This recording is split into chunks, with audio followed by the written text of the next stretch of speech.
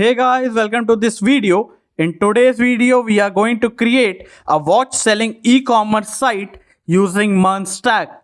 You can add this project to your resume as well as use it as a college project.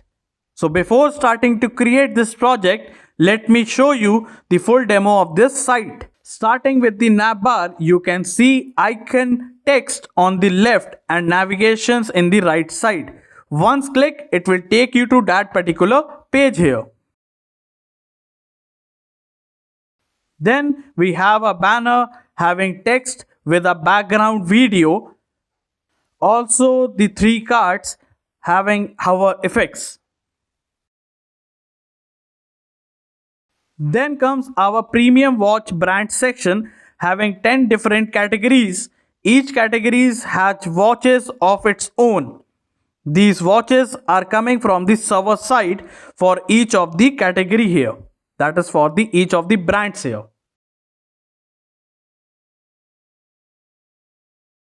After this comes our new arrival sections having 5 watches that are upcoming with the name and the price details here. After this we have a premium watch banner section having text, timer on the left of the card and a watch image with the price details on the right side. Then we have the watch journal section having 4 cards with the horizontal scroll effect. Cards having images, heading and some description too. Then we have a footer that contains some details about the site, explore options, support and connect us details over here. On the extreme bottom right, a button is present that will take you to the top of the page here. Now on the watches page, here multiple watches are listed that is coming from the server side here. To filter, we have filter of men and women on the right side. You can filter the watches here too.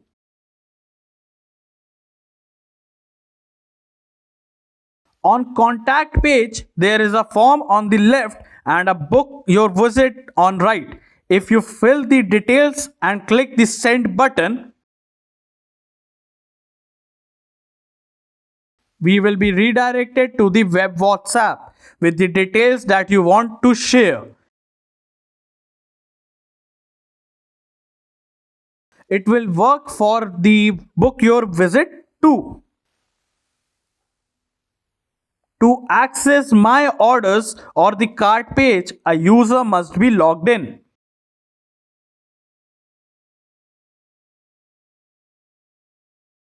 So here, let me create a new account and these details are getting saved in the database.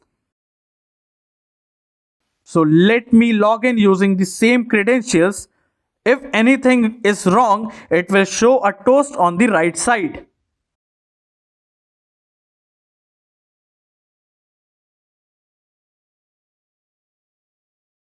Now, after getting logged in, a user can access both cart as well as the orders page here. So now let me add the watch to the cart. Now on the cart page, you can see on the left there is a form and on the right side is the order summary. From the cart, you can increase, decrease and can remove the item. Also, you can empty the cart in an instance using this clear cart button. For each new user, the new cart is created for that particular user. So now if you fill the form and select the payment mode as COD, then hit submit button, the order will be placed and the cart will get empty. On my orders page, you will be able to see the orders you placed.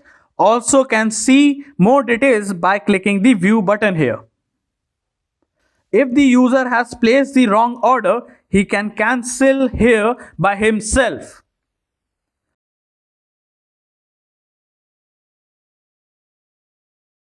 Coming on the admin panel, here you can add the watch by filling these details on the left, and the UI will be created on the right for the watch here. A toast will be seen on the right side when you add the watch. After adding the watch, you can see and manage your collection from the list page. The watch added will be shown on both front end as well as the admin panel too. If you delete a watch, it will be deleted from the front end too. On Manage Bookings page, you can see the bookings and can see the status too.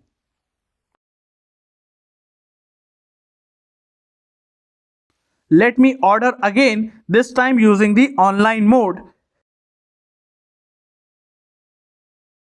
It will take you to the Stripe payment gateway.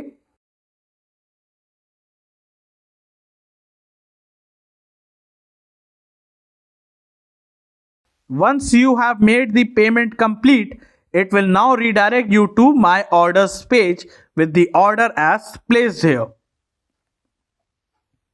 From the admin panel, you can see the payment status, can change the order status too, and it will be reflected on the front end.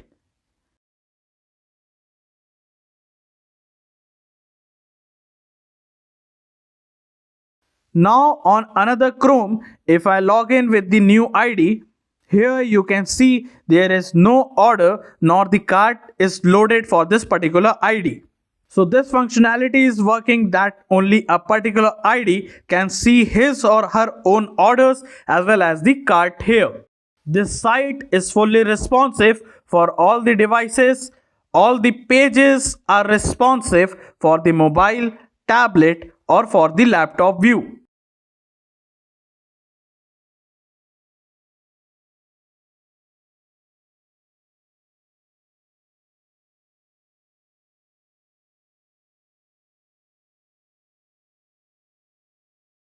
So this is it.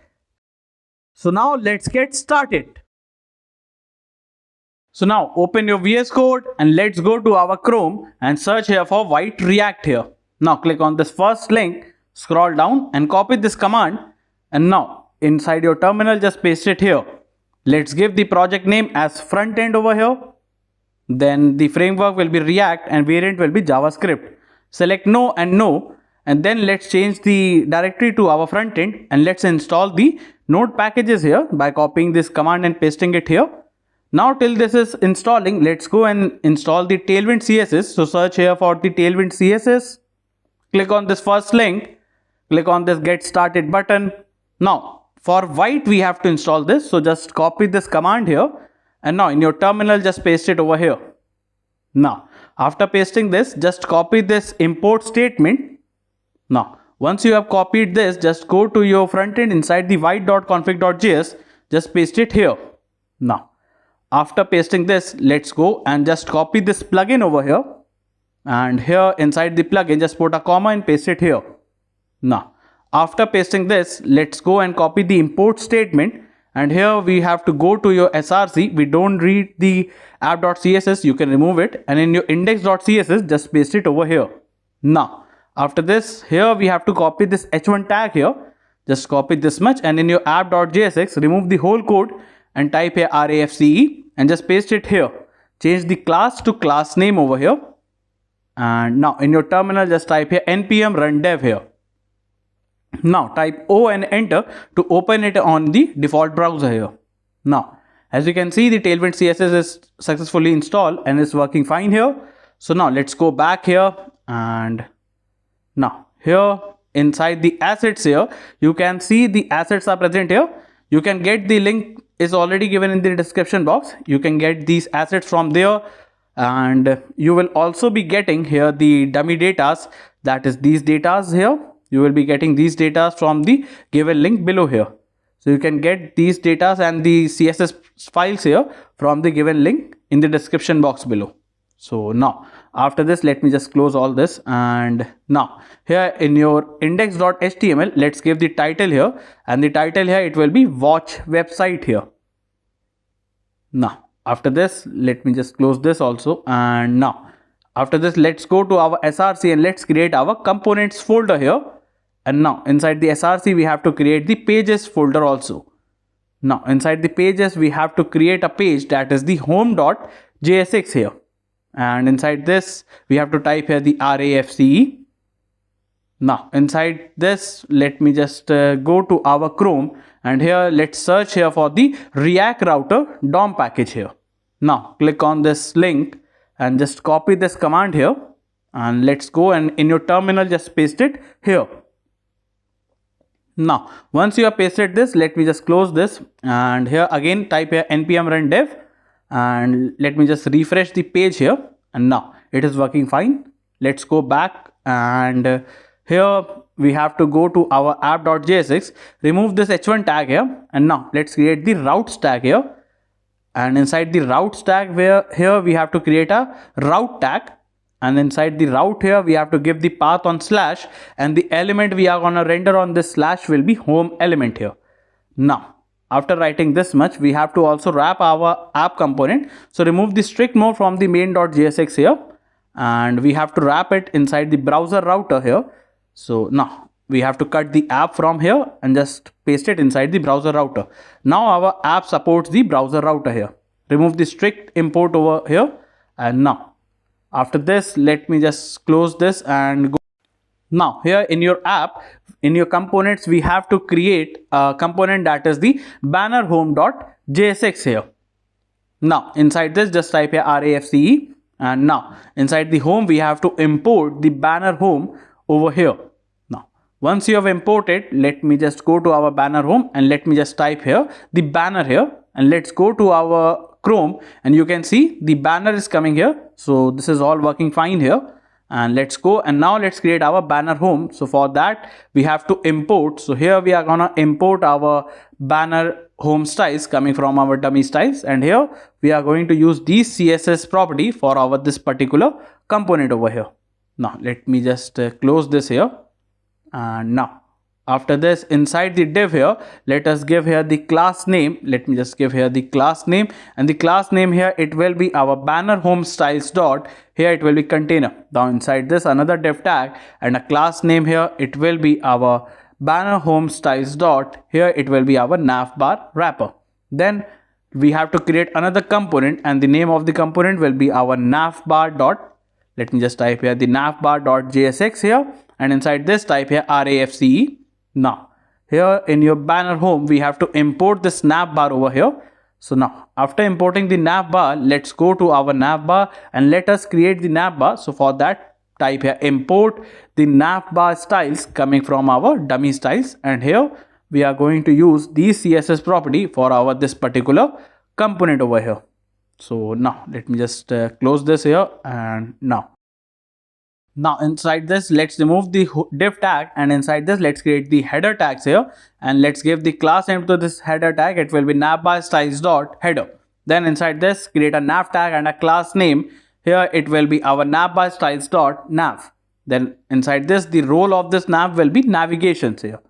Now inside the nav tag, create a div tag, and let's give the class name to this div. It will be navbar styles dot container. Then inside this, we have to create our brand logo here. So for that, create our div tag, and let's give the class name to this div. It will be navbar styles dot, here it will be brand container.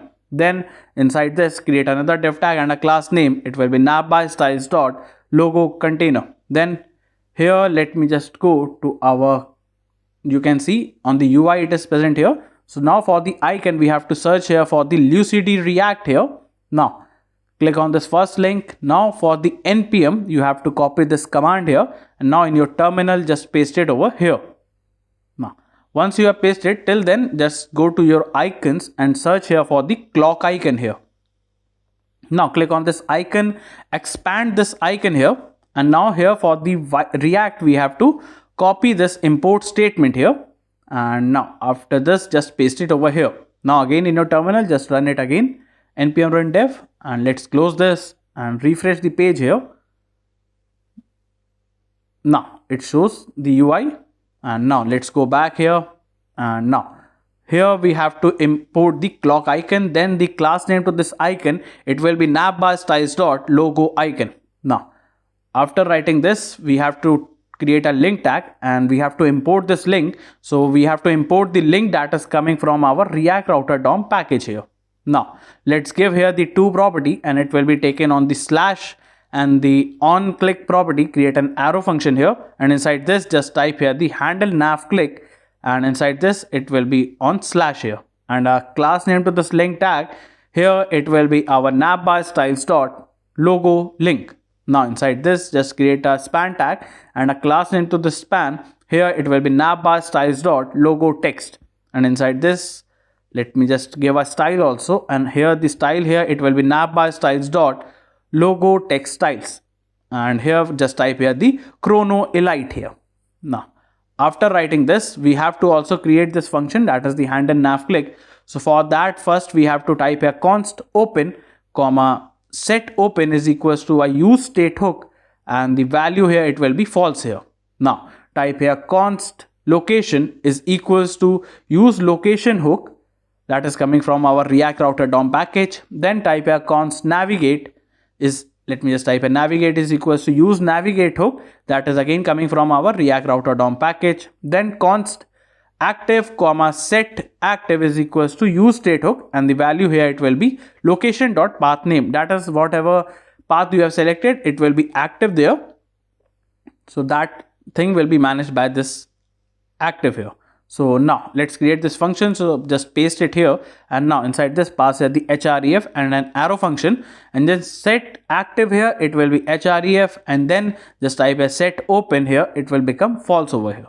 Now after writing this much, let's go, and now you can see on the UI you can see the chrono light with the icon is present here. So now let us search here for the GitHub here. The link is already given in the description box for the dummy datas here. You can go directly to this and you will be landing on this page here. Go to your front end, inside the src, inside the components here, inside the navbar, just go to your navbar.jsx and just copy the nav items over here, and on the top here just import them here. Now after importing this, now after this div, create our desktop navigation. So here we are gonna create our desktop navigation over here. So now create a div tag and a class name, here it will be navbar, let me just type here the navbar styles dot, here it will be our desktop nav. Then we have to import the nav items dot map function, and here we are gonna map the item, create an arrow function here, and now just type here const is active is equals to, here it will be active is equals to the item dot href, that is the link here. Then we are gonna return the link tag here, and now inside the link tag let us give here the key property, it will be item dot name. Then the to property here it will be item dot href. Then the on click property, create an arrow function here, and inside this just type a handle nav click and pass here the item dot href. Then a class name to this link, here it will be backtick, and pass here the navbar styles dot, here it will be nav item base. Then inside this just check that is active.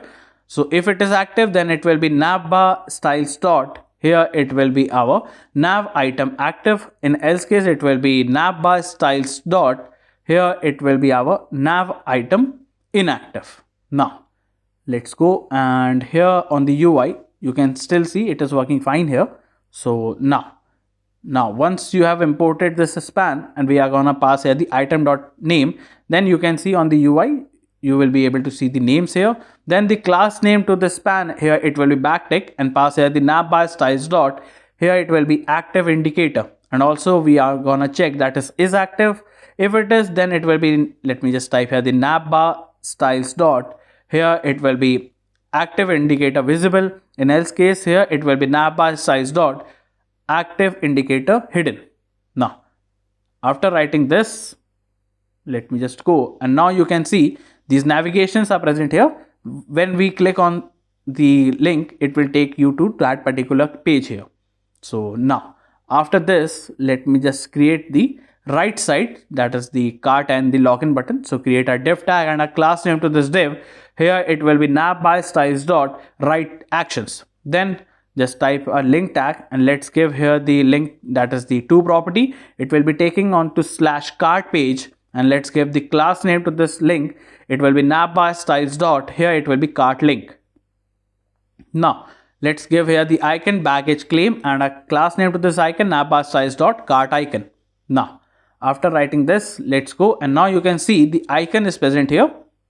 Now for this icon, let me just go and let us create in the SRC. We have to also create a cart context so that we can get the total items in the cart here. So just type here import React from React, then just set up here, that is the cart context is equals to, we have to create the context here. So using the create context hook here, then we have to export the function, and the name of the function here, it will be our cart provider, and inside this we have to pass here the children here. And now inside this, now after this we have to return here, that is we have to return the cart provider. Let me just type here cart context dot provider here, and now inside this we have to pass here the children's here. Now we also have to export the const use cart is equals to our create an arrow function, and just type here the use context hook here and pass here the cart context over here. Now after writing this, we have to also wrap our app component into the cart provider here. So just cut the app from here in the main.jsx and paste it here. Now after writing this, we have the cart context power on the project here. So just type here const cart comma set cart is equals to, it will be a use state hook, and the value here, it will be an arrow function here. So here we are gonna get the cart data that is coming from our use state hook, and it will be storing the local storage dot get cart item, that is the cart data. Then it will return the stored here. If it is returning the stored, it will be json.parse method, and here we are gonna parse here the stored. In else case, it will be empty array. Now here to persist the data to the local storage, that is the cart data. So for that we have to create a use effect hook and an arrow function inside this. Just type here that is the local storage dot set item, and here we are gonna set the cart data, that is the json dot stringify, and here we are gonna stringify the cart data here. Now it will be done for the cart here. Now after this here, that is to add the items to the cart, that is for the first time you are adding an item to the cart. Here we will be adding the const add item is equals to item. Here we are gonna pass here the item, and then we have to set the cart, that is the previous, and create an arrow function here. And inside this, just type here that is the const existing. If the item is already existing, it will be our previous, that is the previous dot find, and here we are gonna find here using the previous item, and it will be previous item using the ID, that will be the item ID. That means that is the previous ID is present for that item, it means it is existing. If it is existing, then return the previous dot map, and here we are gonna map here the previous item, create an arrow function, and inside this previous dot id is equals to item dot id. If it is, then in that case it will be previous, and the quantity here it will be increasing, that is the previous dot quantity will be increased by 1. In else case it will be first time, that is you will be adding the item first time, that is the p. Now it will return the previous and also the item, and then the quantity here it will 1, that is the item is added to the cart here by 1 here. And if it is already existing, then it will just increase the quantity by 1 here. So now else case it will just return you the 1, that is the item is added. Now to increase the value, that is to increase the value directly from the cart in for 1. So for that, just type a const increment function is equals to pass here the ID, that will be helping you increase the particular ID data. So pass here the set cart and type here the previous dot map, and we are gonna map here the previous and create an arrow function, and inside this previous dot id is equals to id. If it is, then in that case it will be previous, and the quantity here it will be increasing with the previous dot quantity plus 1 here, that it will increase the quantity, else it will be initial at p here, that is whatever the quantity is present here. Now again to decrease the value, and if it is 0, then it will remove the item from the cart here. So for that, const decrement is equals to pass again the id here, so that the id will be helpful for creating this and helping in the finding the data, that is whatever item we have to remove, it will be done using the ID. So just copy this line and just paste it here. All we need to change is the sign here. And now after this, we also have to type here the filter, and here we are gonna filter, that is the P, and create an arrow function and type here p.quantity is greater than 0. That means it has to be greater than 0, and that means if it is not greater than 0, it will immediately remove the item from the cart, and then the ID will not match the particular ID that is present here. Now after this, that is to remove the item directly from the cart. That is if they want to remove the item directly from the cart, just type here the const remove item, pass again the ID and create an arrow function. Just set the cart here, and the cart here, it will be previous and an arrow function, and inside this previous.filter, and we are gonna filter, that is the previous, and then it will be previous.id is not equals to the item.id, that is the ID here. So if the ID doesn't match, it means that is the item has been removed from the cart over here. Now after this, we have to remove the item from the cart. That means we don't require that ID here. So to clear the cart, that is to immediately empty the whole cart, just set the cart here and it will be empty array. So by this, we have completed this also. So for the helper function, let me just go here to the GitHub here, and now inside the cart context.jsx, all you need to do is just copy this function here, this function, and just paste it after this function here. Now, so here it will be our function for the price parser, and it will give you the price, and it will check that is the number has to be finite, that is the price given here is correct. So this function only checks that much, that is the check the number is right, and also that is correct for the our sum or not, that is this value is correct or not here. Then for the totals, we have to type here const total items is equals to, we are gonna get the item from the cart dot reduce function, and here we are gonna reduce the sum and also the p, and then create an arrow function. It will be sum plus the p dot quantity, or it will be 0. Now type here const, it will be our total items. Let me just type here total price. So first line will give you the total number of items, whatever items are present in the cart. Then the total price will give you the sum with the price, and type create an arrow function, type here sum plus price dot quantity, that is the or else it will be 0 into the parse price, that is the function we have created above with the p dot price here. Now after this, in the provider, let's pass the value here, and inside this we are going to pass here the cart, then the add item, then the increment, then we have to call the decrement here, then the remove item, then the clear cart here, and also the total items as well as the total price here. Now, so by this we have completed our cart context over here. Now after this, let's go to our navbar, and here on the top, after this we have to also type here, that is the const, here it will be total items is equals to use cart, and it will be coming from our cart context here.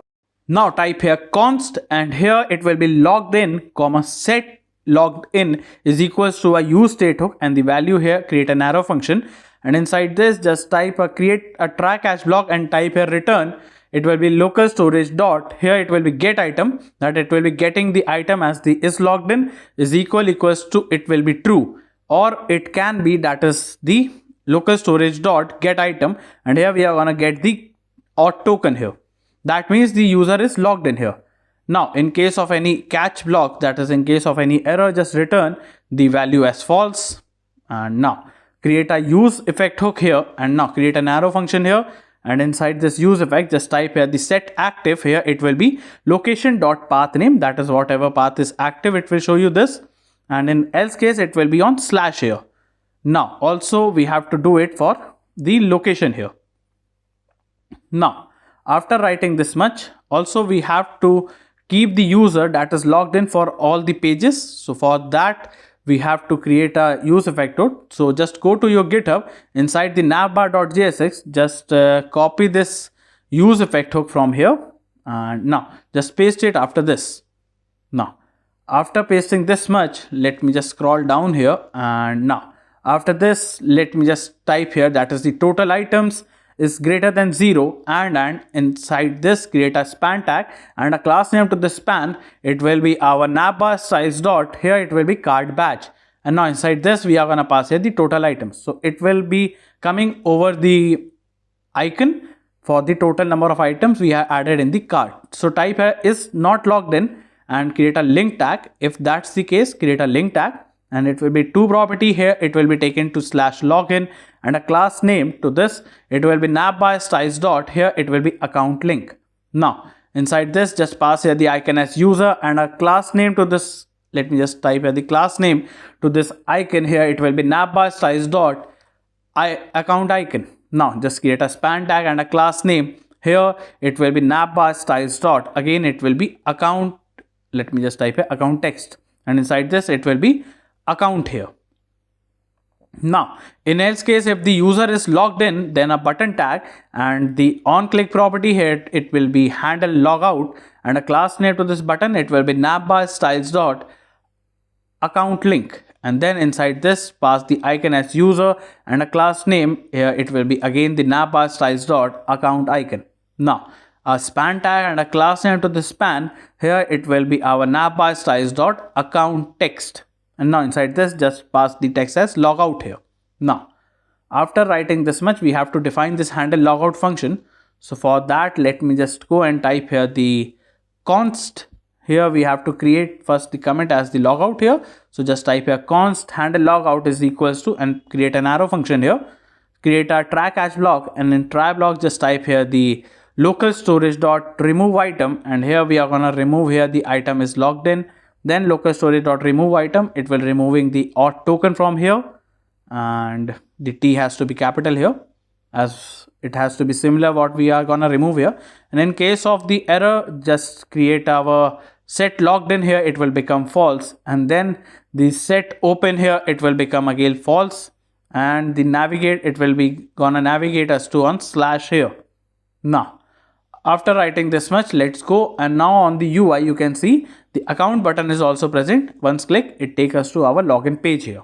Now let's go back, and now here after writing this much, now for the mobile toggle button, that is the toggle functionality for the mobile menu. So create a div tag here and a class name to this div, it will be navbar size dot, it will be mobile menu button, then a button tag, and let's give the on click property here, it will be an arrow function, and inside this set open here, it will be not open. Then let's give the class name to this button tag, it will be navbar size dot menu button. Now inside this pass here, that is the open. If it is open, then in that case just pass the icon as X and a class name, it will be navbar size dot mobile, just let me just type here menu icon. Now in else case, that is if it is not open, then the icon as menu here, and the class name to this icon here, it will be again navbar size dot menu icon here. Now after writing this much, let me just go to our UI here, and now for the smaller screen here, now you can see the toggle menu is visible here. Now let me just go, and now after this div, we have to create our mobile navigation menu. So for that here, let me just create a div. First we have to type at the open, that is the menu is open, and a div tag. Then the class name here, it will be navbar size dot, it will be our mobile menu. Then another div tag and a class name, here it will be navbar styles dot mobile menu container. Then we have to pass here the nav items dot map function, and we are going to map here the item, create an arrow function, and inside this again type here const is active is equals to active is equals to item dot href. Then type here return, and we are going to return a link tag here. Then the key property here, it will be item dot name. Then the to property here, it will be our item dot href, and then the on click property, it will be an arrow function. Inside this just pass here the handle nav click, it will be taken to the item dot href. Now after this, Let's give the class name to this. It will be our navbar. Let me pass here the backtick and pass here the navbar size dot mobile nav item base, and inside this check is active. If it is, it will be navbar styles dot, here it will be our mobile nav item active. In else case, here it will be navbar styles dot mobile item nav item inactive. Remove this comma from here. And now after writing this much, inside the link tag we have to create a span tag, and let's give the class name to the span. Here it will be our navbar styles dot mobile nav item text, and pass here the item dot name here. Now after writing this, we also have to add here the account button. So for that, let me just go and create a div tag. Let's give the class name here, that is the navbar size dot, it will be mobile account container. Then pass here, that is if the user is not logged in. If it is not logged in, then create a link tag, and inside the link let's give here the to property. Here it will be on slash login, and on click property here it will be create an arrow function, and inside this just set the open here, it will be false here. Now also we have to handle the nav click, it will be taken on to slash login here. Then a class name to it will be navbar styles dot, here it will be mobile account link. Now inside this pass the icon as user and a class name, it will be navbar styles dot mobile account icon. Then this class name it will span tag, and it will be account here. Now in else case, that is the user is logged in, then a button tag here, and inside this button just pass here the on click here, it will be handle logout. Let me pass here the handle logout, and a class name to this button tag, it will be navbar styles dot mobile account button. Now inside this pass here the icon as user and a class name, here it will be navbar styles dot, it will be mobile account icon. And now inside this a span, and just type here that is the logout here. Now after writing this, we have completed our navbar over here. So now let's go back, and now you can see the account button is also coming, and the navbar is responsive for this all the screens over here. Now let me just close this, and now let's go to our banner home.jsx. And now after this, we also have to create here the background video that will be running. So create a div tag and a class name. Here it will be navbar. Let me just type here the banner home styles dot, it will be video container. Then create a video tag, and now inside the video tag here, first we have to import the video. So import the video that is coming from our dot slash assets. Let me just type here the assets slash, here it will be our banner video dot mp4. So here we are going to use this video for our background here. This is the video that will be running in the background. So now inside this pass here the reference, here it will be video ref. And now for the video ref, we have to type here const video ref is equals to, it will become using the use reference hook, and the value will be null here. Now we also create a use effect hook and create an arrow function here. Inside this just type here const reduce motion is equals to, it will be window dot, it will be match media. And now inside match media and we have to type here window dot match media, and inside this we are gonna pass here the prefers reduce motion, and it will be reduce here, that is the video will be running in slow motion here. Now type here dot matches, and now inside this we also have to type here if the reduce motion and the video reference dot current it happenings, then it will be video reference dot current dot here the pause here, and then we have to also type here the video reference dot current dot, here it will be our remove attribute as the autoplay here. Now after writing this, we have to also pass here the function that is the, it will be done for the each time we reload the page here. Then create a class name to this video tag, it will be banner home styles dot video. Then autoplay here it will be on, then the muted here it will be on, then it will be a loop video. Then we are gonna pass here the plays in line, then the preload here it will be metadata, then the poster here it will be on slash fallback jpg, then the role of this here it will be a presentation over here. Then inside this, the source here, and in the source we are going to pass here the src as, here we are going to pass here the video here, and also the type here, it will be video slash dot mp4 here. So now once you go and refresh the page, now you can see the video is running in the background over here. Now after seeing the video, now let me just go and let us create our content here. So for that, create a div tag and a class name to this div. Here it will be banner home styles dot, it will be our content container, then a div.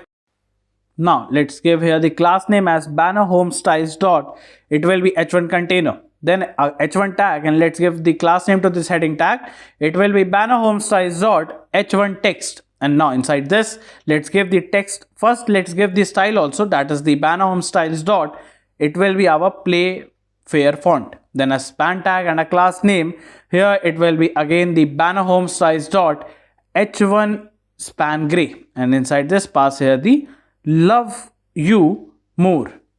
Now another span tag and a class name, here it will be banner home styles dot, it will be our h1 span yellow, and pass here the with each TikTok here.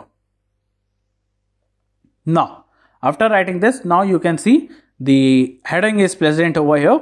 Now after writing this much, let me just add a paragraph here and a class name to this paragraph tag, it will be banner home styles dot subtext. And now inside this, let's give the paragraph as discover our exclusive collection of handcrafted timepieces that embodies precision, luxury, and here let me just type here the timeless style here. Now after writing this much, let's go, and now you can see in the paragraph is also present here. Now after writing this much, so now after this we have to create the cart section here. So for that, create a div tag and a class name to this div, it will be banner home styles dot cart container, then another div tag and a class name to this div, it will be banner home styles dot, it will be grid. Now inside this, create another div tag and a class name, here it will be our backtick, and pass here the banner home styles dot card wrapper. Then inside this, we also have to pass here the banner home styles dot left card transformation and a div, then class name here, it will be backtick, pass here the banner home styles dot, it will be our card base, and then banner home styles dot, it will be our card padding. Now create an image tag and source here, it will be our BL1, and now we have to import this. So for that, type here import BL1, that is coming from our asset slash BL1.png here. Now copy this line here and just paste it 2 times here. Now we have to change it to BL2 and to 3, and this will be changed to BL2 and to BL3 here. We have to also change the mid here, that is the BM1, and it will be BR1 here. Also the import here, that is the BM1, and then here it will be BR1 here. Now we are using this image for the right side here and this image for the middle over here. Now let me just in alternate here, let me just type here the left logo here. Then let's give the class name to this image tag, it will be our banner home styles dot, it will be card image, and then we also have to pass here the banner home styles dot left card image. Now after writing this, loading here, it will become lazy here. Now after this, you can see the left side image is present over here. Now also we have to give here the text for the paragraph here, then the class name here, it will be backtick, pass here the banner home styles dot, it will be card label, and then inside this banner home styles dot, it will be card label gray. Let's give the classic heritage for the paragraph here, and now let's go, and now you can see the classic heritage is present over here. Now after writing this much, let me just copy this div here, and again we have to paste it here, and again we have to paste, that is the 2 times here we have pasted this. Now just change it to our middle card transformation, then here it will be changed to our card middle over here, then the icon will be changed to our middle logo, then here it will be changed to our middle card image over here. Now The color here, it will be changed to card label yellow, and the name here, it will be changed to limited edition here. Now, after writing this, let me just go, and now it shows the error that is the, okay, we have to type here BM1 here, then it will be changed to our BR1, and this div will be changed to right card transformation. Then here it will be card base here, and here we have to just change it to right card image over here, and this will be changed here to our modern precision. Now after this, we have completed our banner home.jsx component also, and now you can see all the 3 cards are present here, and each with the paragraph also. So now after this, let's go back, and now in your component, let us create another component, that is the categories home.jsx here. Let's type here REFCE, and now inside the home we have to import this categories home. So now after importing this, let's go to our categories, and here let's type here import the categories home styles dot coming from dummy styles, and here we are going to use these CSS property for our this particular component over here. So now type here import, and here we are gonna import the brands data that is coming from our asset/categories home data. So here we are getting these brands data over here from the dummy files here, and here we are using the ID for the brand, the name of the brand we will be getting here, the slug here for the filter, then the image here for the brand, and the link so that it will get navigated on this link here. Now after writing this, we have to remove the div tag and create a section tag over here, and let's give the class name to the section tag. Here it will be categories home styles dot section. Then create a div tag and a class name to this div. Here it will be our categories home styles dot, here it will be container. Now inside this, create a header tag, and let's give here the class name to this header tag. It will be our categories home styles dot header, and also a style, and it will be categories home styles dot playfair font here. Now inside this h1 tag and a class name to this heading tag, it will be categories home styles dot h1, and a style here, it will be, let me just type here the categories home styles dot, it will be our h1 font size. Then a span tag and a class name, here it will be categories home styles dot, it will be our h1 span, let me type here h1 span regular, and text that is the premium watch here. So now by writing this much on the UI, you can see that is the premium watch is present on the UI. Now after writing this much, let's create a span and a class name to the span tag. Here it will be categories home styles dot, here it will be h1 span ascent, and type here brands here. Now a div tag and a class name to this div tag, it will be categories home styles dot underline here. So now after writing this much, create a paragraph, and let's give the class name to this paragraph tag. It will be categories home styles dot subtext, and let's give the text as the discover the world's most prestigious watchmakers, curated picks for the every style here. Now by writing this paragraph here, after this header tag, let us create our grid here. So for that, create a div tag, and let's give the class name to this div. It will be categories home styles dot grid, and a style here, let me just type here the style tag, and it will be our categories home styles dot playfair font here. Now type here the brands dot map, and here we are gonna map here the brand and an arrow function here. And now inside this, let's create a link tag here, and let's me just type here the link tag, and now here let me just give here the key property, and the key property will be brand.id. Then the to property here, it will be brand.link, and then the class name to this link tag, it will be categories home size dot card link. Now we also have to type here the const. Here it will be our hover brand comma set hover brand is equals to a use state hook, and the value here, it will be null here. Now after writing this, let me scroll down, and let's go to our UI. You can see the underlining as well as the text is present here. Now let's me just type here the on mouse enter. Here create an arrow function and just type here set hovered brand. Here just it will be brand.id. Then on mouse leave, it will be again an arrow function, and just type a set hovered brand here, it will be again null here. That is the brand hovering is closed here. Now create a div tag and class name to this div, it will be categories home styles dot card wrapper.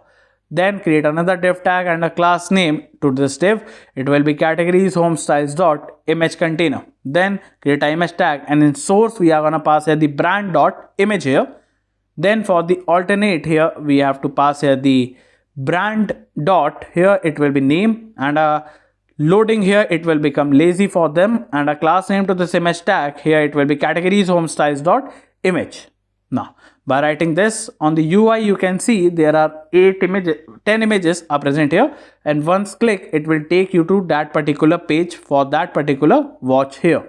Now after this, let me just go, and here let's create a div tag and a class name to this div, here it will be categories home styles dot cart content. Then let's create a h3 tag and a class name to this heading tag, it will be backtick, pass here the categories home styles dot cart title base. And now inside this, type here the hovered brand is equals to brand dot id. If it is, then it will be categories home styles dot cart title hover. In else case, it will be categories home styles dot card height title normal.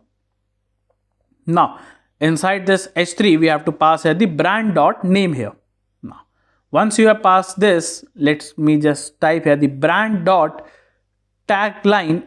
If it is present, then in that case a paragraph tag and a class name to this paragraph, it will be categories home styles dot, it will be our card tagline, and let pass here the brand dot tagline here. In else case, if it is not present, it will be null here, that is it is not present over here. Now after writing this, now you can see the brand name is also present here. And now after writing this much, let's create a span tag and a class name to this span, here it will be categories home styles dot focus ring. Now we have to close the span right here, so let me just close it here. Now after this, let's create the style tag and just pass here the categories home, let me just type here the categories home styles dot style string. Now so by this we have completed our categories home also. Now on the UI, you can see the categories home, the categories are present here. And now after this, let's go to our components, and here let us create our coming soon watches page. Let me just type here the coming soon watches page dot jsx here and type here RAFCE. And now here let me go to our home.jsx and let's import the coming soon watches page here. Now after this, let's go to our coming soon watches page and just type here import, and here we are gonna import here the, let me type here the coming soon styles coming from our dummy styles, and here we are going to use the CSS property for our this particular component.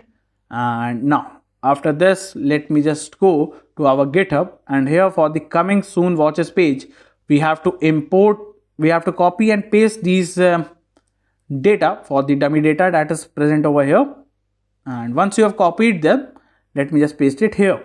Now once you have pasted this, we have to correct the import path for this file here. So now let me just correct the import path here. Now once it is correct, this is the dummy data here. And now after this, we have to remove the div, and now inside this create a section tag again, and let's give the class name to this section tag, it will be coming soon styles dot section.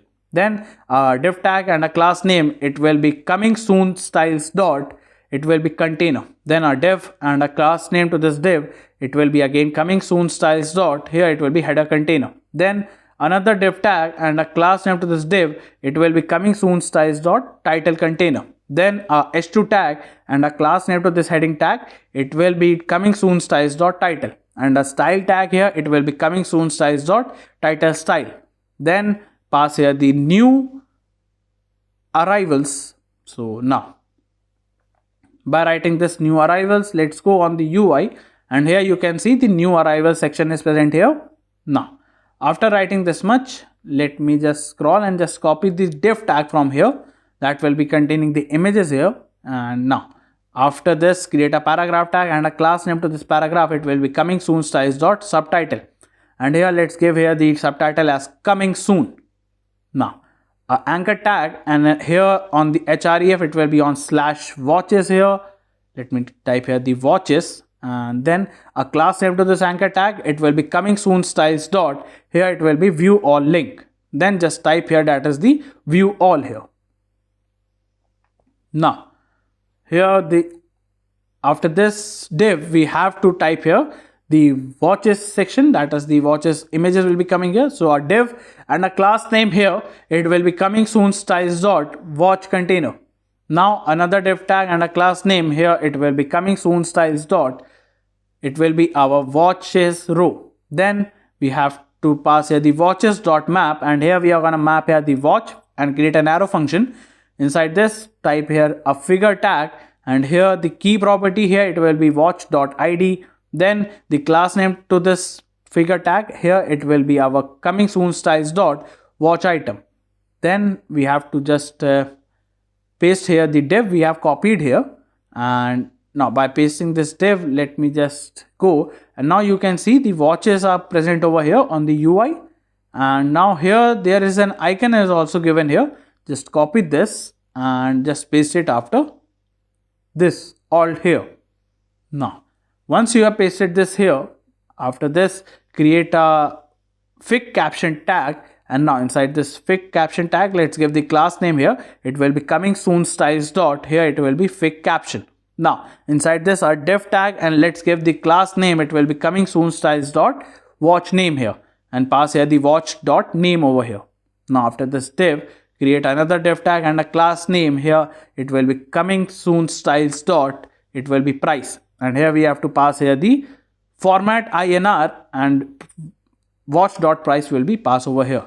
So by this we have completed our coming watch pages page, and here you can see this is how our page will look like. And here if I refresh the page over here, it will look something like this on the UI here. Now let's check the responsiveness. So till now the watches as well as all the pages, all the sections for this particular home page is responsive for all the devices here, and the navbar and everything is responsive for this here. So now let me just close this, and let's go to our VS Code, and here in your app.jsx, let's give a class name to this div. Here it will be min height screen, then the width will be full and the overflow from x-axis will be hidden. Then it will be anti-aliased, that is it will show you the text for this will be having no border here. Then the text slate 900 and bg white. In your components, create the fashion page.jsx component and type RAFCE. Now in your home page here, we have to import the fashion page here. So let's import this, and now after this let's go to our fashion page, and here just import. So here we are gonna import the watch offer banner styles coming from our dummy styles, and here we are using these CSS property for our this particular component here. Now after this, let me just type also we have to import the f1 coming from our assets slash, it will be f1.png. Now here we are using this image for this particular component here, and now let's go to our GitHub here, and now for the fashion page.jsx, here we have to copy this use effect hook also with the use state hook, and here we have to paste it here. Now after writing this, we have to import the use effect hook, and also we have to import the use state hook. Here we are defining the hard coded value for the time left, that is the days, the hours, the minutes and the seconds. These all things are hard coded here. And now in the use effect hook, all we are doing is just reducing the time per second, and if we refresh the page, it will just restart the timer here. Then inside this, create a div tag and a class name to this div. It will be watch offer banner size dot container. Then another div tag, it will be a class name as watch offer banner size dot max width container. Then create another div tag and a class name. Here it will be watch offer banner size dot banner. Then another div tag and a class name, it will be watch offered banner styles dot, it will be our content section. Then another div tag and a class name here, it will be watch offer banner styles dot, it will be our decorative large. Now after this div, create another div tag and a class name. Here it will be watch offer banner styles dot decorative small here. Now after writing this, let's go to our UI, and now you can see the banner is present here, something look like this with the 2 circles here. And now after this div, create another div tag and a class name. Here it will be watch offer banner size dot offer tag, and a style tag also. It will be having the Playfair font here. Then let's pass here the limited time offer, and now create a h1 tag and a class name. It will be our watch offer banner styles dot. Here it will be our heading. Then a style again, it will be watch offer banner size dot Playfair font here. Then just pass here the heading as premium and a space here and a span tag. Then class name here, it will be our watch offers banner size dot heading isn't, and pass here the luxury watches. Now after this, pass here the collection here. Now also give the space over here. So now by writing this, you can see we have this premium luxury watches collection over here with the limited time offer here. Now after writing this much, create a paragraph tag and a class name to this paragraph. It will be watch offer banner size dot. It will be our description. Now let's give the description as discover our exclusive selection of premium timepieces with special discount up to 30% off. Elevate your style. Let me just type here the style with precision craftsmanship here. Now after writing this paragraph, let's create a div tag and a class name. Here it will be watch offer banner size dot. It will be our countdown grid, and then pass here the, let me just pass here the object dot entries, and for each entries, that is the time left. And here we are gonna dot map here, and we are gonna map here the, let me pass here the unit and the value, unit with the value. And now create an arrow function here, and inside this type a div tag and a class. First the key here, it will be unit, and a class name here, it will be watch offer banner size dot. It will be our countdown item. Then another div tag and a class name to this div. It will be watch offer banner size dot. It will be our countdown value. Now pass here the string, and inside this pass here the value dot. It will be our pat start here with the 2 and with 0 here. Now after writing this, create a div tag and let's give the class name to this div. It will be watch offer banner size dot. It will be our countdown label. Then pass here the unit over here. Now by passing the unit, now you can see the timer is getting started here, and if you refresh the page, now you can see the timer will again start from this 15 seconds here. Now after writing this, we have to create here the features here. So for that, a div and a class name to this div. It will be watch offer banner size dot feature container. Then another div tag, and let's give the class name. It will be watch offer banner size dot feature item. Then here we have to pass here the icon as struck icon, and a class name. First the size of the icon will be 18, and a class name to this. It will be watch offer banner size dot feature icon.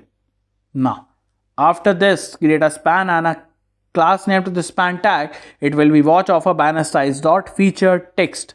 Let's give here the text as free shipping.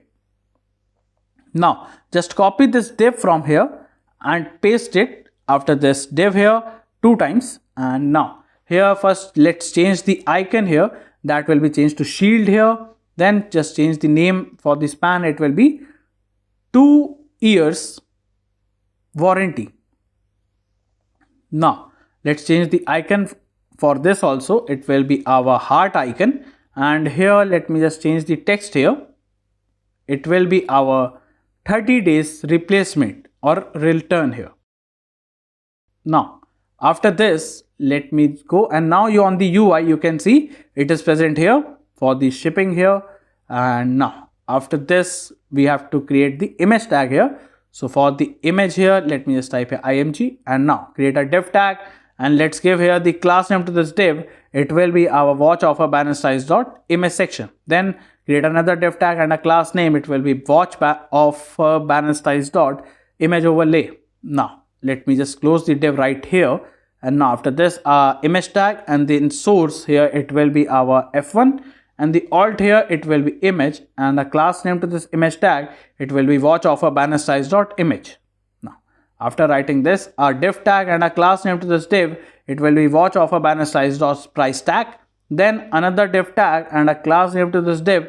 It will be watch offer banner styles dot. Here it will be our old price, and let's give here the price as 899.99. Then another div tag and a class name here. It will be watch offer banner styles dot. Here it will be our new price. It will be again the 629.99. Then here another div tag and a class name. Here it will be watch offer banner styles dot. It will be discount, and here we have to type here the save 30% here. So by this we have completed our fashion page also.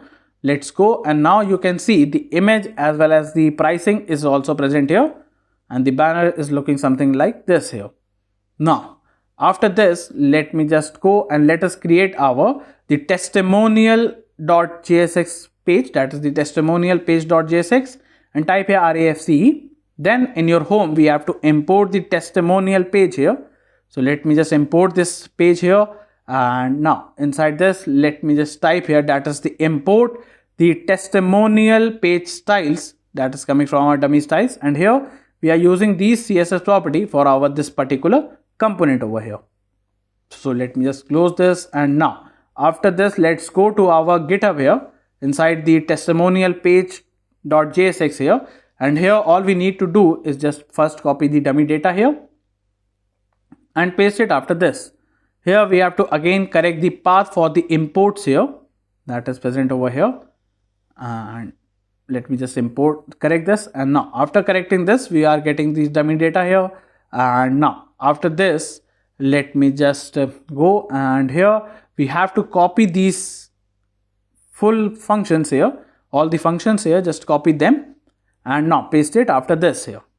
Now all these functions are doing only a single job, that is these all functions are doing, that is the smooth scroll on the x-axis, that is it will work for the horizontal axis for the smooth scrolling, as if you start with the touch, and it will just give you the smooth scroll around the x-axis here. So here starting from this scroller till the last, these all functions are just performing this only. So now for the UI part, let me just remove this, and now inside this create a first let me just scroll up here, and here we have to also import the use reference hook here, that is coming from our, and also the use effect hook coming from our React here. So now here create a section tag here, and let's give here the class name to the section tag. It will be our testimonial page styles dot page section. Then create a div tag, and let's give here the class name. It will be testimonials page styles dot container. Then let's give the h2 tag and a class name to this heading tag. It will be testimonial page styles dot title, and a style here it will be our font family. Here it will be our playfair display, and it will be sheriff. Now inside the h2 tag here we have to give here the watch journal here. Now, once you have written this on the UI, you can see that is the watch journal is present here. Now after this let's create our, that is the for scrolling here on the x-axis. Let me just type here the div tag, and here we have to take the reference here, that is coming from our scroll. Let me just type here this scroller. Then our div class name here, it will be testimonial page style dot scroller. Then on mouse down here, it will be our on mouse down here. Then we have to pass here the on mouse leave. It will be on mouse leave here, that is the on mouse leave. Then on mouse up, it will be on mouse up function will be passed over here. Then the on mouse move, that is to move the mouse from left to right, it will be help you with this. Then on touch start here, it will be on touch start, and then on touch end. Let me just type here the on touch move first, then it will be on touch move, and then here the on touch end, we are gonna pass here the on touch end function here. So all these functions will help you in the movement. And also a style tag here, it will be having the WebKit overflow scrolling, it will be touch, and then here it will be our touch action here, it will become the pan from y-axis.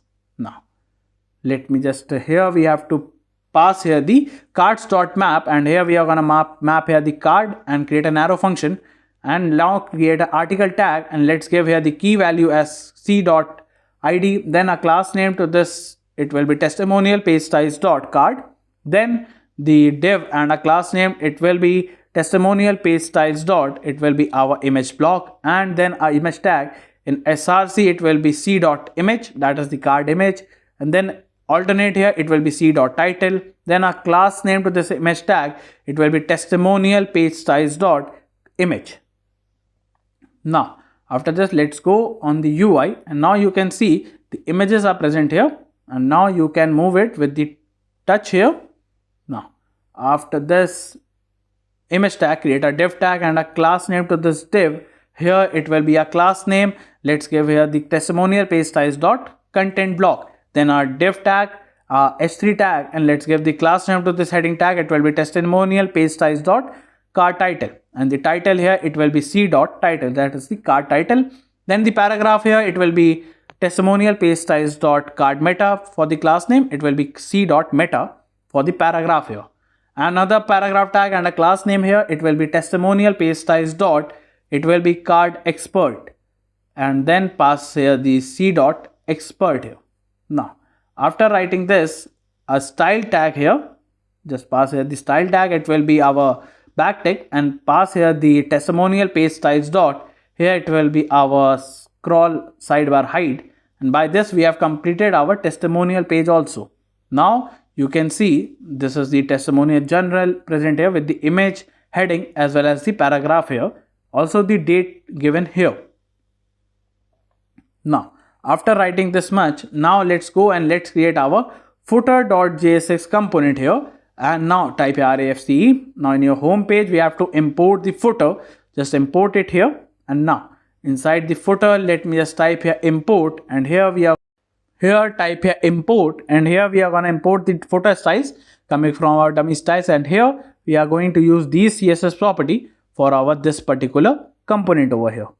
Now let me close this, and now after this, remove the div tag and just type here the footer tag here, and now inside the footer tag, let's give the class name, here it will be footer styles dot, here it will be footer, then create a div tag and a class name to this div, here it will be footer styles dot, here it will be our top border. Now after this div, we have to go to our GitHub here, and now inside the footer.jsx here, we need to copy this div tag for the background SVG, and just copy this background pattern and paste it over here.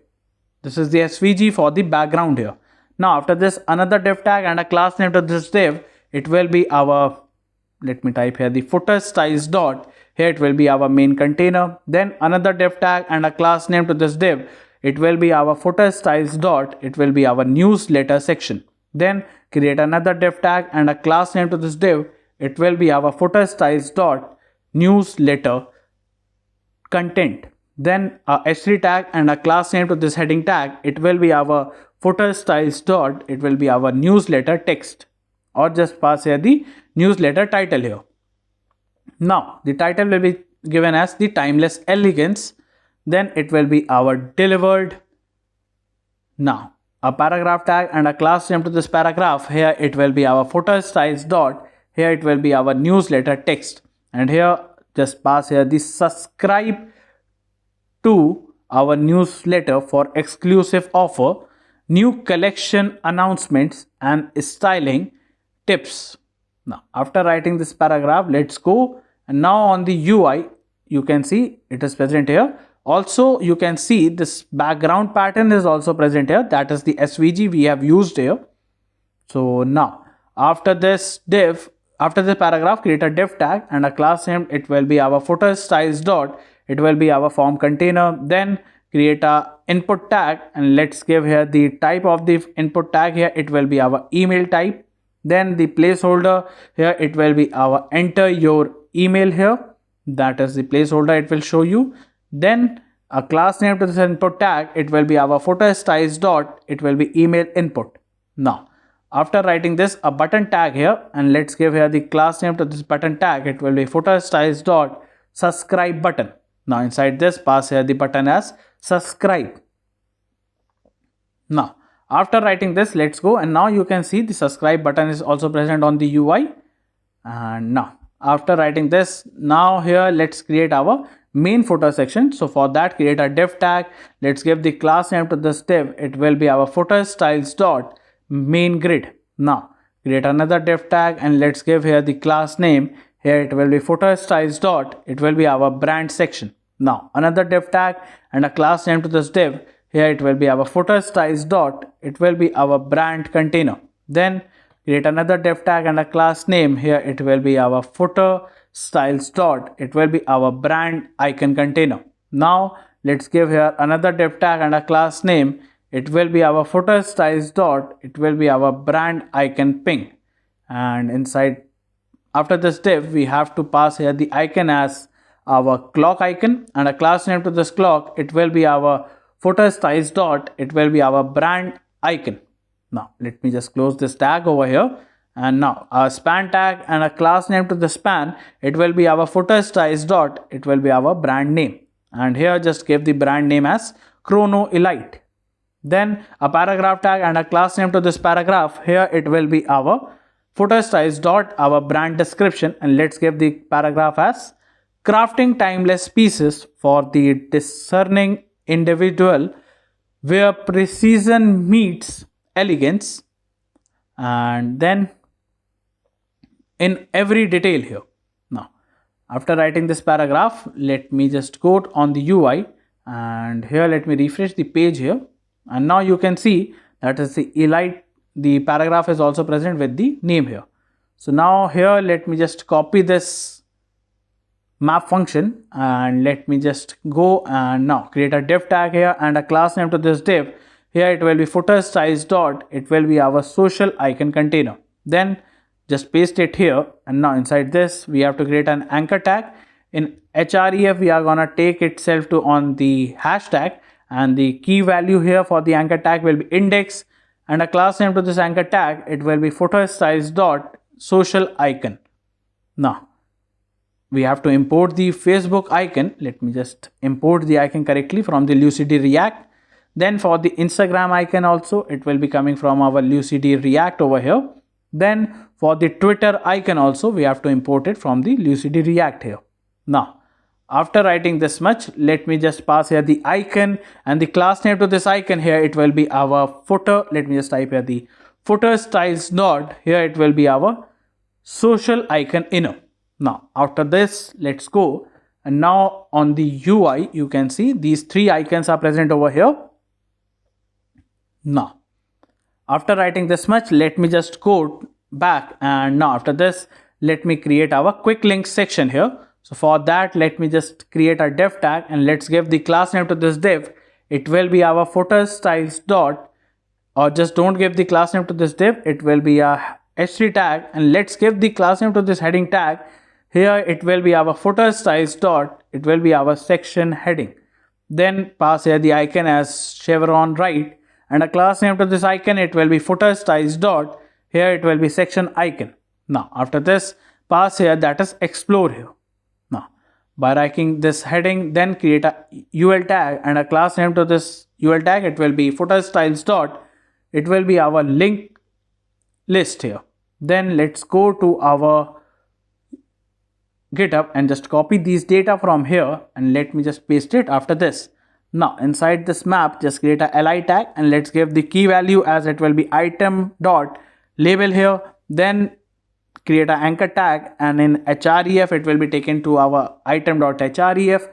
Then the class name to this anchor tag will be footer styles dot link item, and here we are gonna pass here the icon as first the chevron right icon, and a class name to this icon, it will be footer styles dot, it will be our link icon. Then we have to pass here the item dot label over here. Now once you have passed the label, now you can see the explore options have these labels present here. And now let's go and just copy this data again from the GitHub. And now after writing this much, now we have to create our customer support, that is this customer services section. So create a div tag and h3 tag, and let's give the heading tag our class name as it will be footer styles dot section heading. Then pass here the icon as chevron right here, and then the class name here, it will be our footer styles dot, it will be our section icon. Now pass here the support here.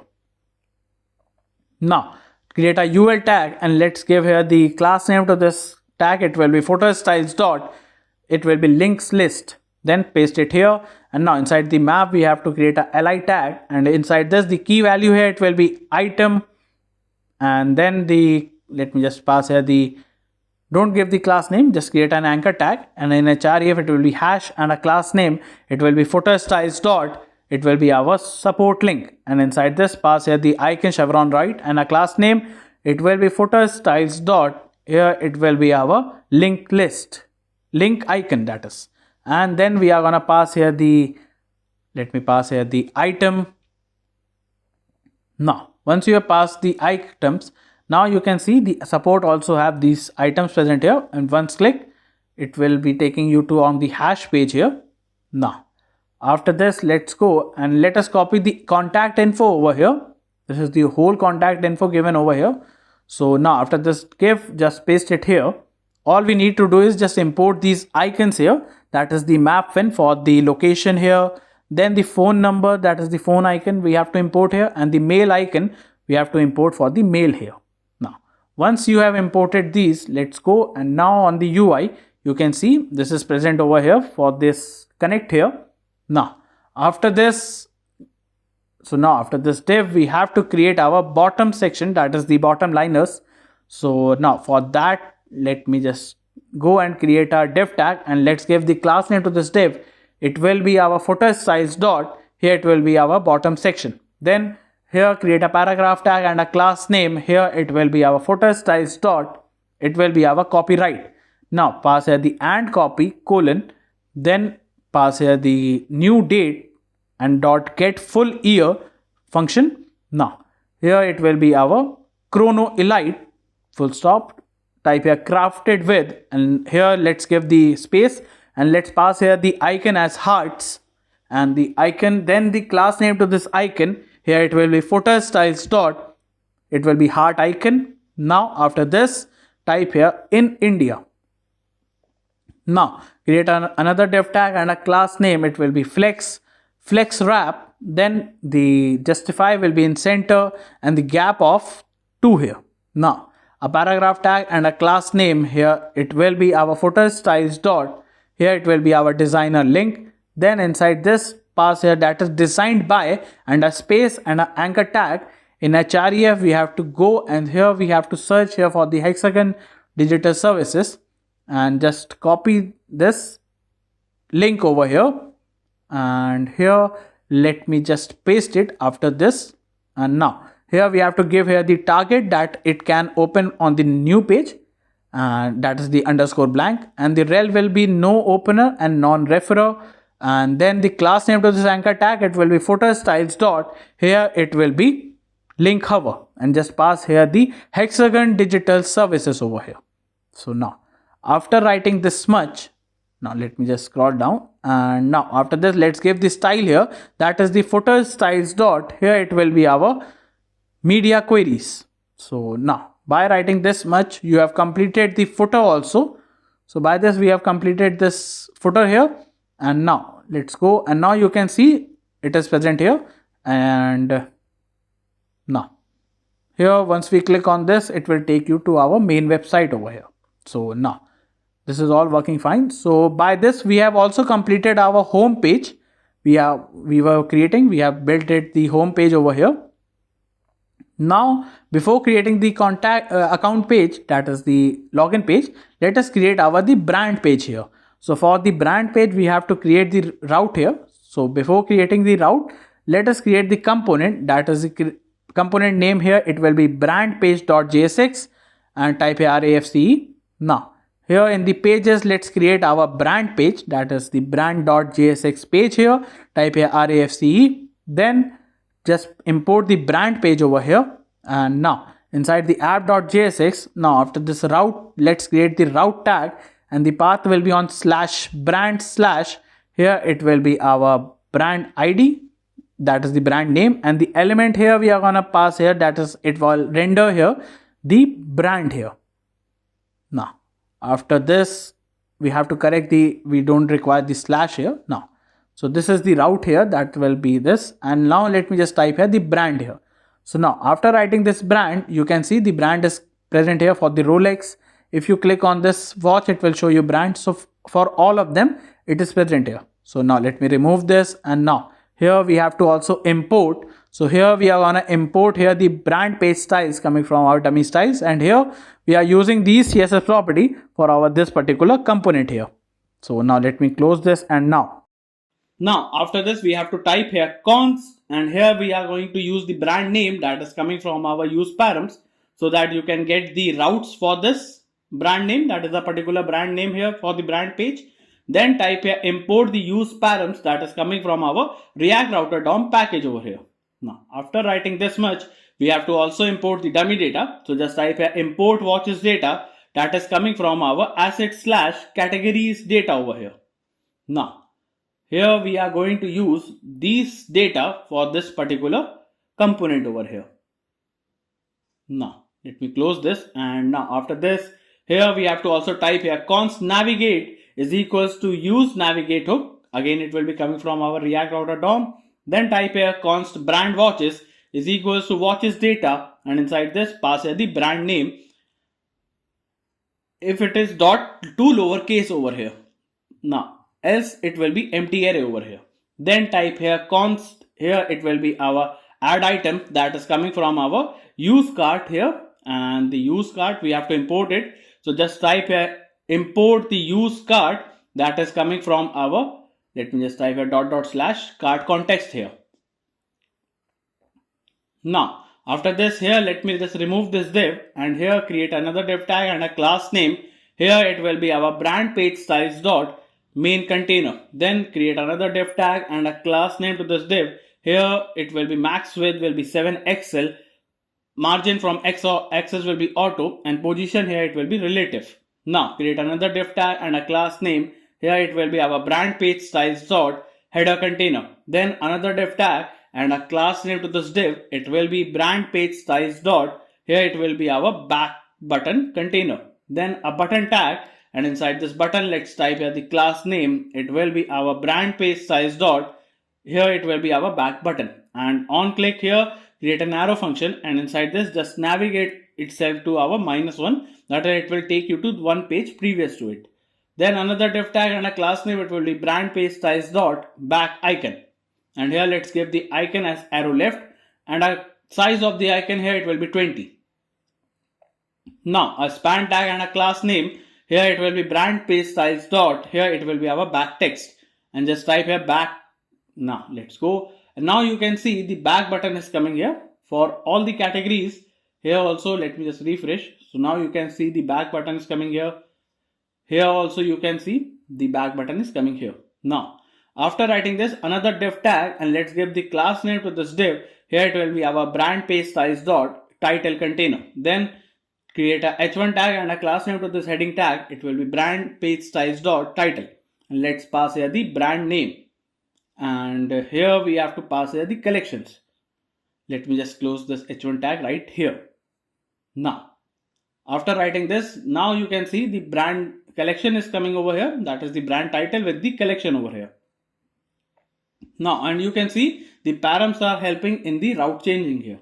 Now after this, we have to also type here that is to scroll to top whenever we reload this page, or whenever we visit this page, it will take you to the top of the page. For that, for the GitHub here, let's go to our brand page.jsx, and here let us just copy the use effect hook, and let me just paste it here. Let's import the use effect hook coming here, and now after writing this much, now type here const find in cart is equals to pass here the ID and an arrow function, so that the item in the cart can be found by the ID here.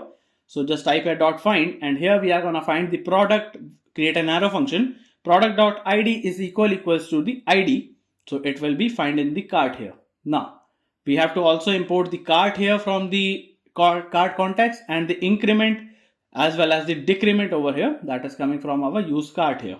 Now after writing this, we have to type here that is if no watch is found on the UI, so it will be helping you later when the backend will be created here.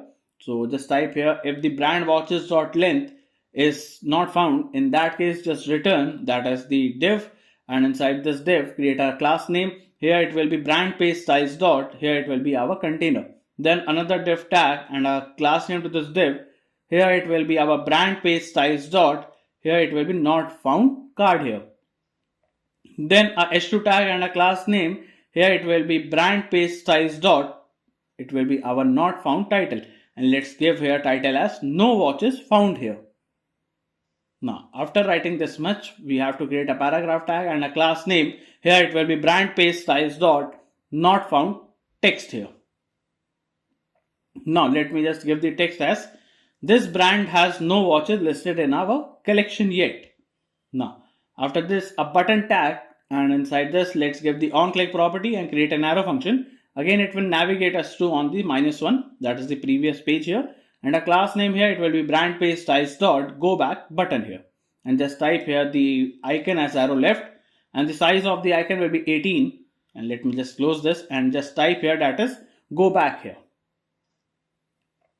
So now after writing this much, let me just go, and here we have to create our watches here, that is the watches grid. So just type here a div tag and let's give the class name here, it will be our brand page size dot grid. Then we have to pass here the brand watches dot map, and here we are going to map here the watch and create an arrow function, and inside this just type a const. Here it will be our in cart is equals to find in cart with the watch dot id here. That is, we are going to find the card by the watch.id. Then we are going to return a div tag and a key here, it will be our watch.id. And here we have to give the class name to this div, it will be brand page styles dot card. Then another div tag, and let's give the class name over here, and the class name here, it will be brand page styles dot, it will be our image container. Then our image tag and source here, it will be watch.image. Then in alternate here, it will be our watch.name here. Then the class name to this image tag, it will be brand page size dot image here. Now after this, we have to create our watches detail section here. So for that, create a div tag, and let me just go to our UI. You can see the watches are coming over here. Every collection has 8 watches till now. So now after writing this much, let me just go, and here let's give the class name, it will be brand page styles dot, it will be our detail container. Then a h2 tag and a class name, it will be our brand page styles dot, it will be our watch name, and here pass here the watch dot name here. Then after this, create a paragraph tag and a class name to this paragraph, it will be brand page styles dot watch description, and pass here the watch dot description over here. Now after passing this much, now create a div tag and a class name to this div. Here we are going to pass here the brand page size dot price and controls. Then a paragraph tag and a class name. Here it will be brand page size dot price, and here we are going to pass here the watch dot price over here. Now after writing this much, we have to create that as the, if the item is cart, then we have to show the quantity, as we have to show the add button here. So for that, just type here the in cart. If the item is in cart, create a div tag and a class name to this div, it will be brand page size dot, it will be our quantity container. Then a button tag, and inside this let's give the onClick property and create an arrow function here. Pass here the decrement, that is the watch dot id, will be using this for the decrement here, and then the class name will be brand page size dot quantity button, and here we have to pass the icon as minus here, that it will show the minus on the left first. Then the size of the icon will be 16 here. Now after this, we have to create a div tag here and class name, it will be brand page size dot quantity count, and here we are going to show the in cart dot quantity, that is how many items are in the cart here. Then a button tag and a onClick property, again we have to create an arrow function, and increment will be done using the watch.id here. Then the class name here, it will be again brand page size dot quantity button.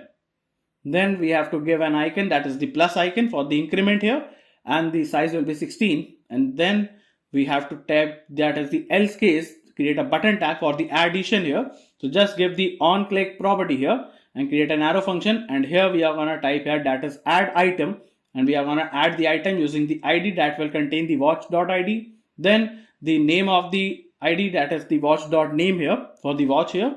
Then we are going to type here the price that will contain the watch.price over here. And then the image will be containing the watch.image over here.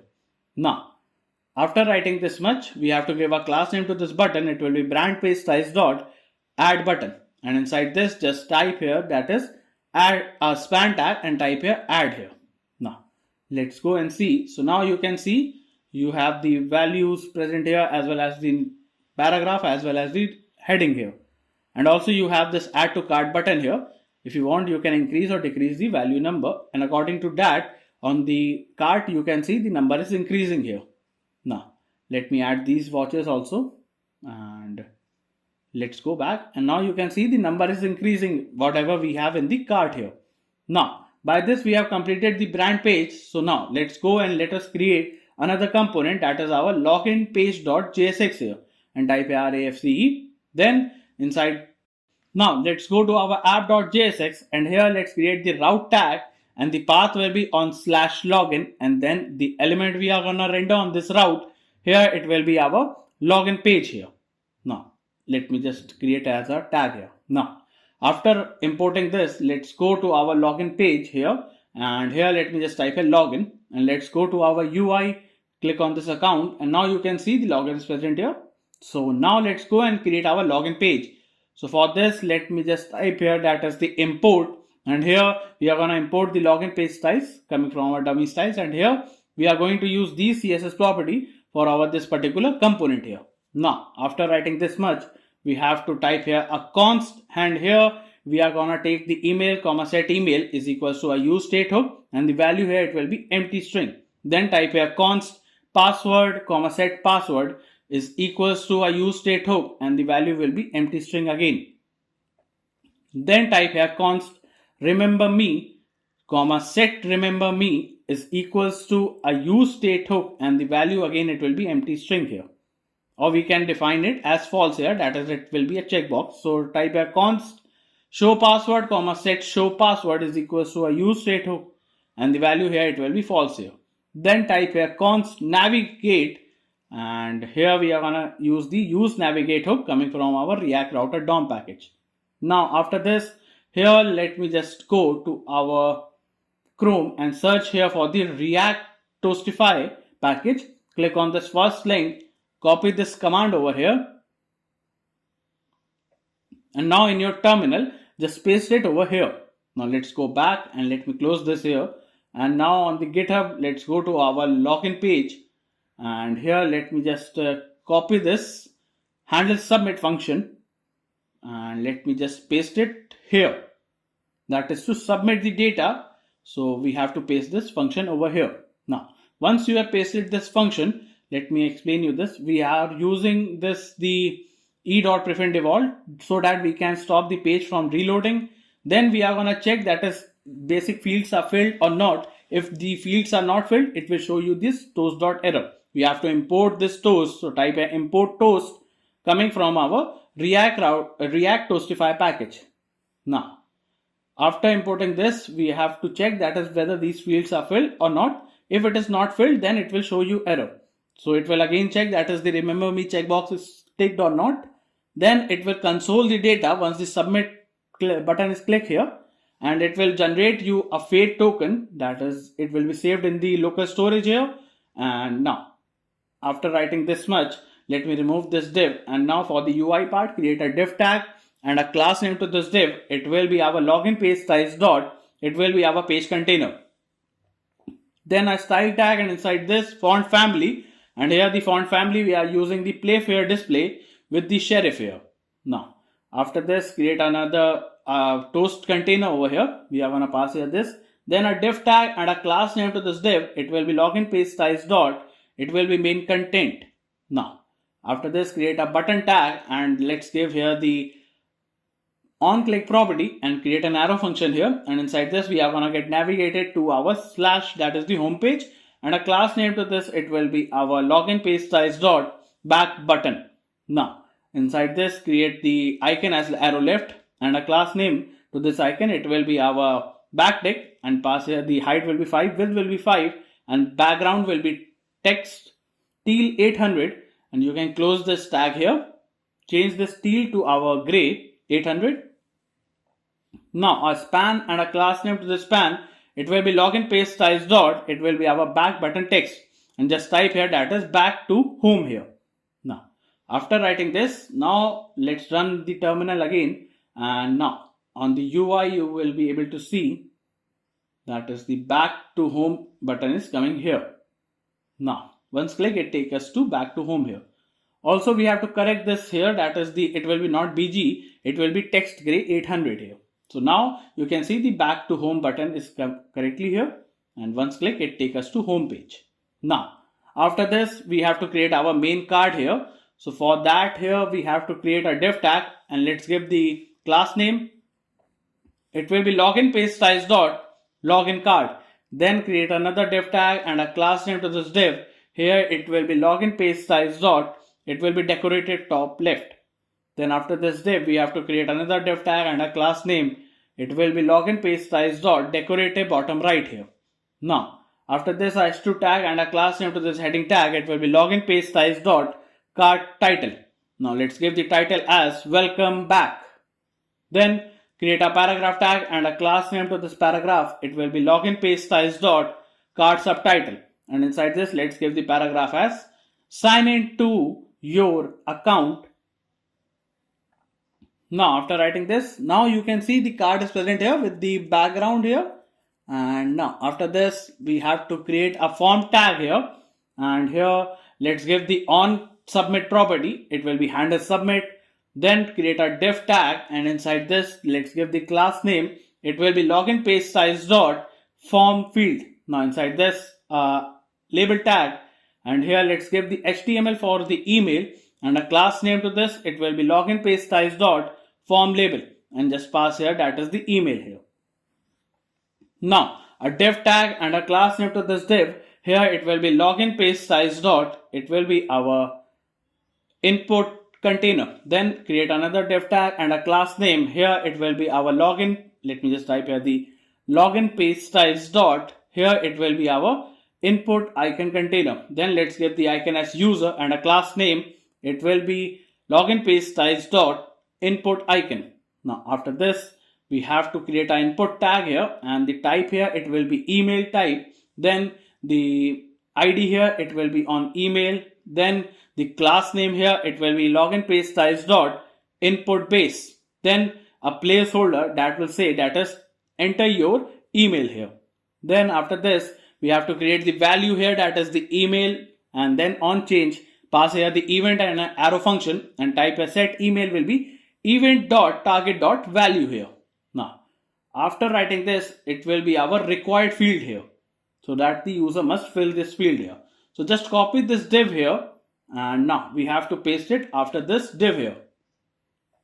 Now here we have to change it for the password here. The HTML4 will be changed to our password here. Then after writing this, we have to change the password, type the password here, and just change the icon to log, and the type here it will be changed. That is, first we have to type the email, that is the text here. Either it can be text or it can be password, and we are gonna check using the show password here. So if it is show password, then it will be text, else it will be password. ID will be password, value will be password. Here it will be password input base here, and then we are gonna change the placeholder to enter your password and set password here. Now after this, a button tag, and then the type of the button will be button, and then the class name to this button tag, it will be our login page size dot. Here it will be password toggle. Then on click property, and create an arrow function for the toggling here. Set show password will be not show password here. Now inside this, if it is showing the password, in that case it will be our eye off icon, and a class name to this, it will be login page size dot, it will be our input icon. And in else case, if it is not showing, it will be eye icon, and the class name here it will be login size dot, it will be our input icon. Now after writing this much, let's go, and it shows the error, that is illegal constructor for the lock here. let me just go, and here for the log we have to import the log coming from our Lucidity React here. So now it's working fine here, and if I give something in input, it is taking, and also the toggle button is also working fine here. So now let me just scroll down, and now after this div, create another div tag and a class name. Here it will be our login page size dot remember me container. Then another div tag and a class name. Here it will be login page size dot checkbox container. Then input tag, and the type here for the input tag, it will be a checkbox type. Then the ID here, it will be remember me. Then the class name here, it will be login. Let me just type a login page size dot. Here it will be dot, here it will be checkbox. Then the checked here, and if it is checked, it will be remember me on that. Then on change, again create an arrow function, and inside this just set remember me will be not remember me here. Then it will be our required field here. Then another div tag, and let's give the class name here for this div. It will be login page size dot, it will be checkbox label container, and a label here. HTML4 will be our remember me here.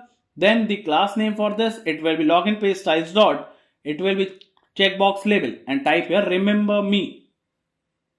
Now after writing this, we have to give a space, and a span tag will have a class name. It will be login page size dot, here it will be remember me required star here, and it will be passing the star here. Then a button tag, and the type of the button will be our submit type here, so that the data can be consoled here. And the class name here, it will be login page size dot, it will be submit button. Then just give here that is login. Now after this, you can see the login button is coming here, and we have to now let me just complete this code. That is create a div tag and a class name. Here it will be login page size dot sign up container. Then create a span tag and a class name to the span. Here it will be login page size dot, here it will be sign up text, and let's give the text as don't have an account. If the user doesn't have the account, he will be redirected to our sign up page here. So let me just give a space here, and then just create a anchor tag, and in href it will take us to sign up page. Then the class name login page size dot, it will be our sign up link, and now inside this just type here that is sign up. So now let me just cut the sign up and close it here. And now, so by writing this much, we have to go to our UI. Now you can see the sign up is working fine over here. And here, let me just copy the style tag from here. And let me just paste this after this div here. Now for the font, we are using this style here. So by this, we have completed the login page. So now let me just test it. So let me just give here the email, the password, and the remember me checkbox will be ticked here, and the login will be successful. And now you can see that is the form data is coming here on the console here, and on the application you can see in the local storage here I have actually multiple required, so I have to log out here, and let me just log in again. And now it is showing that is the auth token is created over here and is logged in is becoming true here. So now let me just close this, and here we can't log out from here. So let me just once I refresh the page, it gets log out. Again, let me just enter the email. Let me just give here the password, and once I get logged in, I am not able to log out from here until I refresh the page here. So now here let me just go to our Navbar, and here let me again just first let me just test it again, and it is not working. So here on the Navbar, if you go to your Navbar here, and here scrolling down, if you go to your logout, here we have to just remove the bracket and close the bracket for the cache block over here. Now once you log out, it will toggle it to log out, and it will be toggling to account here. Now on the application here, let me just log in here. So now you can see the auth token generated, and once log out, it is getting removed here. So now this functionality is also working fine. Now let's go and let's just create our sign up page here. So for that, let me just go to our components and create a sign up page.jsx component here, and type here RAFCE. Then inside this, just type here sign up. and let's go to our app.jsx here. And now after this route, create another route tag, and the path here, it will be on /signup, and the element we are going to render here, it will be our sign up page. Now after writing this much, let me just go to our sign up here, and here let me first go to our Chrome, and now you can see the sign up is coming here. So now here let me remove this, and now first let us import the styles. So type import the sign up styles coming from our dummy styles, and here we are going to use these CSS property for our this particular component. Now type here const, it will be our name comma set name is equals to a use state hook, and the value here it will be empty string. Now let's go to our login page.jsx and let us copy these use state hooks, and let's go and paste it over here. Now here we have to import the use navigate hook here. Now after importing this, we have to submit the data to our console here. So for that, let's go to our GitHub, and here inside the signup page.jsx, just copy the handle submit here and paste it after this. Now again for this particular function, let me just explain you this. That is the e.prevent default will stop the page from reloading, and then it will basic validation, that is it will check that is the user has filled these fields or not. If it is not filled, it will show you this toast.error, and then the email here, that is the whether it is a valid email or not, that is the user has used @ or not. Then it will show you the error whether the user has checked the checkbox or not. Then it will just console these data on the console, and it will show you the toast for 1.2 seconds, that is 1250 here. Now after this, for the UI, create a div tag. Let's give the class name here. It will be signup_styles.page container. Now a style tag, it will be signup_styles. Here it will be page font style. Now inside this, pass here the toast container here. Then let me just create a button tag, and let's give here the on click property and create an arrow function, and inside this we are gonna get navigated onto /login here. Now let's give the class name here, it will be our signup_styles.back button. Now inside this, let's give the icon as arrow left, and a class name here, it will be signup_styles.back icon. And now after this, let me just type a span tag, and inside this as class name, it will be our signup_styles. It will be our back text, and here just type here back to login here.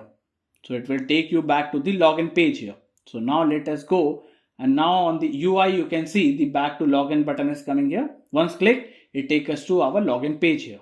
So now after writing this, let me just scroll down, and now create a div tag here, and a class name to this div, it will be signup_styles.form container. Then create another div tag, and let's give the class name, it will be signup_styles.card. Then inside this another div tag and a class name, it will be signup_styles.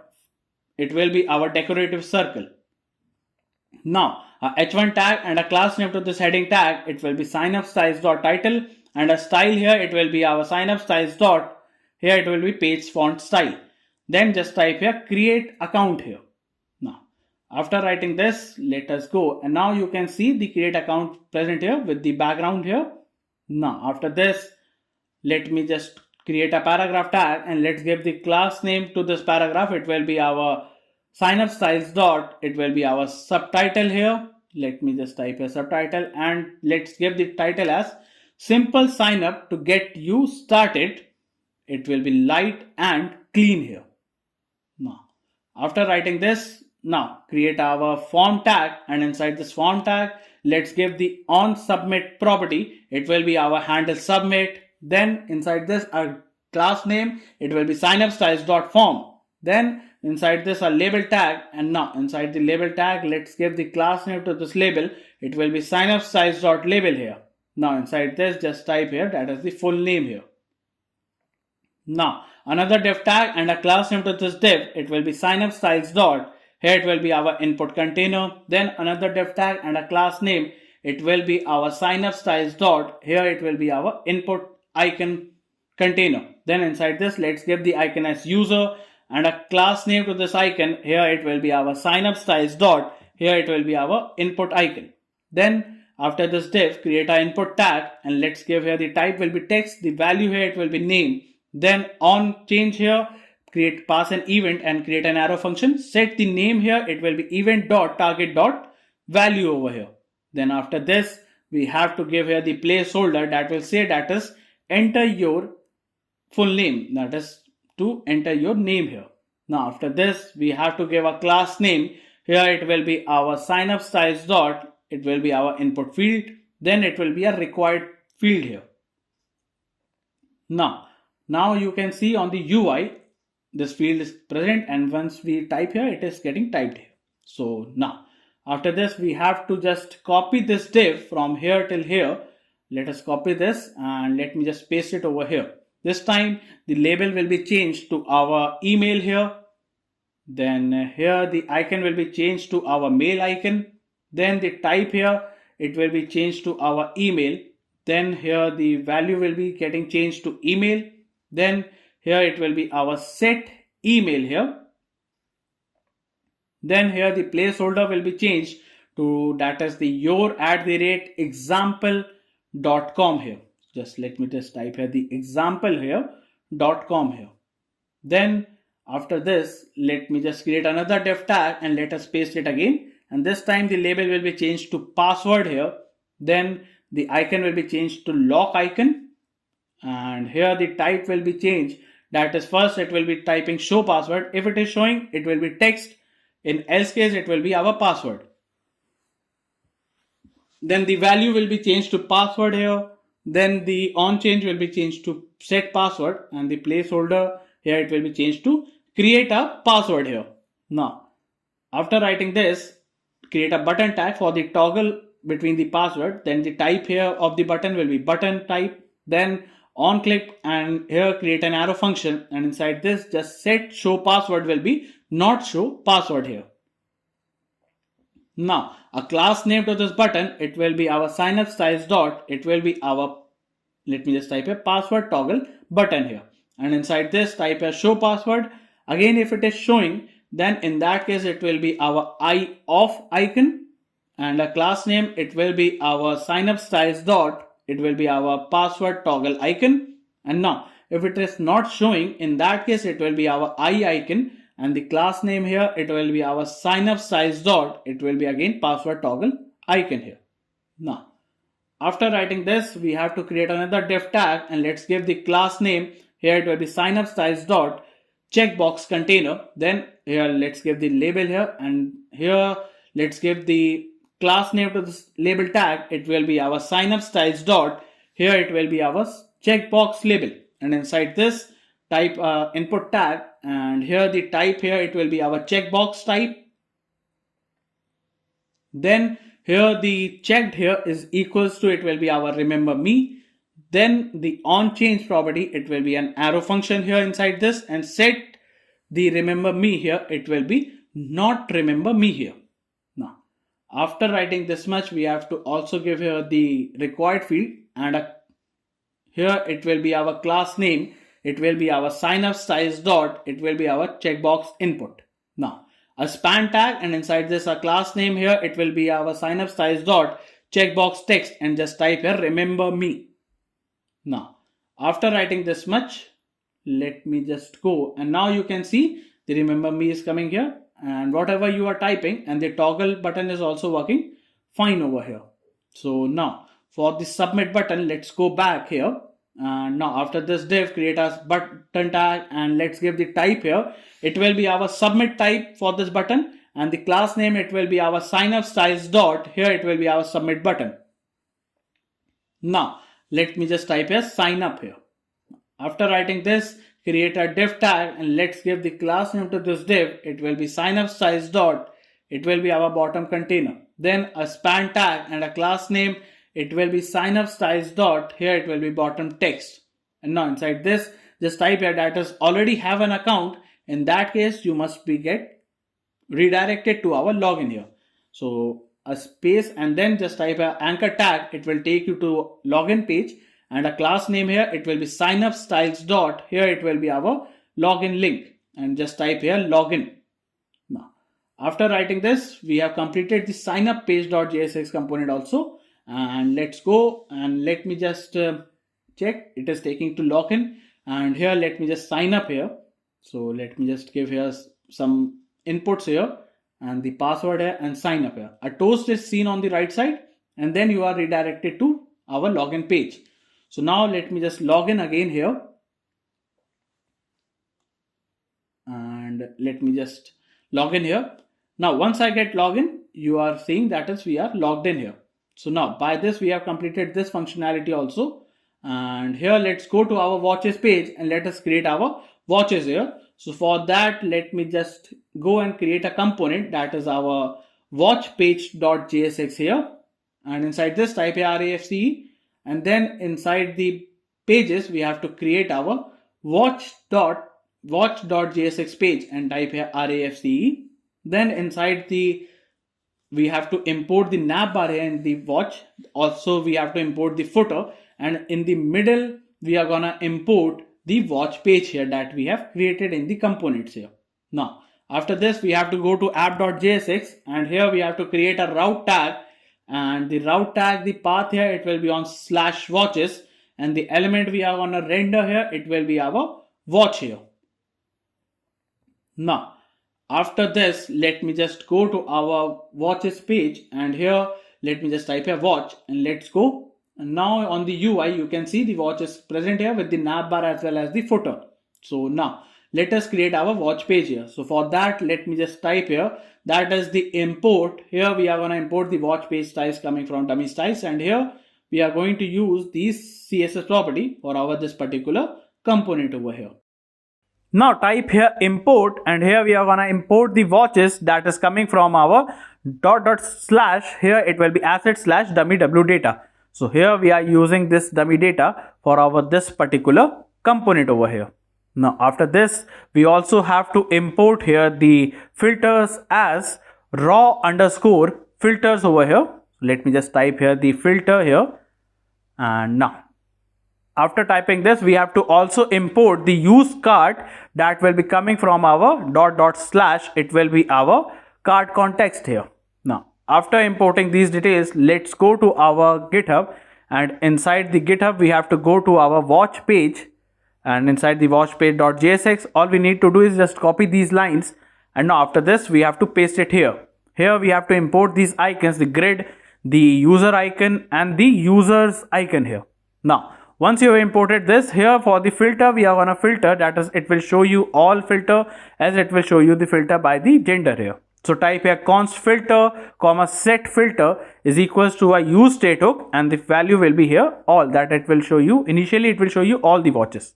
Then type here const cart is equals to use cart hook, and now we also need to import the add items from the cart context, then the increment coming from the cart context, also the decrement there, and also the remove item from this.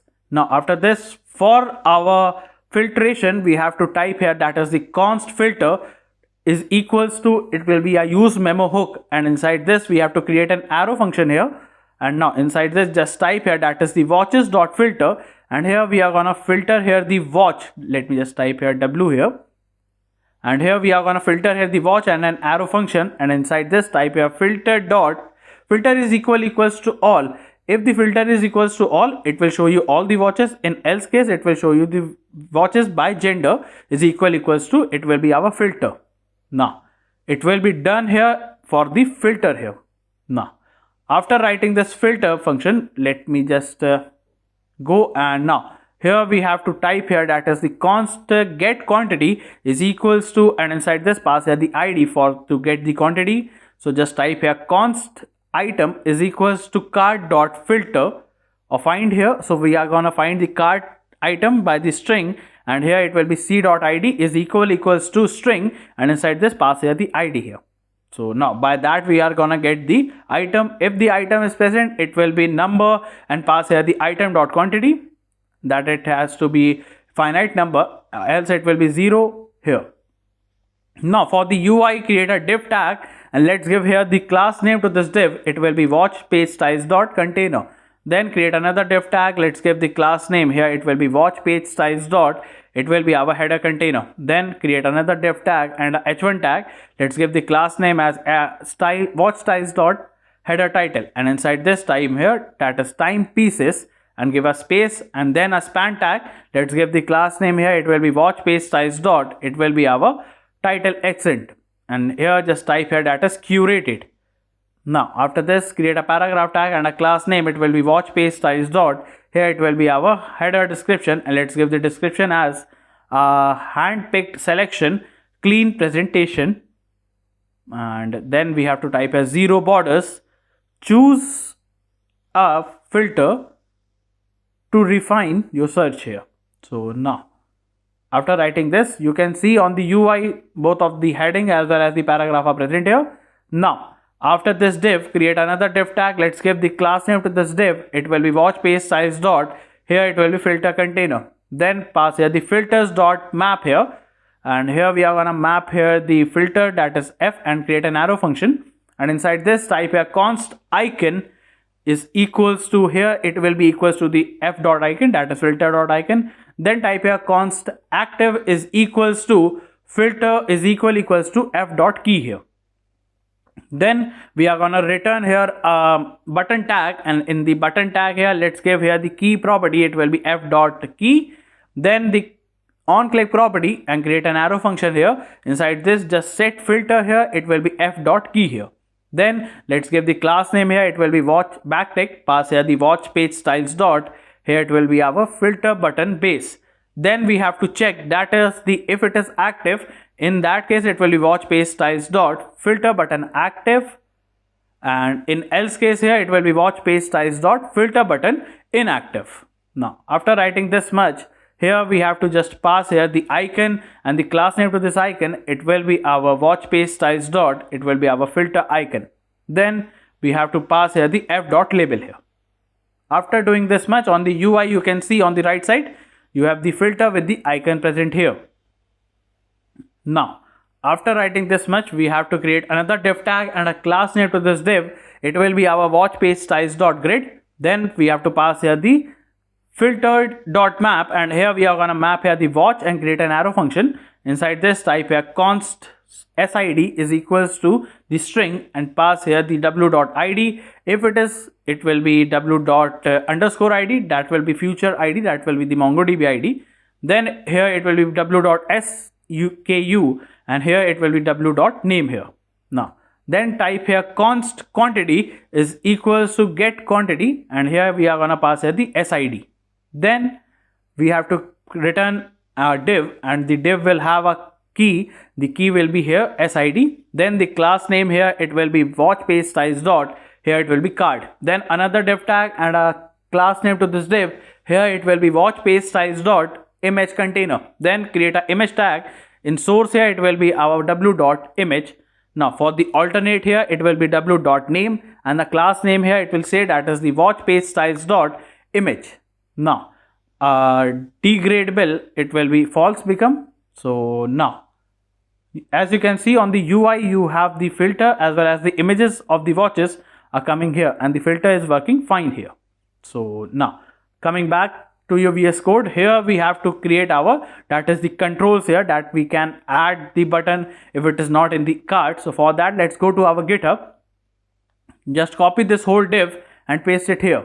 All we need to do is, let me just explain you, that is the if the quantity is greater than 0, that means we can increment or we can remove the item. If it is, we can decrease or we can remove the item from the one with this minus sign here, import this icon. And also we can increase by the plus sign here, and it will show you the quantity in the middle. In else case, we have to add the item, also import this icon here. Now once you have done this, you can see the add to cart button is present here. Once click, it will add the item to the cart here. Now after this, let's go back here, and now after this div, create another div tag. Let's give the class name. Here it will be watch page styles dot. It will be our product info. Then create a h3 tag and a class name. It will be our watch page styles dot. It will be our name, product name, that is. And here we are gonna pass here the w dot name here, that is the watch name. Then the paragraph tag and a class name, it will be our watch page styles dot, it will be our product description, and pass here the w dot description here. That is the watch description. Then another div tag and a class name to this div, it will be watch page styles dot, it will be our product price, and here we are gonna pass here the w dot price here. Now after this we have completed our watch page also. So let me just go, and now you can see the description with the price is coming here. Also the heading is present over here. Now after this, let me just add these items to cart, and we can add them, we can decrease them also. And now let's go back here, and now we have to create another component that will be our contact page dot JSX here. Now inside this, let us type here RESTful, and now let's go to our pages, and here let me just create a contact.jsx page. Inside this, type here RESTful. Here we have to import the navbar. Also we have to import here the footer here. Then in the middle we are gonna import the contact page here. Now after this, let's go to our app.jsx, and here let us give a route tag, and the path here, it will be taking us to our, let me just type here /contact here, and then the element we are gonna render here, it will be our contact page here. So now after writing this, let me just go on the contact here.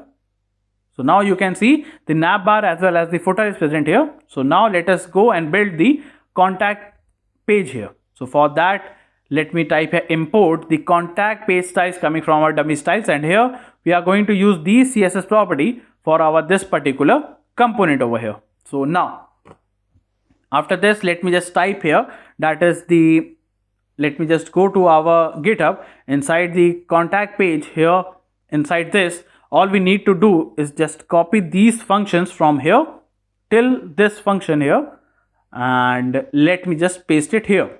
So now here let me just explain you what it is. That is here you can see the WhatsApp number. You can keep any number you want, include this 91 here. So now here for the initial form, we are taking the name of the customer, the email, the phone number for the product, the budget, the contact, the message, and these things will be filled by the user on the form here. Then the form will be having this initial form, and the set form will help you in setting up the form here. Then the error as well as the sending will help you the management of the state, and the toast will show you the toast here. Then the product will be these datas, and now here we are gonna show the toast here. Here in the validate, we are gonna validate the each field, that is it must be filled by the user, else the form won't be get submitted here.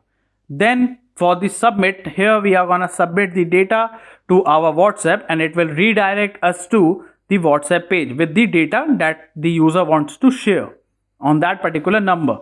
So this is how our message will be built over here, and the URL is containing the API for the web WhatsApp over here. Now after writing this, we have to also type a function, that is the function handle change, and inside this we have to pass here the event and create. Now type here const name comma value is equals to, it will be event dot target. Then we are gonna set the form, and inside this type here s and create an arrow function, and inside this type here dot s, and we are gonna pass here the name will be containing the value here. Let me just type here value. Now after writing this, we also have to set the errors here, and the errors will be setting on s and arrow function. Again it will be dot s, and this time the name will be containing the undefined here, that is it is not defined by the user. Then to clear the form, once the form is being filled and it is the message has been sent, then create a function clear form, and inside this just type here, that is the set form. It will be setting the form at the initial form, and it will empty the form once the user has filled this. Now for the UI, let me just go and type here div. Let's give here the class name. It will be our contact page styles dot page container. Then create another div tag and a class name. Here it will be contact page styles dot, it will be our inner container. Then another div tag and a class name to this div, it will be contact page styles dot page header. Then create a h1 tag and a class name to this heading tag. It will be contact page styles dot, it will be our page title, and a style here. Inside the style, type a font family, and the font family here, it will be our dancing script, and it will be serif. Let me just change it to cursive, so that the font will be changed to cursive, and just type here get in touch here. Now once you have written this h1 tag, let's go to our UI, and it shows the error. That is the error here. It says that is use state is not defined. Okay, on the top here, after the React, just put a comma and import the use state hook. Now you can see there is no error, and get in touch is present here. Now after writing this much, let me just go, and now after this, create a paragraph tag and a class name. Here it will be our contact page size dot page subtitle, and let's give here the subtitle first, a style here, and again the font family here, it will be our, let me just type here, this time it will be Playfair font, that is the Playfair display, and it will be serif, and just pass here, that is looking for a watch quote or consultation. Fill the form, and we will reply. Let me just type here reply over here on WhatsApp here. Now with the details over here. Now after this paragraph, create a div tag, and let's give the class name. It will be contact page size dot main grid. Inside this, another div tag and a class name. Here it will be contact page size dot, here it will be left column. Then another div tag and a class name. Here it will be, let me just type a contact page size dot form card. Then create a form tag, and now inside this form tag, type here on submit. It will be our handle submit will be function pass here. Then a class name, it will be contact page size dot form, and now inside this, create a div tag and a class name to this div. Here it will be contact page size dot, it will be input grid. Now let me just go to our GitHub again, and here let me scroll down, and here let us copy these helper functions here. That is, these are the helper function for the icons, smaller function, and let me just paste it here on the top here. So now once you have pasted this here, it is the creative card that we are gonna use. Then the select with the icon and import this icon, alert circle, and it will be input with the icon over here.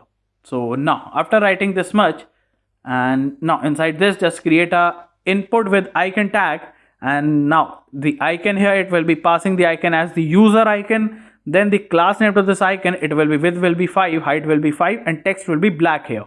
Then after this, here the label here, let me just remove this, and in this type here your name. Then the name will be containing in the double inverted commas, just type here name, and let me just type here the value. The value will be the form dot name, and on change here it will be handle change, and a placeholder it will say, that is, let me just remove this, and now inside this, just type here full name here.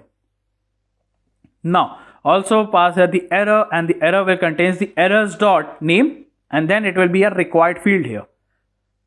Now after writing this much, now you can see the input field has created successfully. Just copy this input tag, input with the icon tag, and just paste it again here. Now this time just change the icon here to mail icon. Then we have to change your label here, that is to email. Name will be changed to our email. Then the value will be changed to our email. Then the placeholder, it will be changed to our your@example.com over here. Now the error will be changed to email. Now after this, let me just go to our UI, and now you can see the email as well as your name field is present here, and now you can fill these field also. Now after this div, create another div tag and a class name to this div. Here it will be our contact page size dot input grid, and let us paste it again. This time let's change the icon here to our phone icon. Then the label will be changed to our phone. Then the name will be changed to our phone. The value will be changed to our form.phone. Now the placeholder here, it will be changed to +91, and here you can give here the any number that you want. And now after this, the errors here, it will be our errors.phone here. Now after this, just pass here the select with icon, or let me just first paste it again and just change it to select with icon tag here. and then the icon will be changed to our, let me type a clock icon. Then the label here, it will be changed, that is to our preferred contact. Now the name here, it will be changed to our contact method. Then the value here, it will be changed to contact method. Then the placeholder, it will be changed. Let me just here inside this, we are gonna pass here the WhatsApp, or it can be phone call. Let me just put a comma here, and we have to close this. Then just pass here, that is the email here. So whatever it is preferred, it will be shown here. Then the errors will be have the contacted method. Now you can see both of the fields are present here. And now after this div, we have to create another div tag. Let's give the class name. It will be our, or just don't give the class name, just type here select with icon and paste it here. Just remove this input with the icon here. And now this time let us change the user icon with the shopping cart. Then the label here, we have to change the label, and the label here, it will be our product of interest. Then the name here, it will be changed to our product. Then the value here, it will be changed to form.product. Then the placeholder, it will be changed. First we have to change this placeholder to options, and here also we have to change the placeholder to options here. Now inside this we have to pass here the product. Then the errors will be errors.product. Now after writing this much, let me create another div tag, and let's give class name. It will be our contact paste size dot input grid, and then again we have to paste it here. This time just change the icon to Indian rupee, and here the text will be changed to gray 600. So it will be changed to this color. Then the label here, it will be estimated budget. Then the name here, it will be changed to our budget. Then the value here, it will be changed to form.budget. Then the placeholder, it will be changed to our example, it will be rupee, and here we have to give here the rupee here, that is, let me just give here, that is 1,50,000 to till it can be 3 lakh. Now after writing this much, the errors will be changed to errors.budget. Now after this, let's go to our UI, and now you can see these things are coming over here, and now you can select the preferred contact here, also the product of interest. Now after writing these things, let me just go back, and now after this create a div tag and a label.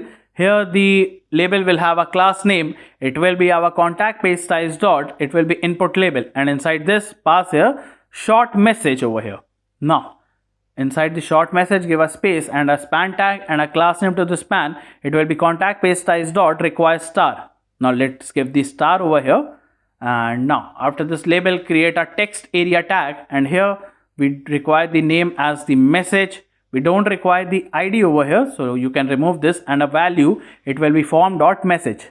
Then the on change property, it will be our handle change, and inside this type here rows. Let me just type a rows here, it will be 4. Then the class name to this, it will be our backtick. Pass here the contact paste size dot text area container, and inside this type a errors dot message, and here if it is present, it will be contact paste size dot input error. In else case, here it will be contact paste size dot input normal. Now a placeholder, and the placeholder will say that is tell us, let me just tell us what you are looking for. Now after this, it will be a required field here. Now a button tag here, and inside this, let me just create a div tag first. Then let's give the class name as contact paste size dot, it will be our button container.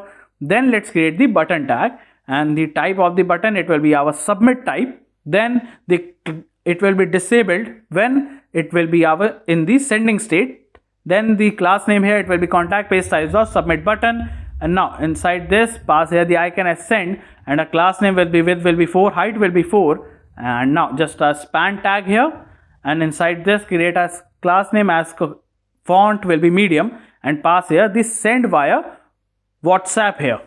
Now let me just type here WhatsApp, and now after writing this, another button tag, and let's give here the type of the button tag. It will be a button type, and then it will be on click, create an arrow function, and it will just clear the form, that is it will clear the form data. Also, it will show you the toast that is form cleared. And here we have to just pass here the info. Now, after this, a class name to this button tag, it will be our contact. Let me just type here the contact page size dot clear button. And inside this, just type a clear. Now, after this, let's create our right side here. So for that, create a div tag and let's give here the class name. Here it will be our contact page size dot right column. Now inside this, create another div tag and a class name. Here it will be contact page size dot. It will be our right column grid. Then inside this, create the creative card here, and the title here we are gonna pass as the showroom visit. Then the subtitle here, it will be saying that is the private viewing by appointment. Then the icon here, it will be passing the icon as the map pin icon. And then inside this, let's give the class name, width will be 6, height will be 6, and the text will be black here. Now after this, let me just close this tag here. And now here after this, we have to go to our GitHub here, and here after this we have to just copy this data from here. And now let me just paste it here. Now here you will be getting this on CTA, click here, and also let us copy the toast as well as the style. And now after this div, just paste it here. All we need to do is just import the check icon and also the alert circle icon. Now, and here we have this dancing script, and by this we have completed our contact page.jsx here. So for that, let me just go and let us check here. So if I click on this book visit, it opens us the WhatsApp here with the message. And now if I fill the form here with these details here, and let me just give here the estimated budget, a short message, and just click on send via WhatsApp, it will take us to web WhatsApp with this data that we want to send. That is this is the data we want to send over here. So now let me just close this, and the form gets reset over here. So now let's go to our, so by this we have completed this also. So let's go to our app.jsx, and here now in your app.jsx, here let us create to top to scroll for each page. That is when we open any page, it will be open from the top. So for that, in your app.jsx on the GitHub, just copy this function and paste it here. So here we have to import this use location coming from our React router DOM and the use effect hook here. So now each time you open any page, it will be taking you to the top of the page here. Then another function is to protect the route. That is for that, just create a function that is, it will be our protected route, and inside this we are gonna pass here the children here. Now inside this we have to create, that is the const, it will be our location is equals to use location hook, and then inside this we have to again type here, that is the const is authenticated is equals to, here it will be returning a boolean, either it will return the true or false. Then it will be our local storage dot get item, and here we are gonna get the auth token here from the local storage. Now it will return is authenticated. If it is, then in that case it will be our children will be passed here. In else case, here it will be our navigate. So here it will be navigating us to our to route on /login, and it will be our replace, and inside this the state here it will be from, and the from here it will be coming from the location here. So whatever location we are, it will navigate us to our login page if we try to select the protected route if the token is not present. Now let's go again to our GitHub here for this, and here we have to just copy these use state hook and the use effect hook and paste it here. So here this use effect hook, let me just add there the comment, that is it will show you the button for the top to the page. It will take you to the top of the page. The button coming on the right side will show you once the navbar, once you scroll the more than the 300 width here for the y-axis, and the use state hook is imported here. Then all we need to do is just copy this use effect hook from here till this, and here after this we have to just paste it over here. Now once you have pasted this, let me explain you what is this the use effect hook. Here it will just prevent the horizontal overflow, that is the x-axis overflow. It will prevent this by this function, and it will take you to the scroll to top. It will take you to the top of the page. By the behavior here, it will be smooth here.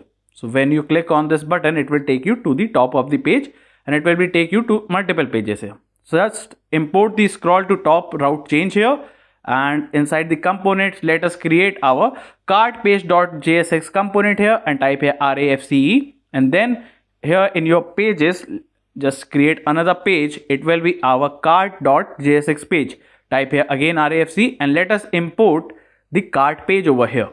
Now, after importing the cart page, let me just go to our app.jsx, and here let us create a route that will be our protected route. So just create the route tag, and the path here, it will be on /cart, and the element first we are gonna be passing the protected route here, and inside this we are gonna pass here the cart here that will be coming from the pages. Let us close this route tag here, and now after this, so the button here for the toggle, let me just go to our GitHub and copy this button tag here, and let me just paste it here. Now we have to import this arrow up icon that will be coming from our Lucidity React here. So now after pasting this, we have completed our app.jsx. So let us go on the web page, and here you will be able to see a error, that is the button in the route tag. We have defined the button inside the route tag. So we have to, all we need to do is just cut the route from here, and now after this we have to paste it here. Now after this, let's go to our UI, and now it is working fine. And to check the button, let me just scroll down, and now you can see on the right side the button is coming here. Once we click, it takes us to our top of the page here. It is present for all of the pages. Now after this, let me just go and let us create our cart page, and it is protected here as we haven't logged in. It shows that is it, we are not logged in, and we have to log in here. Once we are logged in, now we can access the cart page over here. So this functionality is also working fine. So now let us create our cart page. So for that, type here import. Now type here import the cart page styles coming from our dummy styles, and here we are going to use the CSS property for our this particular component over here. Now after this, we have to also type here, that is the import. Here we are gonna import the use cart that will be coming from our /cart context over here. Now after this, let me just go to our GitHub here, and inside this cart page.jsx, just we have to need to just copy these functions over here from this till this. Just copy this much, and here after this just paste it here. So now here let me just explain you these codes here. So starting here, we are importing the const cart, the increment, the decrement, the remove function, the clear cart function, the total items, and the total price. These all things are coming from our use cart hook, and we have to import the use state hook here. So for the checkout form, we are taking the name here, we are taking the field for the email here, then the address here, we are initializing the addresses, the mobile number, then we are setting the note as well as the payment method here. Then these all things are for the checkout here. Then after this, for the handle mobile change here, this function will make sure that is the number given by the user is only of 10 digits. Then check the form for the validation here, that is it is filled by the user or not. If it is not filled, it will show you the errors here. Then for the process payment, here you can payment method here. It can be either cash on delivery or it can be online over here. Now after this, here for this handle submit, we are just submitting the form here, and then the form data will get cleared over here. That is, once the form is submitted, that is the order has been placed, then it will show you that the form is clear over using this function, that is the clear cart, and then it will reset the form like this. It will reset all the fields to empty string here. Now it will show you this toast.success here, and let's import the toast coming from our React Toastify. And now here after this, we have to also create this, that is if the cart is empty, that is there is no item present in the cart. For that, just type here if the cart.length is not found, then return. And here we are gonna open an empty fragments and type here toast container, then type here a div tag, and let's give here the class name. it will be our cart page size dot empty cart container. Then create another div tag and a class name. Here it will be our cart page size dot, let me just type here dot, it will be empty cart card, and then pass here the icon as shopping bag, and the size of the icon will be 48. Then the class name to this icon, it will be our cart page size dot, it will be our empty cart icon. Now a heading tag and a class name to this h2 tag, it will be our cart page styles dot, here it will be our empty cart title. Now just give the title as your cart is empty. Now after writing this much, let's create a paragraph tag and a class name to this paragraph. Here it will be our cart page styles dot, it will be our empty cart text, and here let me just give the text as look like you haven't added any watches to your cart yet.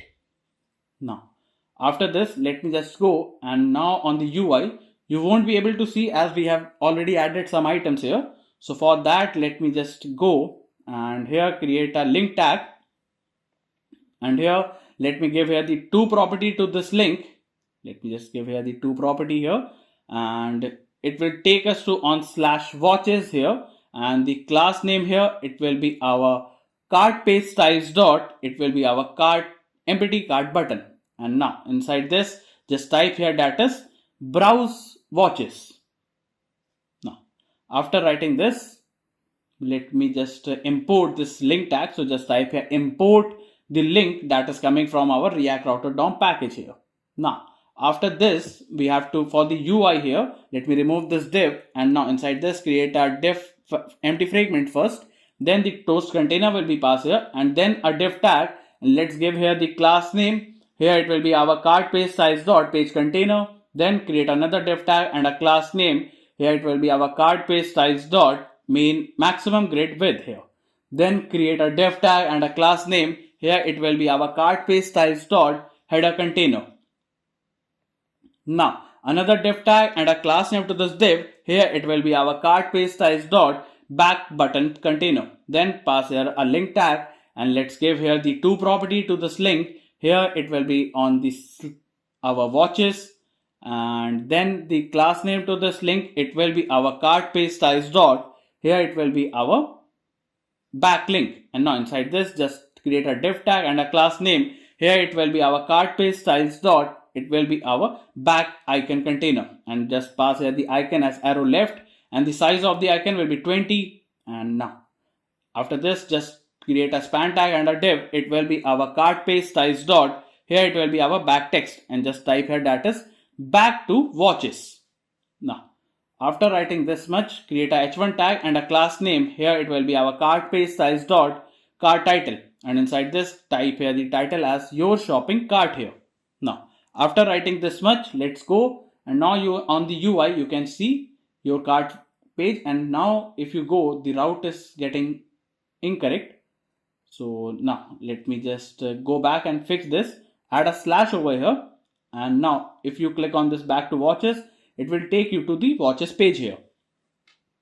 Now after this, let's create a button tag here, and let's give here the on click property, it will be our clear cart. Then the class name here to this button, it will be cart page size dot clear cart button, and inside this just give here the icon as trash2, and the size of the icon here, it will be 18. And now after this, create a, just type here that is clear cart here. So now you can see the clear cart button is present here. Once click, now you can see your cart is empty, and the things we have created above is coming here. So again, let me just add two watches over here, or let me just add these watches, and let me just go. And now after this, create a div tag, and let's give here the class name to this div. Here it will be cart page styles dot, it will be our main grid. Then another div tag and a class name. Here it will be our cart page styles dot left column, and then create a div tag and a class name to this div. It will be cart page styles dot form container. Then create a h2 tag and a class name. Here it will be our cart page styles dot, it will be our form title. Let's give the title as enter your details here. Now after this, a paragraph tag and a class name to this paragraph, it will be our cart page styles dot, it will be our form subtitle, and let's give here the paragraph as all fields are required here. So now After writing this, create a form tag, and here let's give here the on submit property. It will be our handle submit, and a class name to this form. It will be our cart page styles dot form. And now inside this, a div tag and a class name. Here it will be our cart page styles dot. It will be our input grid. Now create a input tag. Type here it will be text. Then the value here it will be our name. And now inside this on change property, pass an event and create an arrow function. It will be our set name. It will be event.target.value here. Now create a placeholder. It will be our full name here. Now a class name to this input tag. It will be our cart page styles dot. It will be our input base, and it will be our required field here. So now by writing this, now on the UI you can see these things are present over here. Now let me just go back, and here let me just copy this input tag here, and let me just paste it again. This time the type here it will be changed to email. The value here it will be changed to email. Then on change will be set email, and then the placeholder it will be changed to our email address. Now after this div, create an input tag here, or just paste it again, the input tag we have copied, and the type here it will be text. The value here it will be our mobile, and here we are gonna set, let me just change it to on change will be changed here, and here it will be our handle mobile change will be passed here. The placeholder it will be our mobile number, and pass here the 10 digits only. Now after this, create a text area tag, and here we don't require the name field, also we don't require the ID field. So let me just close this here, and now inside this pass the value as address. Then on change here pass an event and create an arrow function. Set address here it will be event.target.value. That is whatever the user has written, it will show you there. Then the placeholder it will be address. The rows here it will be 3, and the class name here it will be cart page styles dot text area base here. It will be our required text area. That is then the select tag, and now inside the select tag just type here the value here. It will be our payment method, and then on change property pass an event and create an arrow function, and set payment method here. It will be, let me just set it to event.target.value, and now inside this a class name here it will be our cart page styles dot. It will be our select base, then it will be our required field here. And now inside this create an option tag here. The value will be empty, and just type a select payment method. Now after this another option tag, and the value this time here it will be our online, and here the option this it will become online over here. Now after this create another option tag. The value here it will be our cash on delivery, and here it will be cash on delivery in the option here. Now after writing this, just copy this text area tag and paste it after the select tag here. Now change the value here it will be to note. Then here it will be set address will be removed here, and just type a set note, and the placeholder it will be changed to our message or the delivery instruction here. Now the rows here let me just change it. It won't be our required field, and you can change the rows to 2 here. Then another div tag and a class name to this div. It will be our cart page styles dot. Here it will be our form button container. Then create a button tag, and the type of this button tag will be a submit type. Then the class name to this button tag it will be our cart page styles dot. It will be our submit button, and then pass here the submit order here. Now after this button tag create a link tag here, and now let's give here the to property. It will take us to on slash home, and the class name here it will be our cart page styles dot. It will be continue shopping button, and type here continue shopping. Now let's go on the UI. You can see the form is created here, and now after this div let me just go to our GitHub, and all we need to do is just copy the whole code from here, and let me just paste it after this. And here once you have pasted this, let me just scroll down and cut this div from here, and here on the top just paste it after this here.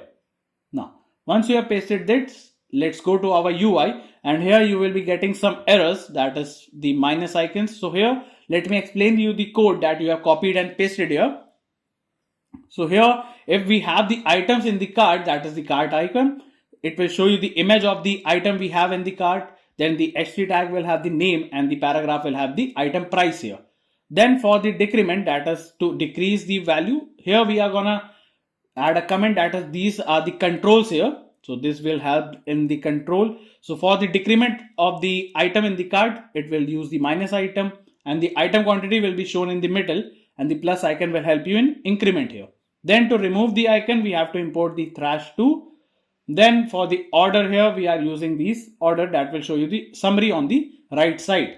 So now you can see on the UI, you have these 4 watches. Once you click, it will just remove, or you can increase the number, the value here, and also decrease. And also here, let me just fill the form here and select the payment as online and just submit the order. The cards get empty and the toast is seen on the right side here. Now again, let me add an item and let me just fill it again. And here for the COD, let me just select, just fill these, and again your cart is getting empty and a toast is shown here. So this is it for this. So let us check the responsiveness first. First, we have to tell that is the cart page is completed, and by this, the front end for this is completed. So here, let me just add these items also for this. And here for this different category, the Rolex collection, just add the items for this also. And now on the cart, here you can see the summary for the total is present here with the tax as 8% over here. Now, if you fill in these details and just submit the order, your cart gets empty and the toast is seen on the right side. Now, on the home, let us check here for the responsiveness. So here the site is fully responsive for any devices. All the pages are responsive for any devices, that it can be either for the laptop, it can be for the mobile, or it can be for the tablet view. All the pages for this particular site is responsive.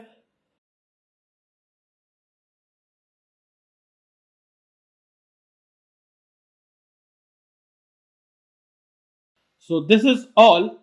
Stay tuned for more. So now, after completing the front end, let me close this app.jsx from here. And now, after closing this, let us create another folder for our backend. So let me create a folder for the backend. Inside this, the entry point here, it will be our server.js file.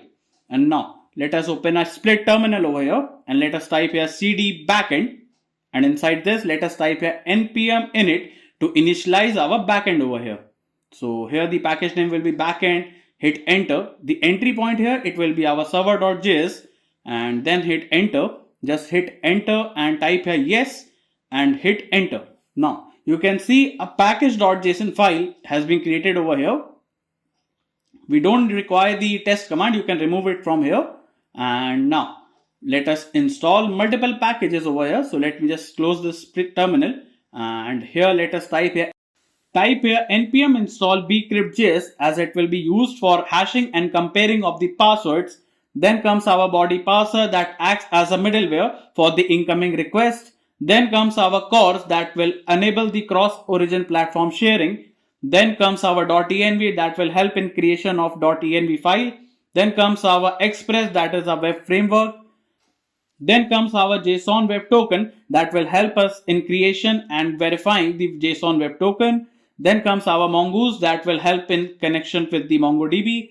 Then comes our Multa that will help us in management of the images. Then comes our Nodebond that will help us in restarting the server each time we make any changes. Then comes our Stripe that will be our payment gateway. Then comes our UUID that will be generating a unique ID. Then comes our validator that will be validating the email here. Now here you can see that is the node modules packages are present here, and here in the dependencies we have these dependencies coming over here. So here after this main, let's define the type of this backend will be module, as it will convert our backend to our ES6 model, and then the start will be changed to node1 server.js here. So now inside the backend, let me just go to our server.js, and inside this let us type here import Express coming from our Express package here. Then after this we are going to import the cores coming from our cores package, and then the .env coming from our config here, and then the app will be defined here as well as the port 4000 here. And here we are going to define here the routes as just type a app.get, and here we are going to get on this slash, we are going to take here the request comma response. Let me just type a request comma response here and create an arrow function. And now inside this type a response.send, and here we are going to send that as the API working. That will be shown here on the Chrome once we go on this route here. And also our app will listen. So just type a app.listen and it will listen to the port. And let me just put a comma and pass here an arrow function here. And inside this just type a console.log. It will be backtick and it will say that a server started on localhost http://localhost : and inside this pass here the port here. So it will be getting started on the localhost 4000 here. So here let me just add here the middleware, that is app.use the course here. Then we are gonna use here the app.use. It will be our express.json, and then we are gonna use the app.use. Here it will be our express.url encoded, and inside this type a extended here, it will be true here. Now after this, let us create the folder structure for our backend. So here let us create our first folder, that is our config folder that will be storing the database here. Then comes our controllers, that where we are gonna write the functions here. Then comes our middlewares, where we are gonna define our middleware, and then the models folder where we are gonna define the schemas. And then comes our routes folder that will be defining our routes here, and also the uploads folder that will be keeping the images here. And let us create a .env file here. And now after this, let me just for this DB, let us create our db.js file inside the config here.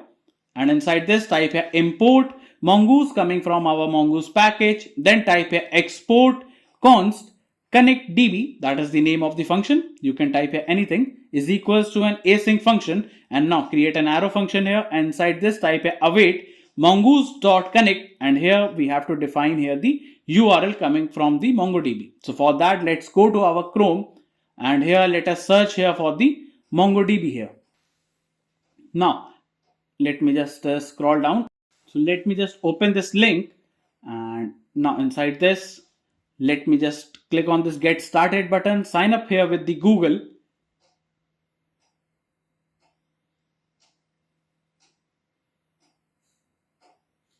Now once you are getting signed in here, if you have already created the projects, it will take you something like this. If you are new, you will be redirected to something which will be coming soon here. So let me just add a new project here, and here let me just give a name of the project. You can give any name. I am giving it like watch here, and click on next. Click on this create project here. Now here we have to create a cluster, so just click on this create. And if you are a new user, you can select here a free here, then click on this create deployment here. Now after this, you will be asked for the password. You can give any password here. Never use @ over here, and I will be keeping this password here. So just click on create database user, then choose a connection method, select drivers, and here you will be getting this string. Just copy this from here, and here let me just paste it inside this. After the slash, let me just give here the watch site here, that will be name of the DB, and let me just type a npm start in our terminal, and it will show that the server started on localhost 4000 over here. Now let me just go back and click on this done here. Then inside the database and network access, inside that the IP access list, click on this edit and click on this allow access from anywhere and confirm it, as it will allow your database to be connected from any IP address you are using. And now till that time it is, let me just type here then, and let's create an arrow function, and inside this the console.log, and it will show you that is DB connected on our terminal over here. So now after writing this much, let me just go first, let me just go to our server.js, and here let me just type a connect DB, that will be coming from our config/db.js file here. Now after making it a function, you will be able to see that the server started on localhost 4000 and DB is connected here.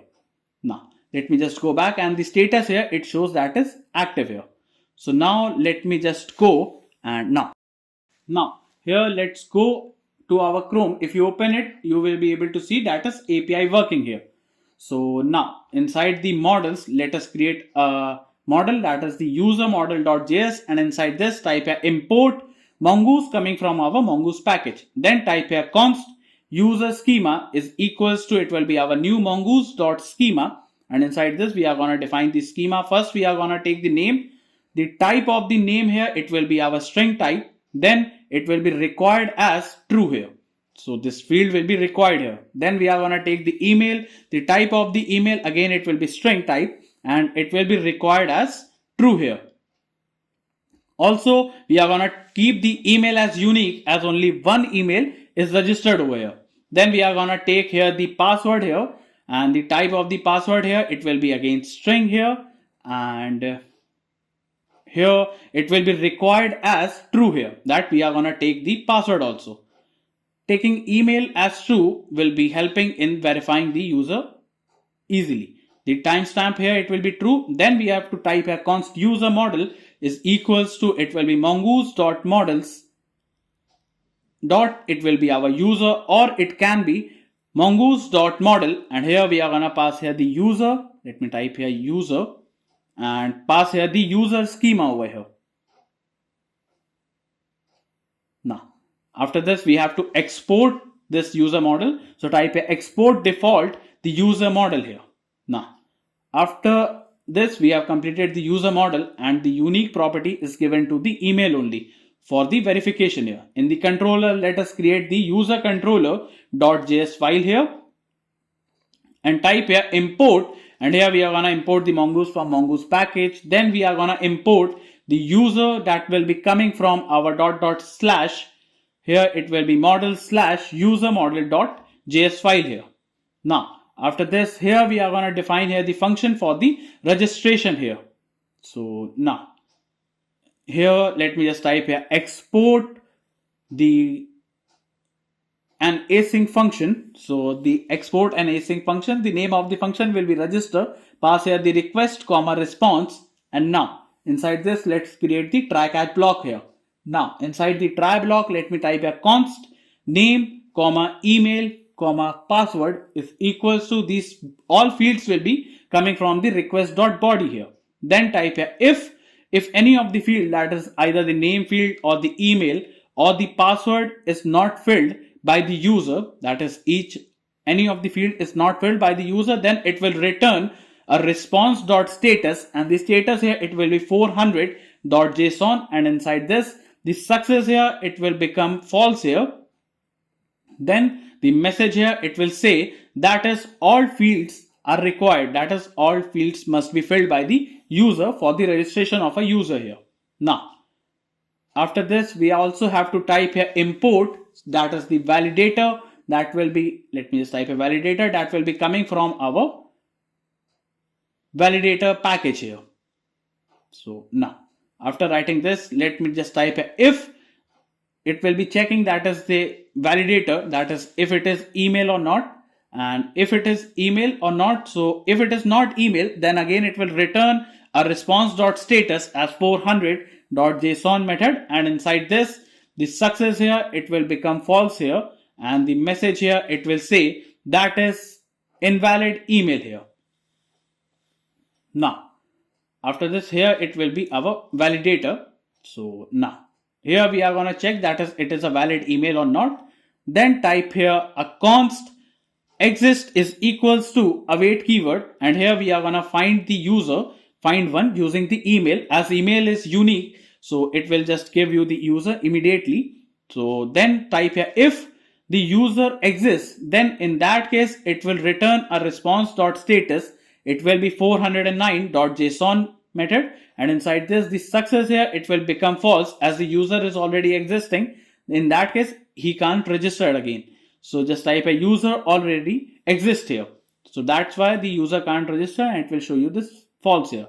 Just type a const new id is equals to new mongoose dot types dot object id here. Now after this, just type here const, here it will be hashed password is equals to type a await, and here first we have to import this, that is the import bcrypt that will be coming from our bcrypt.js package here. Now, here type here await bcrypt dot, here it will be hashing the password with the password mixing with the 10 salt here. Then type here const user is equals to new user, and inside this we are gonna pass here the underscore ID will be containing the new ID, that will be the MongoDB ID. Then the name will be passed here as well as the email, and the password here will be containing the hashed password here. So the new user that will be saved in the MongoDB will be containing these details here. Then type here await user.save method, as this user will be saved inside the MongoDB here. Then we have to create the token. So for that type here const token expires in is equals to, let's define the time as 24 hours, and then let me just type here the const. Here it will be jwt underscore secret is equals to, here you can give anything. I am giving this as yours jwt secret here. Now, after writing this, we also have to import the JWT that will be coming from our JSON Web Token package here.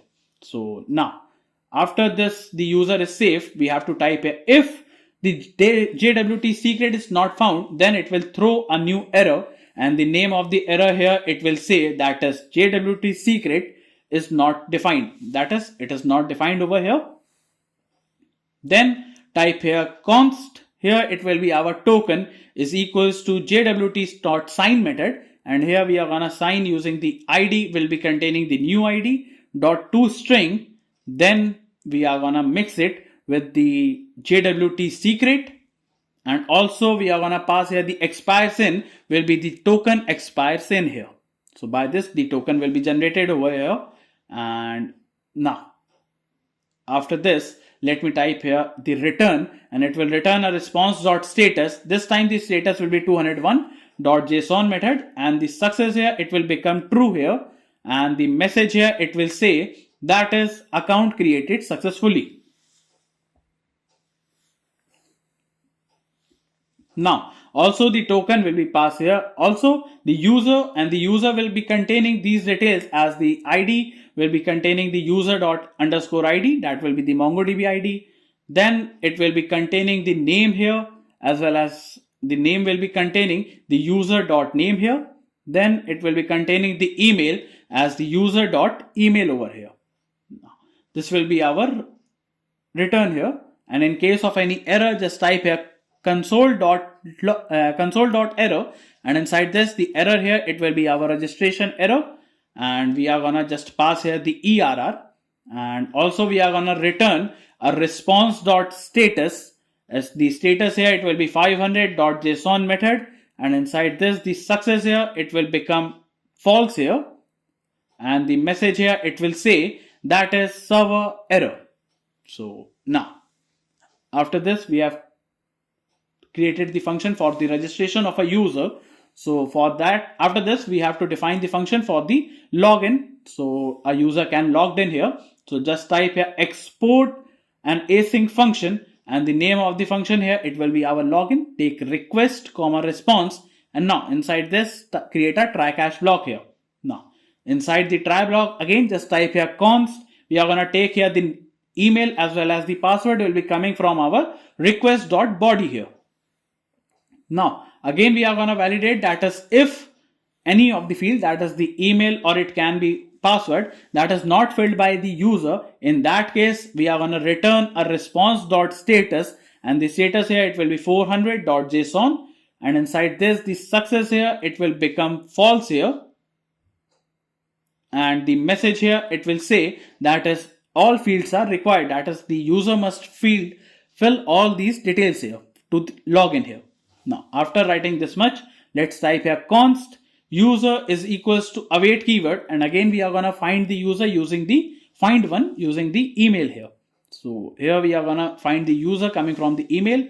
Then if the user is not found, in that case he can't log in, so just return a response.status, and it will be 401.json, and inside this the success here it will become false, and the message here it will say that is user not found, or it is invalid email here. So now, after this, we are gonna type here const is match, that is we are gonna match the password. So type here await keyword, and here we are gonna use the bcrypt.compare method, and here we are gonna compare the password with the user password that is filled by the user here. Then we are gonna type here if it is not matched, then in that case return a response.status.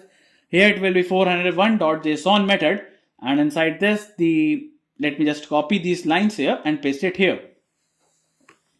Now, after this, let me just type here, let me just scroll up, and here we have to just copy this line for the token generation, and let me just paste it here. Now, once you have pasted this, we have to change it to the ID will be underscore ID. That will be the user dot underscore ID. And then we are going to return a response.status. It will be 200.json method. And inside this, the success here, it will become true. And the message here, it will say that is logged in successfully. So the user will be logged in successful. And the token will be passed here. Also the user, and the user will contain again the ID will be the user dot underscore ID. That is the MongoDB ID. Then it will be containing the name as the user dot name here. And then it will be containing the email as the user dot email over here. Now, after writing this, let me just copy the catch block from here. In case of any error, just paste it over here. And here, let me just change it to login error. Now, by this, we have completed the user controller over here. So in the routes here, let me just create the route, that is the user route.js file. Inside this, type import the Express coming from our Express package. Then we are gonna type here const user router. Let me type a user router is equals to express dot router, and now type a user router dot post method, as it will be our creation method. It will be done on /register route, and the register function will be called here. That will be coming from our user controller.js file here. Now, also we have to type a user router dot post method. It will be done on /login here. Then the login function will be called here. Then we have to export default the user router here. Now, after writing this, let me just go to our server.js, and now inside the routes, let me just type a app.use. Let me just use the /API/auth, and we have to pass here the user router here. Now, it will be coming from our user router.js file here, user route.js file. Now, to test this route, let me just go to our Thunder client. You can get this extension from here in the extensions. Just search here for the Thunder client over here and just install this extension here. So now let's go to our Thunder client, click on this new request, and here let me just go to our Chrome and just copy the backend URL, and here let me just paste it over this. It will be our post method as we have defined it, and we have to copy this /API/auth, and let me paste it after this. Then it will be /register. So in the body we are gonna define that is the name, and the name here we can give any name, and in my case it will be hexa. Then we are gonna give here the email for the input field, that is the hexa@gmail.com. Then we are gonna define here the password, and the password here it will be our 123 and send it. Now once you have sent it, it will show you that is the response is coming here. The response is success here, it is true. The message here it's shown here. The token is generated over here, as well as the user is showing these details, the ID, the name, as well as the email is present here. Now on the MongoDB, if you go to your clusters inside the browse collections, here let me just let it get connected over here. Now it is connected inside the watch site. Inside the users, you will be able to see the user you have created over here. So now, and the password here, it is hashed password. So now let me just go back to our VS Code here, and let me just test the login route also. So let me log in here. For login, we don't require the name field. So remove it and just let me give an incorrect password. So it will show that is invalid email or password here. Then let's give the correct password and it shows that as login is successful and these details are coming here. So now let me close this and now let's go and create another model, that is the watch model.js file here. Inside this, type here import mongoose from our mongoose package. Now here let me just go to our GitHub here, and here inside the backend, inside the models, inside the watch model.js, let me just copy the whole code and let me just paste it over here. Here we are creating the watch schema here using the mongoose.schema, and here we are taking the name of the watch, the description for the watch, the price for the watch, then the category will be given here and it will be defined here by the men. It can have the woman and the brand category that will be given below. The default here it will be men. Then we have the brand name from the brand category and the image of the watch will be taken here with the timestamp here. Then let's type here const watch is equals to mongoose dot, it will be our models dot watch, or it can be mongoose dot models, and inside this pass here the watch and also pass the watch schema. Now type here export default the watch here. Now after writing this much, let me just go to our controllers, and inside the controllers let us create the watch controller.js file here. Now inside this let's type here import the mongoose coming from our mongoose package, and also we are gonna import here the watch that will be coming from our watch model.js file here. Then let us type here const API underscore base is equals to, and here let me just go to our Chrome and let me just copy this backend URL and paste it here. It will be our localhost 4000, and to create a watch, that is first time you are creating a watch, for that let us type here export an async function, and the name of the function here we are gonna give here as create watch, take request comma response, and now inside this create a try catch block here. Now inside the try block let's type here const, here we are gonna take here the name, description, the price, the category, also the brand name here. These things will be coming from our request.body here. That is, these things will be filled from the user. Then let image is equals to request.body.image. Then let me just type here if the request.file name, then in that case the image will be coming from our backtick. It will be API base slash uploads folder with the file name, that is the request.file name, that is the requested file name will be coming from there. Then type here if the name or the description, or here it can be our price, that is if any of these fields are not filled by the user, that it can be image field, and if any of these fields are not filled by the user, then it will return a response.status as 400.json method, and inside this the success here it will become as false here, and the message here it will say that is all fields are required, that is all of these fields are required. The image is coming from the uploads folder for the image verification here, so it will be verifying these details here, that is it is filled by the user or not. Then type here const doc is equals to new watch dot, and inside this we are gonna create the new document, as the ID will be containing the new mongoose dot, it will be types dot object ID. Then we are gonna contain the name, then we are gonna pass here the description for the watch, then the price here as well as the category here, and we are gonna pass here the brand name also for the filter category, and the image will be passed here, and the doc will be containing these details here. Then just type here const saved is equals to, it will be await keyword, and it will be doc.save method. So our saved will be containing the doc.save, and then we are gonna return the response.save as 201.json, and the success here it will become true this time. Also the message here it will say that is watch created successfully, as the watch will be created over here. Also the data will be containing the saved here, so these details will be passed here. And then in case of any error here, let me just type here a console.error, And inside this, the error here, it will be our create watch error.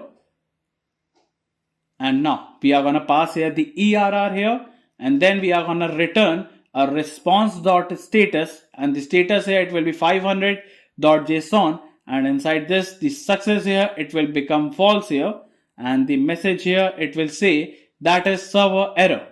That is, it is a server error, so we can't save the watch here. So now by writing this much, we have completed the create watch function. And now after this, to fetch the watch, that is to get the watch for this, so type export an async function, and the name of the function here, it will be our get watches, and take the request comma response, and inside this create a try catch block here. Now inside the try block, just type here const, it will be our category, and we are gonna take here the short will be coming from our minus created at, and then it will be the page here, it will be 1, and the limit here we are gonna take as 12. These things will be coming from our request.query here. Now type here const filter will be defined here. Then after defining this, let me just type here to filter. Let me just add this to the comment here. To filter here, let me just go to our GitHub again. Let me just go to our GitHub, and here inside the watch controller.js, let me copy and paste these lines from here. Copy this and paste it over here. So here we are filtering the watches using the category here. It can be men, it can be women, or here the filter category will be filtered here, as well as each page will be shown here as 1, and the limit here, it is 12, and we are gonna skip here for the pagination, it is given here. Then type here const total is equals to, here it will be await keyword, type here watch dot, here it will be our count document, and here we are gonna type here, pass here the filter for the total document coming from here, and it will contain count the total number of watches coming here. Then the items will be containing the watch dot find, and we are gonna find using the filter dot short, and here we are gonna short using the short. Then we are gonna skip, that is the skip will be skipped using the skip, and the limit here, it will be passed using the lim, and then dot lean method here. So by this, the items will be filtered over here. Then we are gonna just return the response.json, and inside this we are gonna pass here the success, as it will become true, and also the total, let me just type here, total will be passed here. Now also the page will be containing the pg, then the limit will be containing the lim, and let me just type here lim, and then here the items will be passed here. Now so by this we are getting this response over here. And now after this, let me just scroll up and copy the catch block if in case of any error, and just update it over here. Now it will be our get watch error, so it will be our get watches error. And now after this, here to get, let me just type here to delete a watch, that is to delete a particular watch and also unlink the image that is saved in the uploads folder. So just type here export an async function, and the name of the function here, it will be our delete watch, and take request comma response and create a try catch block here. Now inside this try, let's type here const id is equals to, it will be request.params, and then type here if the id is not found, in that case just return a response.status, and the status here, it will be 400.json method, and inside this the success here, it will become false as the id is not found, and the message here, it will say that is id is required, so that we can delete this using the id here. Then so the id will be helping in deleting the watch here. Then type here const w is equals to, it will be await watch dot find by id, and here we are gonna use the id here to find the w. Then if the watch, that is w, is not found, in that case it will return a response.status 404.json method, and inside this the success here, it will become false here, and the message here, it will say that is watch not found. As the watch is not found by the id, it will show you this error here. Now after writing this much, let me just go to our GitHub and let me just copy these lines and let me paste it here. So here we are gonna just check that is the, let me first import also. So import the path that is coming from our path package here. So also we are gonna import the fs, the file system that is coming from our fs package here.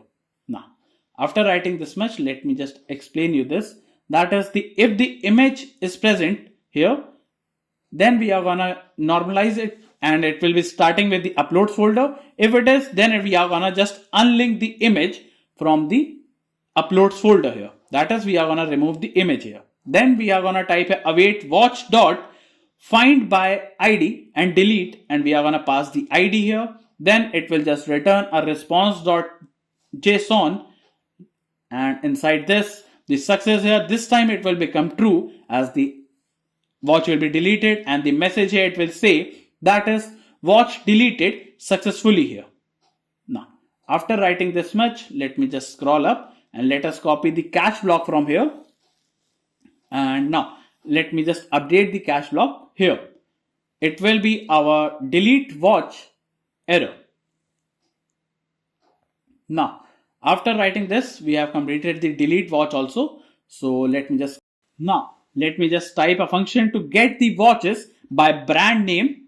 So for that, let me just type a export an async function, and here let me just give the name of the function will be get watches by brand here. Take request comma response, and now inside this create a try catch block over here. Now inside the try block, let me type here const. Here it will be our brand name is equals to, it will be coming from our request dot params here dot brand name, that is whatever brand name is coming here. Then type here const items is equals to await keyword. Here it will be watch dot find, and here we are gonna find using the brand name here. So then we are gonna use the dot short here, and here we are gonna short using the created at, and here we are gonna pass as -1 as the latest entry will be shown above, and then the leen method here. Then just return a response.json, and inside this just pass the success here. It will become true, and the items will be passed over here. Now, in case of any error, just make it the get watches by brands error. Now, so by this we have completed the watch controller.js here, and let me just go to our routes and let us create the watch routes.js here. Inside this, type import express coming from our express package. Then we also have to type a const watch router is equals to, it will be express.router. And now here we are gonna set up here the multer here. So for setting up the multer, we have to import the multer that will be coming from our multer package. Then type here first, here inside this we have to type here const storage is equals to, it will be multer.disk storage, and inside this we are going to define the destination first, as it will be taking the request comma file comma cb, and create an arrow function here, and inside this type here that is the cb, first define it null, and it will be path. So for that path we have to import the path package that will be coming from our path package. Then type here path.join, we are going to join the process.cwd with the uploads folder here for the destination. Then we have to type the file name. To generate the file name, for that we have to take the request comma file comma cb and create an arrow function here, and inside this type here const unique. First we are gonna generate a unique number. For that just type here date.now, and inside this now let me just type here, we are gonna add it with the minus. Also we are gonna pass here the math.round, and inside this pass here the math.random, and here it will be multiplied by 1. Let me just remove this and type here 1e9 here. So now it will generate this unique here. Then for the extension name, type here const ext dot is equals to path dot extension name, and pass here the file dot original name here for the extension here.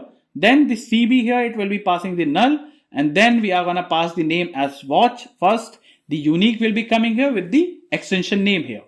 So this is how our file name will be generated here. Then type here const upload is equals to multer, and pass here the storage inside this. Now, here the setup is completed. So type here watch router dot post method. It will be done on slash, pass here the upload dot single image. So we are gonna upload the single image for the watch here, and we are gonna pass here the create. Let me just type here the create watch, and it will be coming from our watch controller.js file here. Now, after writing this much, just type here watch router dot get method, and we are gonna get it on slash and pass here the get watches method. Then type here watch router dot delete, and it will be deleting using the slash id, and we are gonna pass the delete watch function here. Then type here watch router dot get. It will be done on slash brand name, and with the colon the brand name here. Then pass here the get watches by brand function will be called here. Then type here export default the watch router here. So now by this we have completed our watch route here, and now let's go to our server.js, and here we are gonna type here app.use, and here we are gonna use here the slash API slash watches, and here we are gonna pass here the watch router that will be coming from our watch route.js, and we are gonna app.use the uploads folder, that is the slash uploads for the express.static, and inside this we are gonna use the path. So let me just type here path.join, and we are gonna join the process.cwd, and we are gonna join it using with the uploads folder here for the image here. So here let me just type here the import the path that is coming from our path package here, and here let me just cut these two lines and paste it after this here. Now after writing this much, we have completed this also. So now to test it, let me go to our Thunder client again, and here let me just type here the http slash API slash, here it will be our watches. Let me just type here watches here, and now it will be done on slash, as it will be a post method, and this data will be given on the GitHub. You can get this from there and just send it. Once you have sent it, it will show you the response as the success, and the message here it will say that is watch created. So here the brand name, let me just change the name here first. So it will be Atlas, and send it again. So this time let me just get the both watches. So now it shows that as you are getting two watches. First is the Atlas Classic and the Atlas. So now again let me just delete it. So for deleting we require this ID to delete this. So let me just paste it, and it shows that is watch deleted successfully. Now to get it, let me just remove this, and now you can see only one watch is coming here. And now on the MongoDB here, let me just refresh the page over here.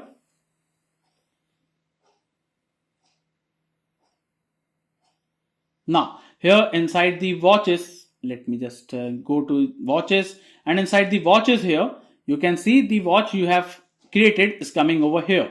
So now after this, let me just go inside this, and the models, create the another model, that is the cart model.js here. And inside this type import the mongoose coming from our mongoose package. Then we are gonna type here const schema is equals, it will be coming from our mongoose package. Then let me just go to our GitHub here, and inside the cart model.js, let me just copy this cart item schema and paste it over here.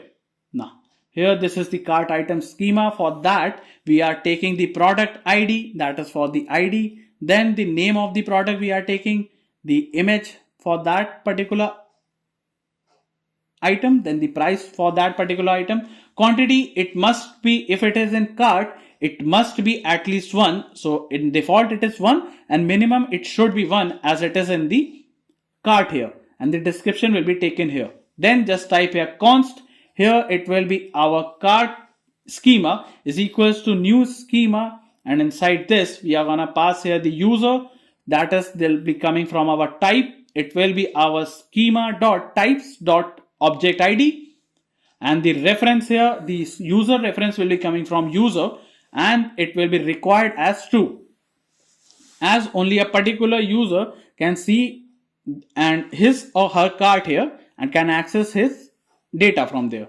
Then inside the items we are gonna pass here the type as it will be our cart item schema, and we are gonna pass here the default, and default here it will be empty array. Now after this we have to just pass here the timestamp also. So here the timestamp it will become true over here. And now after this we have to type here const cart is equals to mongoose dot models, and it will be our cart here. Then in else case it will be our mongoose dot model, and here we are going to pass here the cart, and we are going to pass here the cart schema here. Now we have to export the default, the cart schema, so that is the cart here. So we have exported this cart over here, and by this we have completed the cart model. Now inside the controllers, let's type here cart controller.js file here, and inside this type here import the cart that will be coming, cart model that will be coming from our dot slash model slash, it will be our cart model.js file here. Now inside this we have to create the function that is to add a watch to cart, that is to add any item to the cart. We have to create an async function, and the name of the function here it will be add to cart, and here we are going to take here the request comma response, and inside this we are going to create the try catch block here.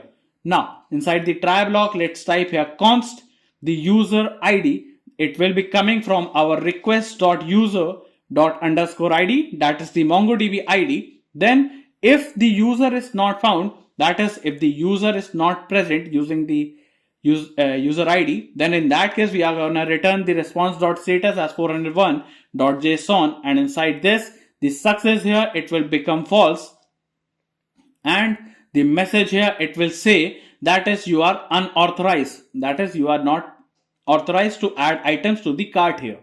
Then type here const, here we are going to take here the product ID with the quantity, also we are going to take the name, the image, the price of the watch, also the description. These all things will be coming from our request.body here. Then we are going to validate each field, that is if the product ID, or it can be name, or it can be our image, or it can be our price. If any of these fields are not filled by the user, that is if any of these fields are not filled using the data, then it will be return a status of 400.json method, and inside this the success here it will become false again, and the message here it will say that is the all fields are required, so the user must fill these details when he fetches the product here. So now after writing this much, let me type here that is the const, here it will be our items payload is equals to, we are going to take it as the product ID, then the name will be passed with the image of the product, then the price of the product with the quantity, and the quantity will be having the QTY as the quantity will be saved here with the description here. Now after creating this item payload, we have to type here let cart is equals to await keyword, here it will be our cart model dot, here we are going to find one using the user, as the user will be containing for the user ID. So it will be having a particular user will be having his particular cart. So let me just go to our GitHub inside the cart controller.js. Let me just copy this add to cart and paste it here. So it will check that is the cart is not present. In that case, it will create a new cart for that particular user using the user ID, and the item will be having the items payload will be passed over here. In else case, if the user's cart is already present, in that case, it will just update the product ID using the product ID with the product. And if the product index is greater than -1, in that case, it will be increasing the quantity by +1 here, and it will just push the items to the payload here. That means the item will be added to the cart here. Then it will return the response.status as 200.json, and inside this the success here it will become, let me just change this false here to true here, and the message here it will say that is, let me just first update it here. And inside this, the success here, it will become true as the item will be added to the cart, and the message here, it will say that is item added to cart. That is the watch has been added to the cart here, and the cart will be passed over here. Now, after this, in case of any error, that is the ERR, or it can be error, just type here console.error, and here we are gonna pass here the error as add to cart error, and we are gonna pass here the ERR error. Now, we are gonna just return the response.status, and the status will be 500.json method. Inside this, the success here, it will become false here, and now inside this, the message here, it will say that is server error or the internal error, that is the backend error. Then the error will be containing the error dot message here. Now, by writing this, we have completed the add to cart function here for the user to add item to the cart here. Now, to get the cart data, for that, let me just go to our GitHub, and the whole function is already given on the GitHub. Just copy it and paste it over here. Now, here, let me just, we have created this get cart function, and we are gonna just validate that is the user ID, as the particular user has his or her cart here. So if the user ID is not found, then it means you are unauthorized here. Then the cart model will be found using the user ID. If the cart is not found, in that case, also the cart length is less than, if not found, in that case, the item will be empty array, and the cart is not found. In that case, the item will be empty array, and the summary here for all the value will be 0. Then we are gonna find the total amount here. That is, let me just add the comment here, that it will calculate here the total amount. So it will be calculating the total amount, also the tax rate with the shipping and the tax, and the final amount will be calculated using these details here, as it will be adding the total amount mixed with the tax, also the shipping charges up to 2 decimal place here. Then it will return this response here, and in case of any error, it will show you this error here. Now, here to update any item to the cart, that is to increase or decrease the value, type here export an async function, and let's give the name of the function will be update cart item, take request comma response, and now inside this create a try catch block here. Now inside the try block, let me just type here that is const, and here let me just copy these user verification from here, and here let me just paste it over here. Now here it will just check that is user is present or not. If not, then it will show you that is you are unauthorized here. Then type here const, and here we are going to take the product ID, then the quantity. These both things will be coming from our request.body. As to update, we only require the product ID with the quantity that is present there. If any of both of them, if not found, that is if it is not filled by the user, then in that case it will be return a response.json. It will be success here, it will become false, and the message here, it will say that is we need the product ID and the quantity, both valid must be required here. Now after this, type here const cart is equals to, it will be await keyword, and pass here the cart model dot find one, and here we are gonna find the cart using the user again, that is a particular user has his or her cart item here only. If the cart is not found, then it will just return a response.status. It will be 404.json method, and inside this, the success here, it will become false as the cart is not found for that particular user, and the message here, it will say that is cart not found here. Now, after writing this, let me just create the function that is to update. For that, let me just go to our GitHub, and here we have given this 4 lines over here. Just copy and paste it over here.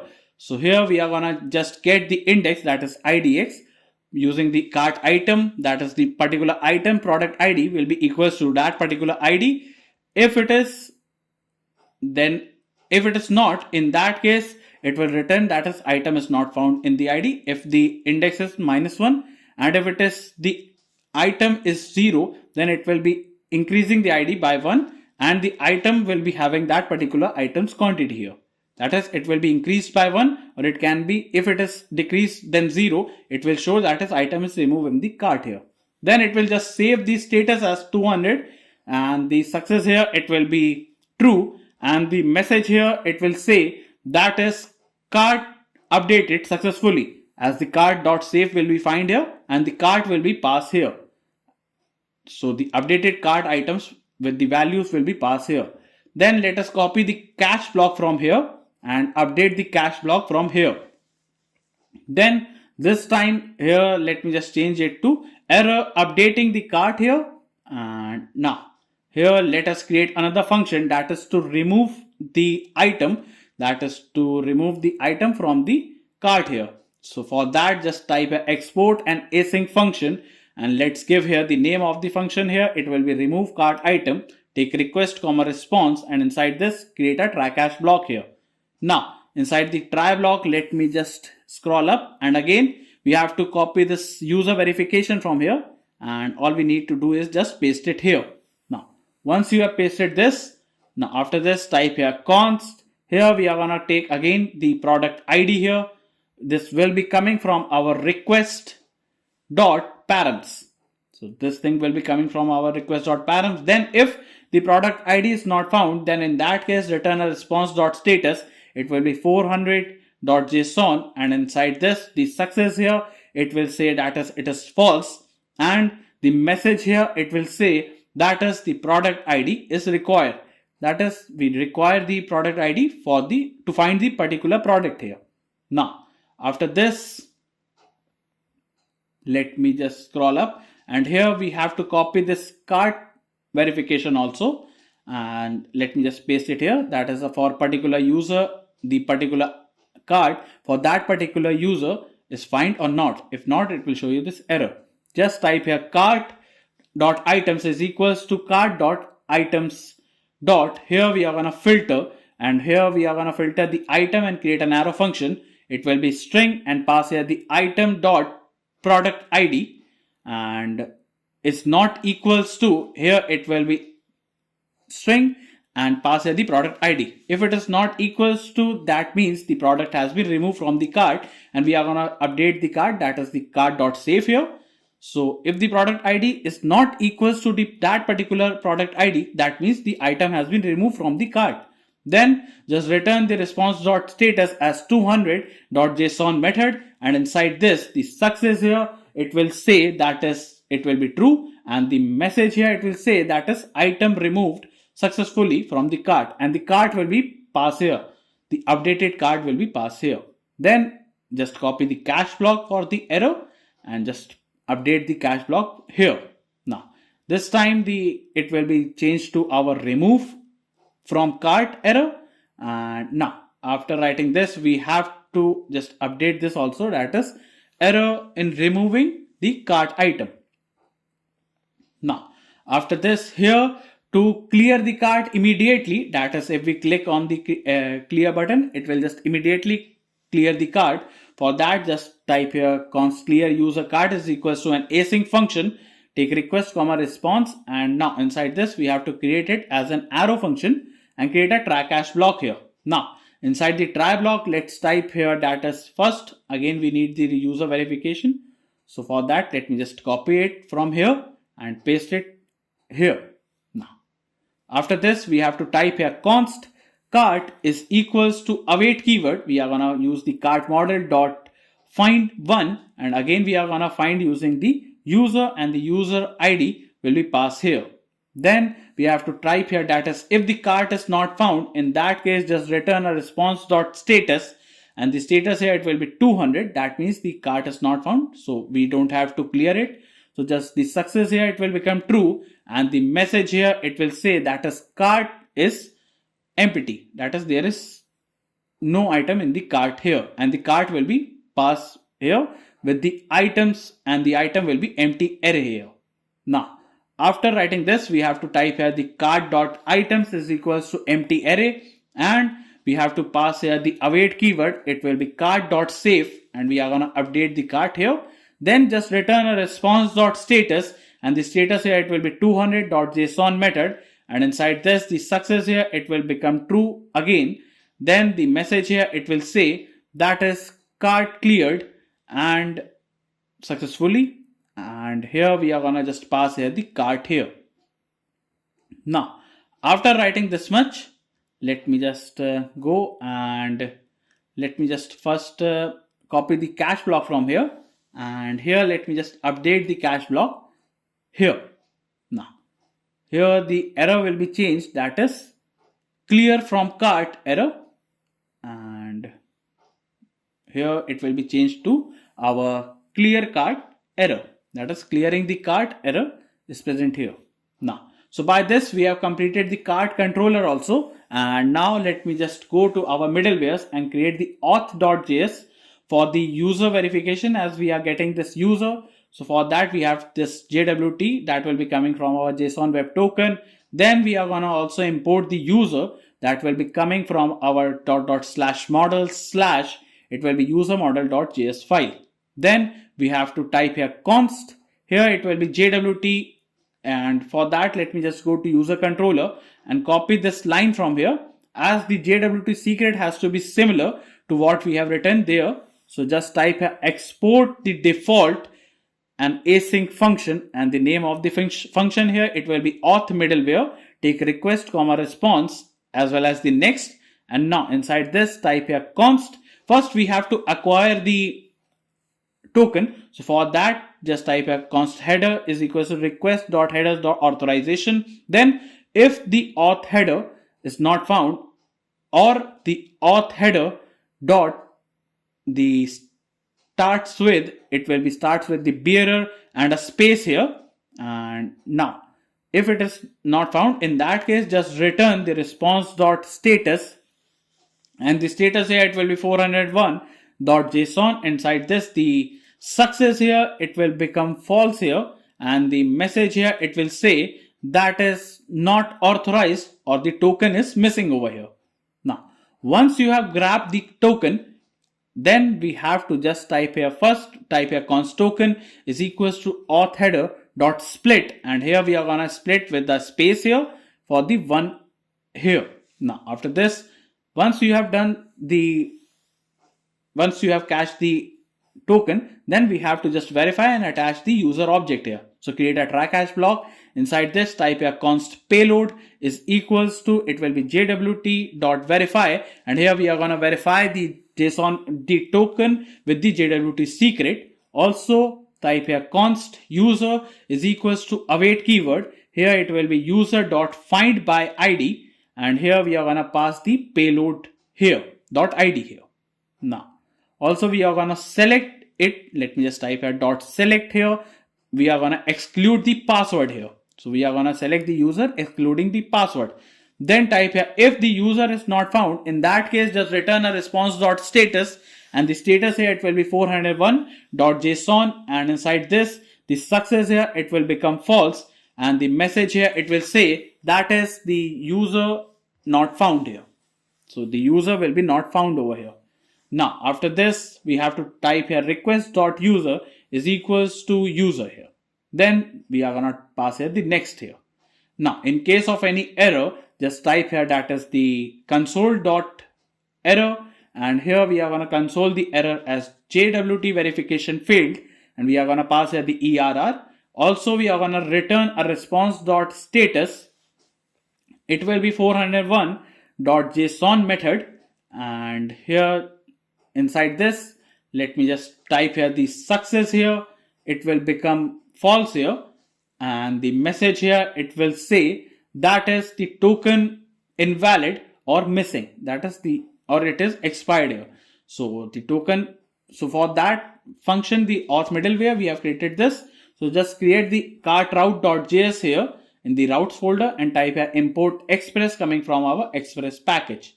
Then type here import the auth middleware coming from our auth.js file here. Then type here const cart router is equals to, it will be our express.router here.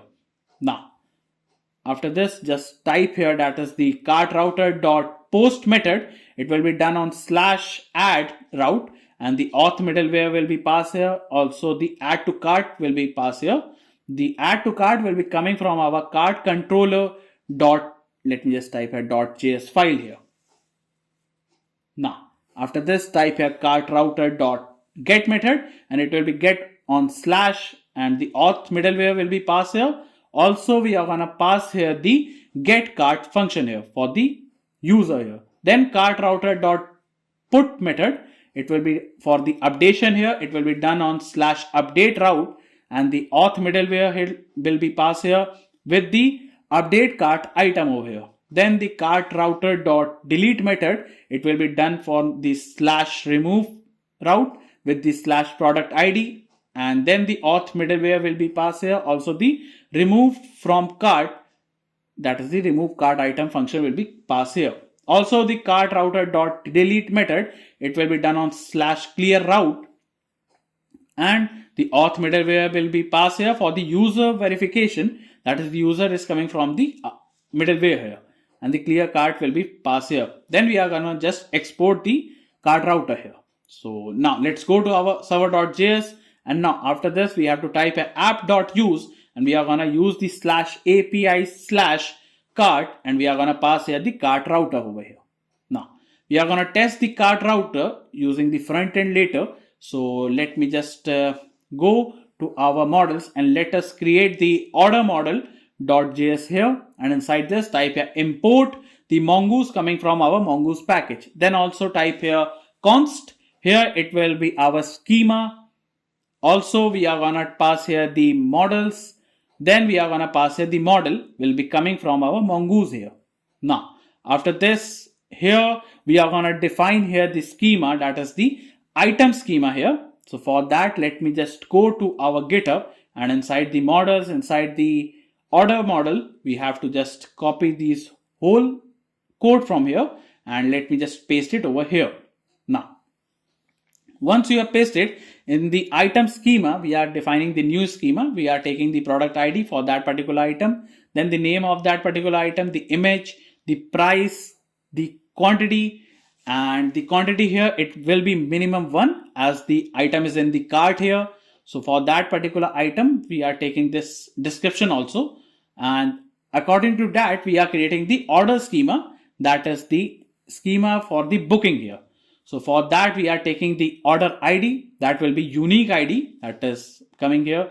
Then the user, as for particular user, the particular order has been placed here. So for user verification, and for this we are taking the user ID here.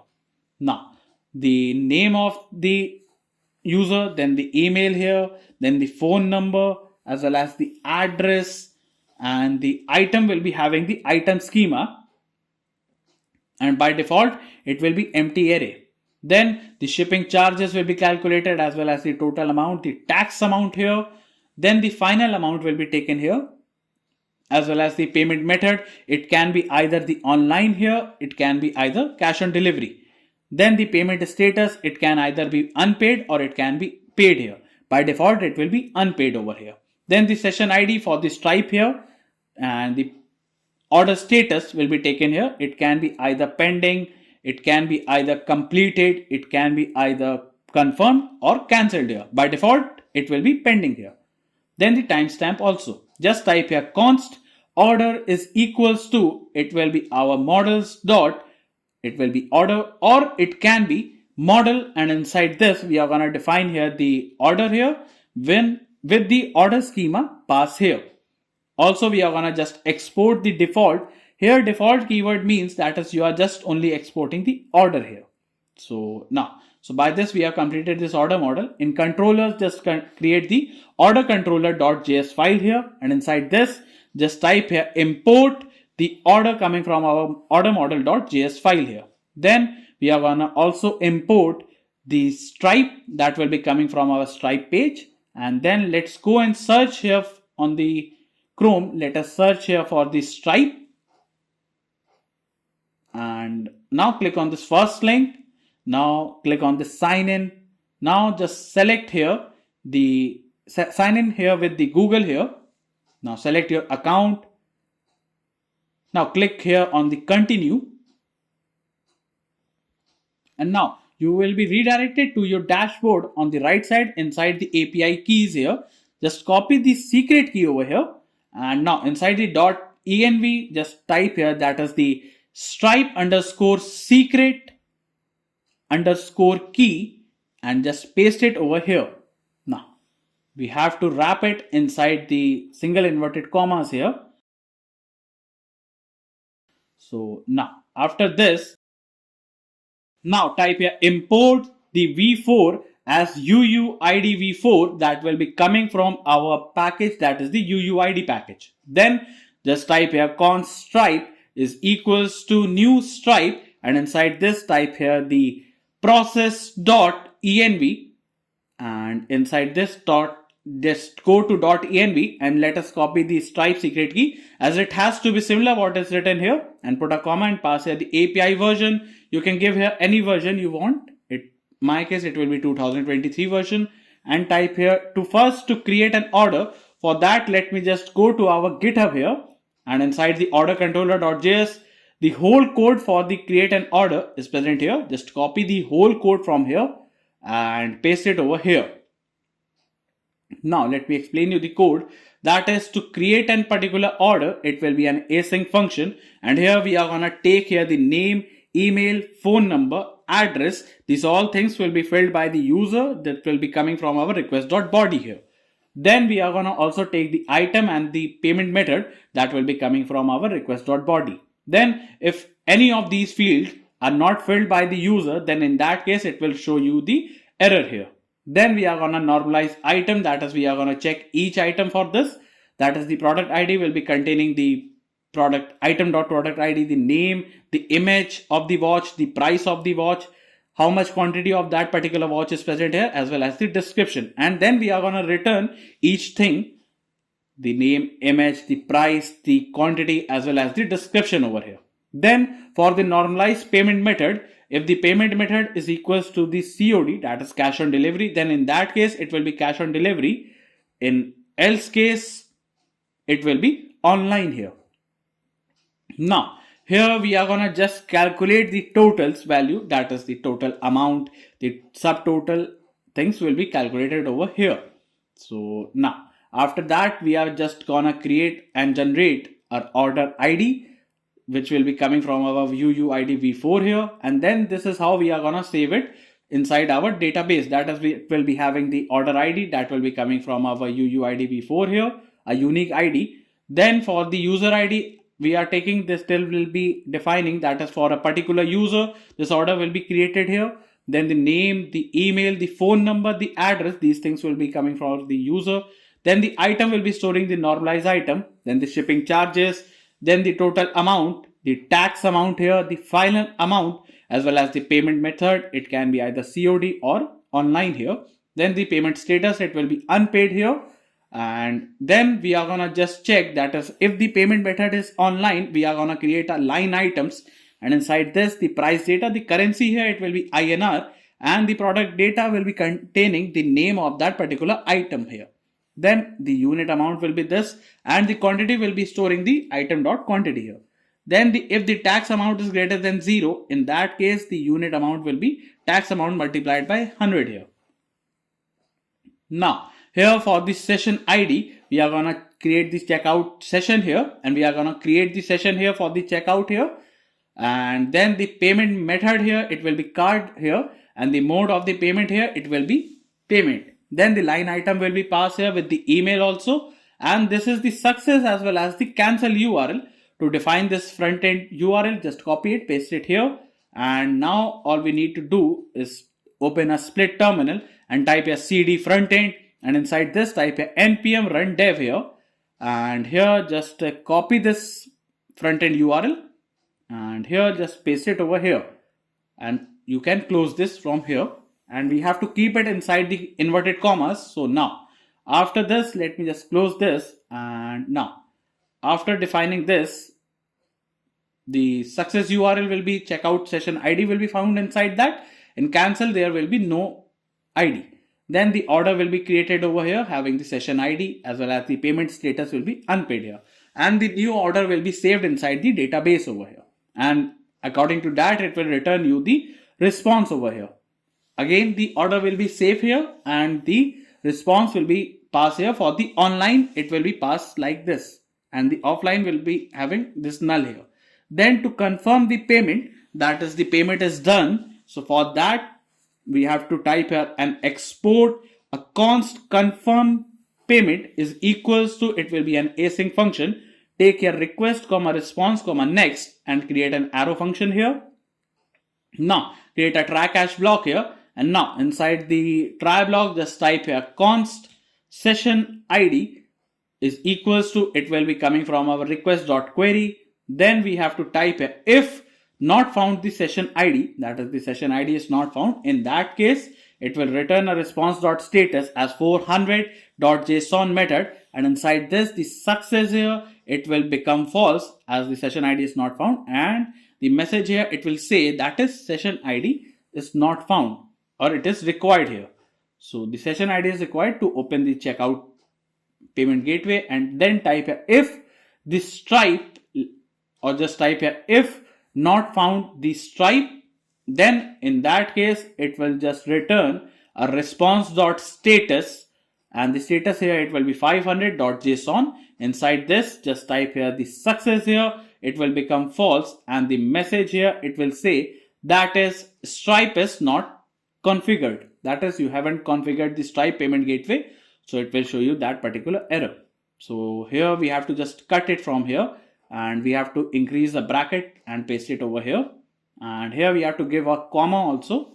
Now after this let me just type here, that is after checking this just type here const session is equals to await keyword, it will be our stripe dot checkout dot, it will be our session dot retrieve. So here we are gonna just retrieve the session id from the checkout here. Then type here if the session is not found, that is the session doesn't created here, then it will return a response.status as 400.json method, and inside this the success here it will become false, and the message here it will say that is invalid session here. So if the session is not created using this, so we can't retrieve the session id, and if it's not found it will be showing the error. Then type here if the session dot payment status is not equals to, it will be paid, then in that case just type a return a response.status, it will be 409.json method, and inside this just type here the success here, it will become false here, and the message here it will say that is the payment not completed. So the payment won't be done if the payment status is still paid, is still not unpaid, that is it is not paid here, so it will show you this error. Just type here const order is equals to await order dot find one and update, and we are gonna update that particular order using the session id, and the session id will be storing the session id underscore id, as well as the payment status will be storing the as paid here, and then we also have to pass here the payment intent id, that will be storing the session dot, it will be our payment underscore intent here.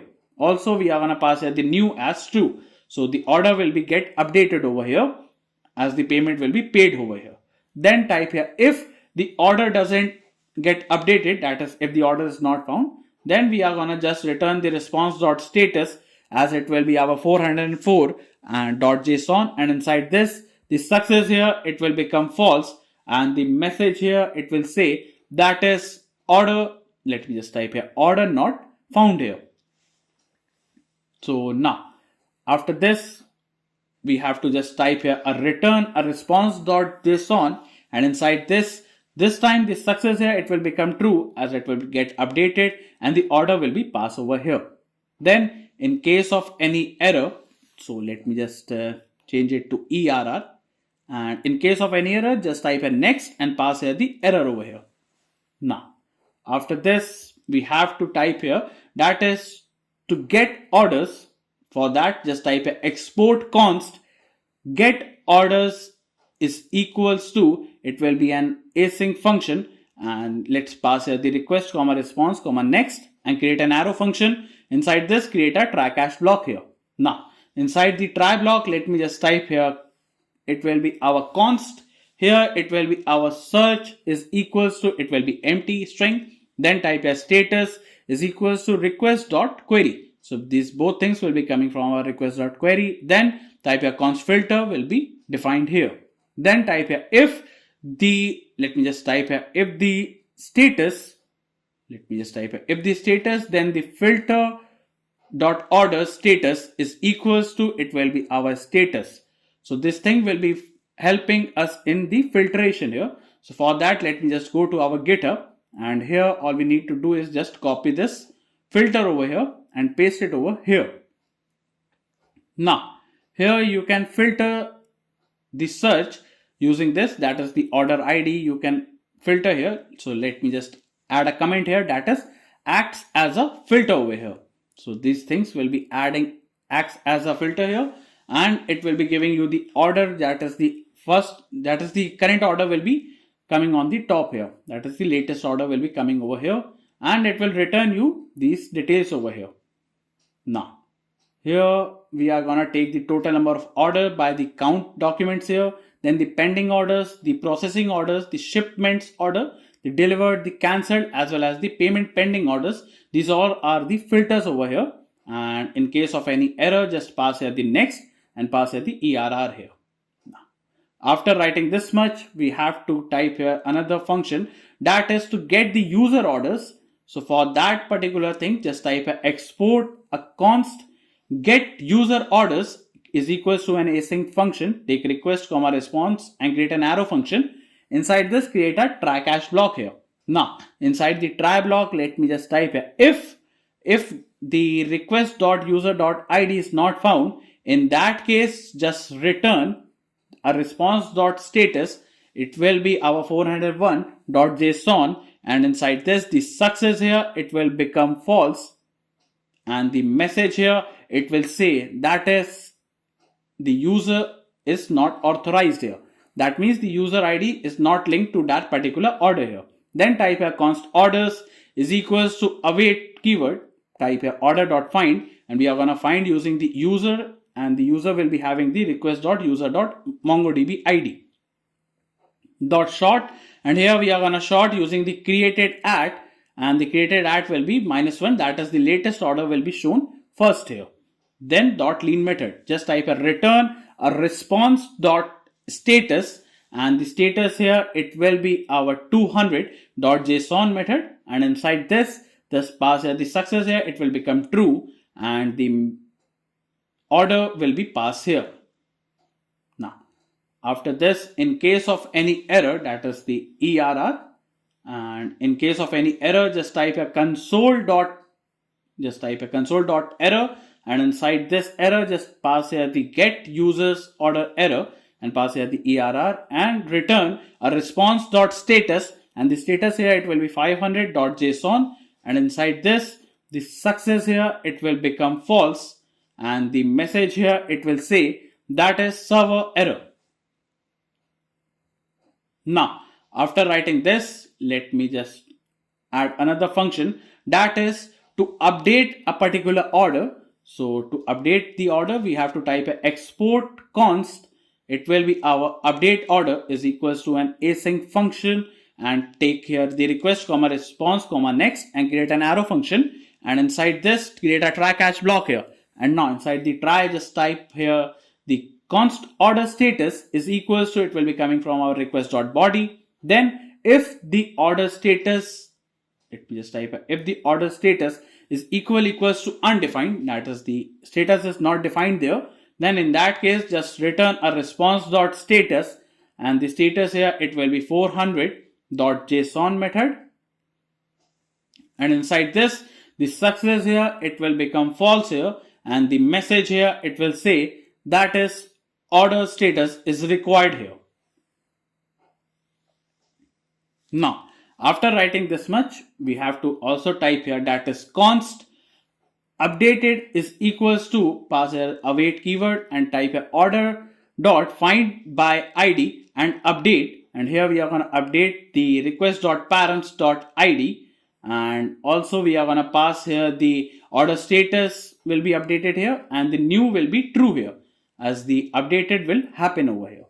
Now, after writing this much, let me just type a if the updated doesn't happen, in that case what will happen, that is it will return a response.status, and the status here it will be 404.json method. Inside this, the success here it will become false, and the message here it will say that is order not found, that is the order is not found, using the params.id here.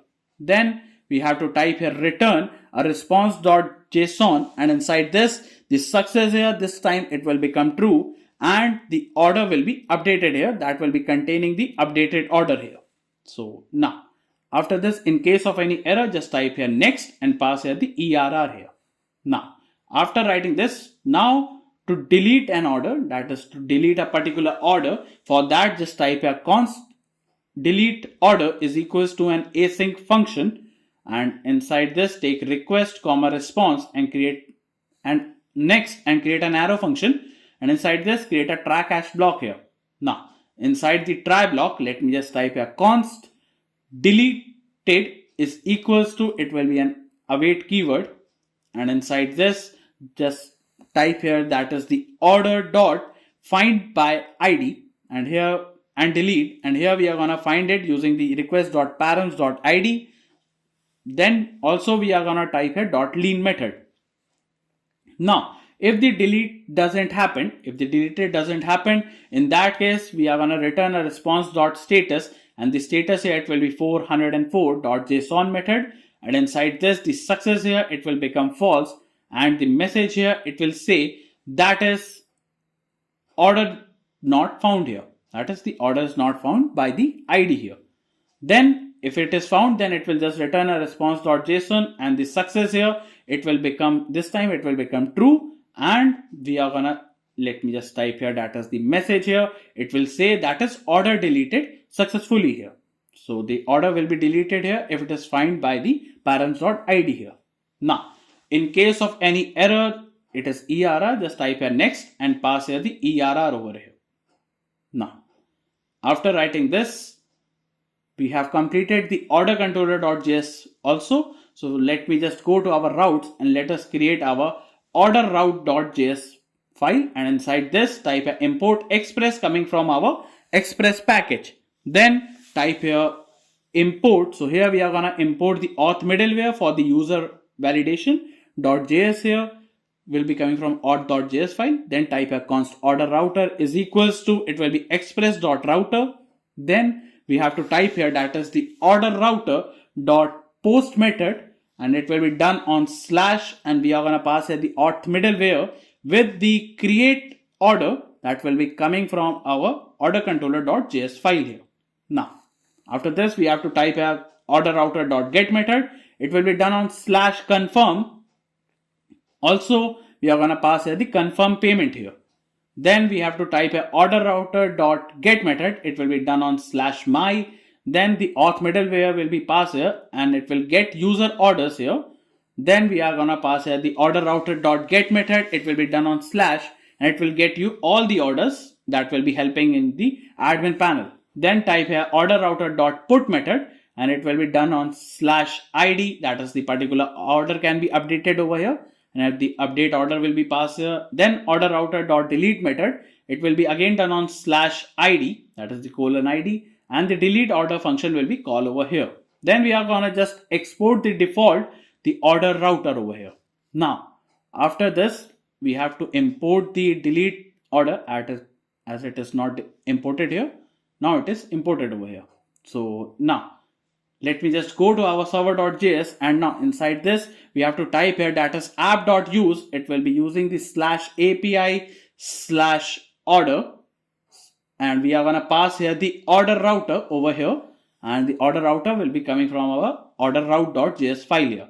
We are going to test this order router from the front end as well as the admin panel here. So now in your backend, let me just open the controllers inside the order controller. We have to correct this for the user's order. It will be created at, we have to add a D over here, and then we have completed our backend. So let us create the admin folder and open a split terminal and type a cd admin. And here let me just go to our Chrome and search here for the white React over here. Now click on this first link, scroll down and copy this command, and in your terminal paste it over here. Now here the project name will be /. The framework here, it will be, let me select it, the React here. Then the variant will be JavaScript. Select no and no. And then let's install the node packages over here. So just copy and paste this here. And till the time it is installing, let's go and let us search here for the Tailwind CSS. Now click on this first link. Now click on this get started button. So here for using the white, we have to install this Tailwind. So just copy this command over here. And in your terminal, just paste it over here. Now, after this, in your admin, let me just copy this import statement over here. And here, inside the white.config.js, you have to paste it over here. Now, after this, we have to copy this plugin over here.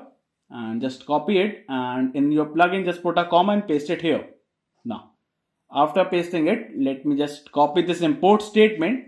And here in your src, we don't need the app.css, you can remove it. And in your index.css, just paste it over here. Now, just copy this h1 tag over here. And here inside the app.js, just remove it and type here RESTful. And here in your div, paste it here. Change this class to class name. And here type here npm run dev in your terminal. And type O and enter to open it on our default browser. So now as you can see, the Tailwind CSS is successfully installed and is working fine here.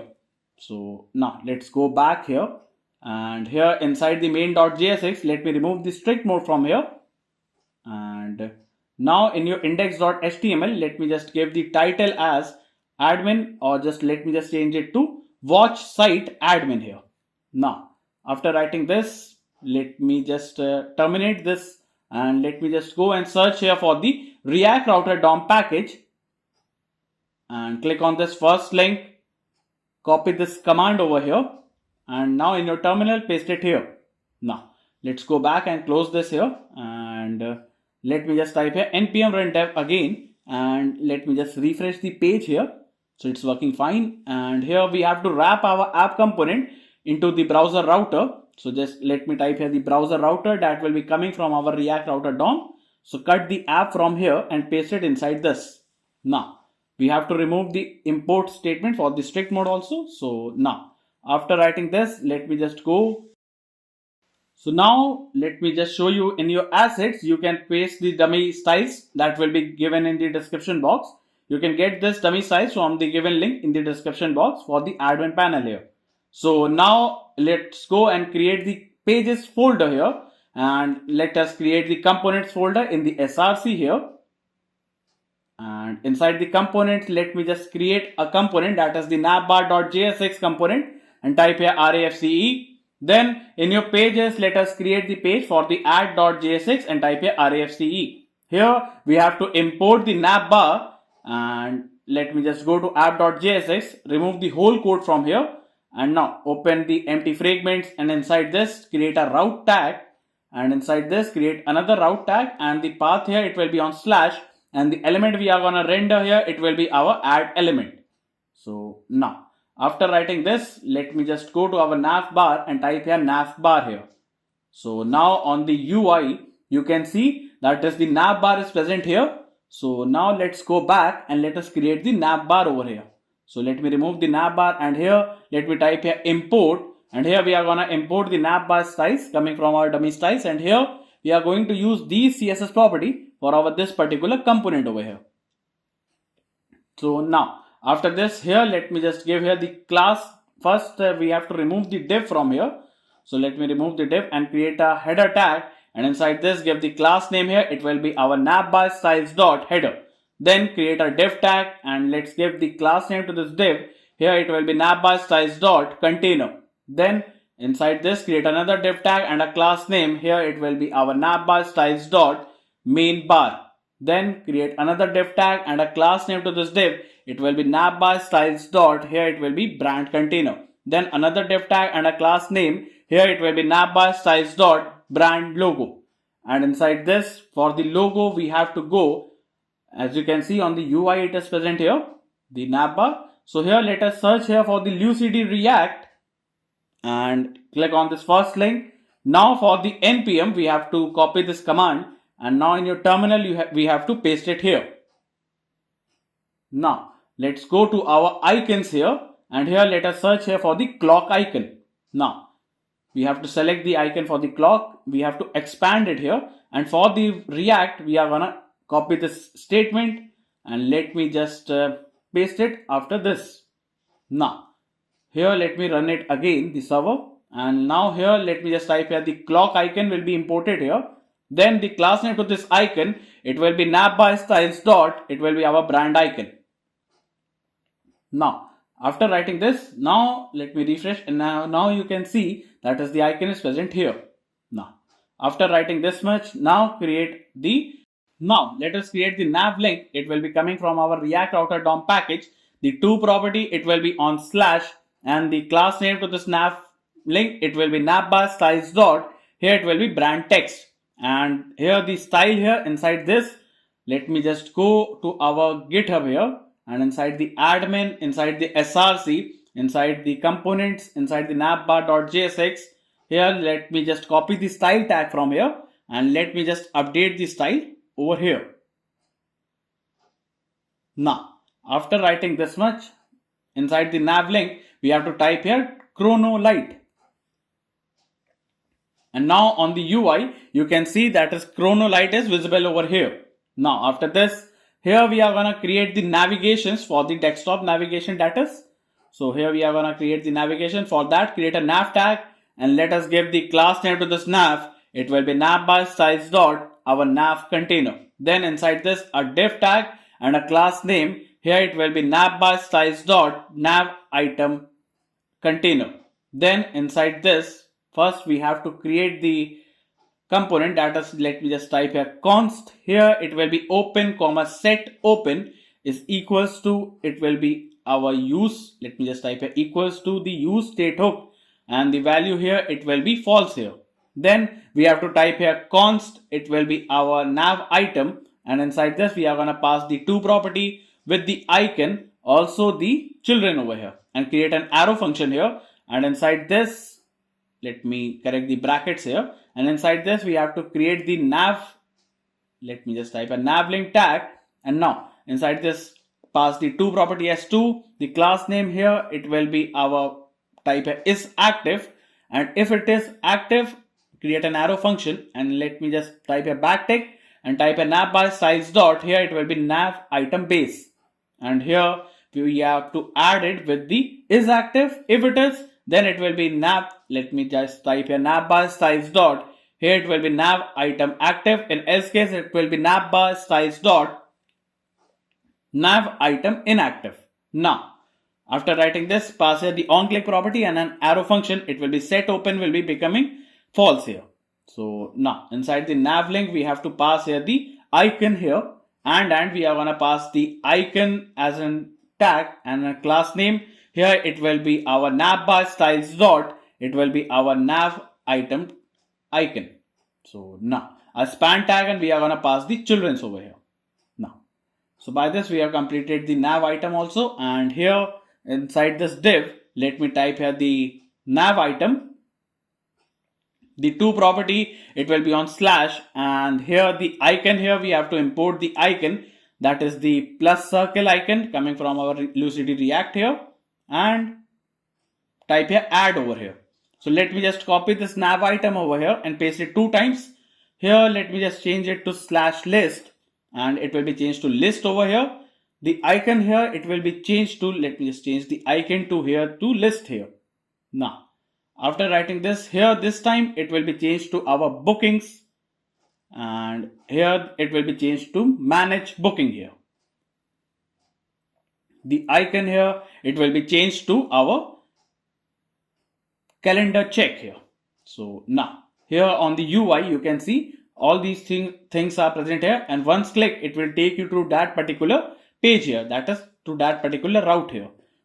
Now for our mobile view, that is to mobile toggle here, we have to create a div tag and a class. Let me just type here the class name. Here it will be our navbar styles dot write container. Now inside this we have to create a button tag and let's give the class name here. It will be navbar styles dot mobile menu button, and let's give the on click property and it will be an arrow function. Inside this just type here that is set open will become not open here. Now we have to pass here that is if it is open, in that case we have to pass the icon as X and a class name. It will be our navbar styles dot, here it will be mobile menu icon, and in else case, that is if it is not open, in that case the icon will be menu icon and a class name to this icon, it will be navbar styles dot, it will be our mobile menu icon over here. Now after writing this, let me just create the navigation for the mobile menu. So for that, let me just type here that is, first let me just show you the navigation toggle here. So we can see the toggle is present here. So now for this we have to create that is if it is open, and in that case we have to create a div tag and a class. Let me just type here a class name. Here it will be our navbar size dot, let me just type here the mobile drop down, then another div tag and a class name. It will be navbar styles dot, it will be our mobile nav item container. Then inside this pass here the nav, or just let me just copy these nav item tag here and let me just paste it over here. Now once you have pasted this, by this we have completed the navbar.jsx, and here you can see the toggle button is working fine over here, and our navbar is responsive for any screens here. So now after writing this, let me create another component, that is the add page.jsx here, and we have to type here RAFCE. Then we have to type here add over here, and in your add.jsx we have to import the add page over here. So now on the UI you can see that is add is coming here.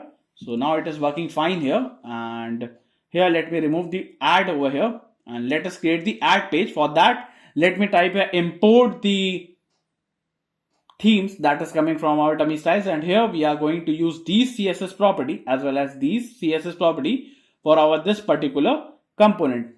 So let me just type here, we have to also import here that is the theme button colors, also the classes over here, as well as the get input classes.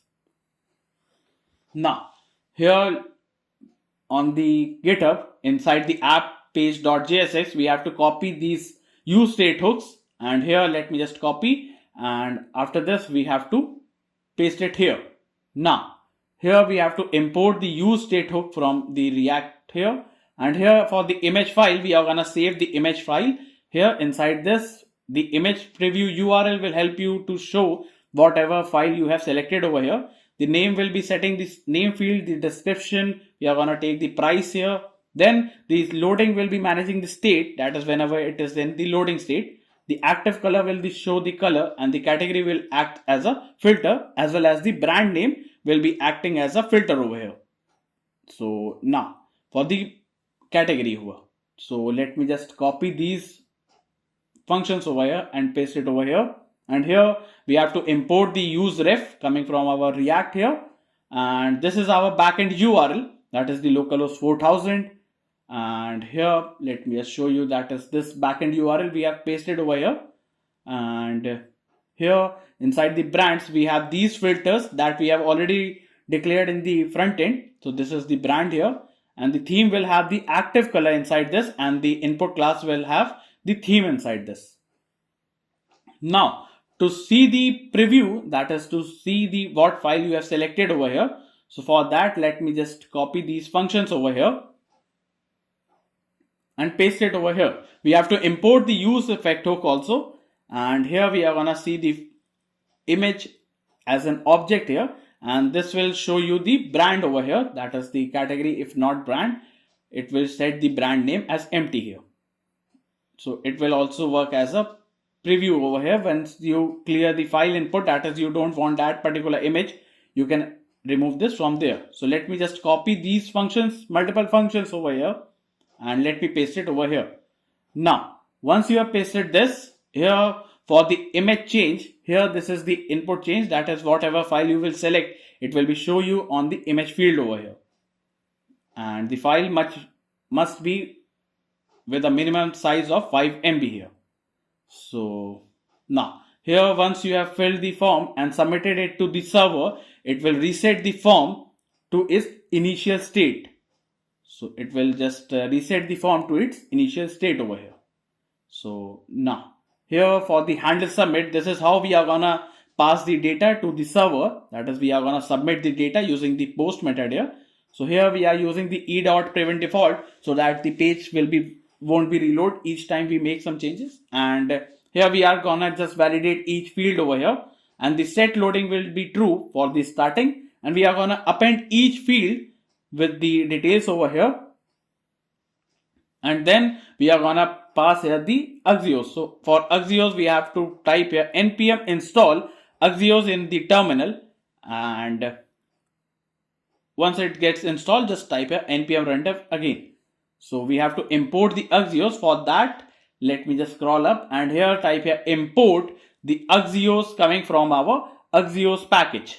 Now after this, here we are using this API base, that is the localhost 4000 /API/watches. How am I getting this? For the backend inside the server.js, we have used this /API/watches, and inside the watch router, we have used for the post method, we have used the slash for the create a watch here. So for this, we are using this route here, and we are just gonna show the toast here. So again, for this toast here, we have to go to our Chrome and search here for the React Toastify package over here. Now click on this first link, copy this command over here, and now inside this terminal, just paste it over here. Now let me just type here npm run again, and here let me refresh the page. For the UI, it is working fine here. So now let me just import the toast over here. So for that, let me just type import, and here we are gonna import the toast that is coming from our React Toastify package here. Now after writing this, let me just that is, it will just reset the form once the detail is sent here, and this is the prettier category, that is, it will show you the filter for that. If you selected men, it will be men. If you selected woman, it will be woman. If you select brand, it will be that particular brand you are gonna select here. So now for the UI, create a div tag and a class name to this div. Here it will be our backtick, and pass here the classes dot, it will be page container, and inside this we are gonna pass the theme dot, here it will be bg. Then create the toast container, we have to import this, and the position for the toast will be coming from the top right side. Then we have to type here the auto close, it will be auto close in 25 seconds, that is the 2.5 seconds. And then a div tag and a class name, here it will be a classes dot, here max width container. Then inside this, another div tag and a, let me just type here the class name over here, and the class name here it will be our classes dot, here it will be our header container. Then inside this, create a h1 tag and a class name, here it will be classes dot, here it will be our header title, and inside this, let's give the title as add new watch here. Now after writing this, now on the UI you can see that is add new watch is present over here. And now let me just go back and create a div tag, and let's give here the class name. Here the class name, here it will be our classes dot, here it will be our theme button container. Then inside this, let me just go and let me just copy these map function and paste it over here. These are the color functions for the mapping, and inside this create a button tag, and let's give here the key property, it will be C, and a class name, it will be our backtick, and pass here the classes dot, here it will be our theme button, and inside this pass here the active color is equals to C, that is whatever the active color, it will show you that particular background here, that particular theme here, and the theme color button will be passed as C. And on click property, create an arrow function, and inside this just set the active color will be C here, and inside this button we have to pass here, we have to close this button right here, so don't need to pass here. And now once you have closed this, now on the UI you can see once you select any color, it will change the background here. So now after writing this here, let me just create another div tag and a class name to this div. It will be classes.grid container. Then create another form tag, and inside the form tag we have to pass here the on submit property. It will be our handle submit, and inside this a class name to this form. Here it will be classes.form container, and inside this pass here the theme here. Now create our div tag. Now after this div, another div tag, and let's give the class name. Here it will be our classes dot, here it will be our form label. Now inside this, let's give the icon as upload and a class name to this icon as width will be 4, height will be 4, and let's type here that is the watch image, and let's give the space and a span tag, and let's give the class name to the span. Here it will be our classes dot, it will be our require star, and let's give the asterisk over here. Now after this div, let's create another div tag and a class name. Here it will be our, let me just type here the class name.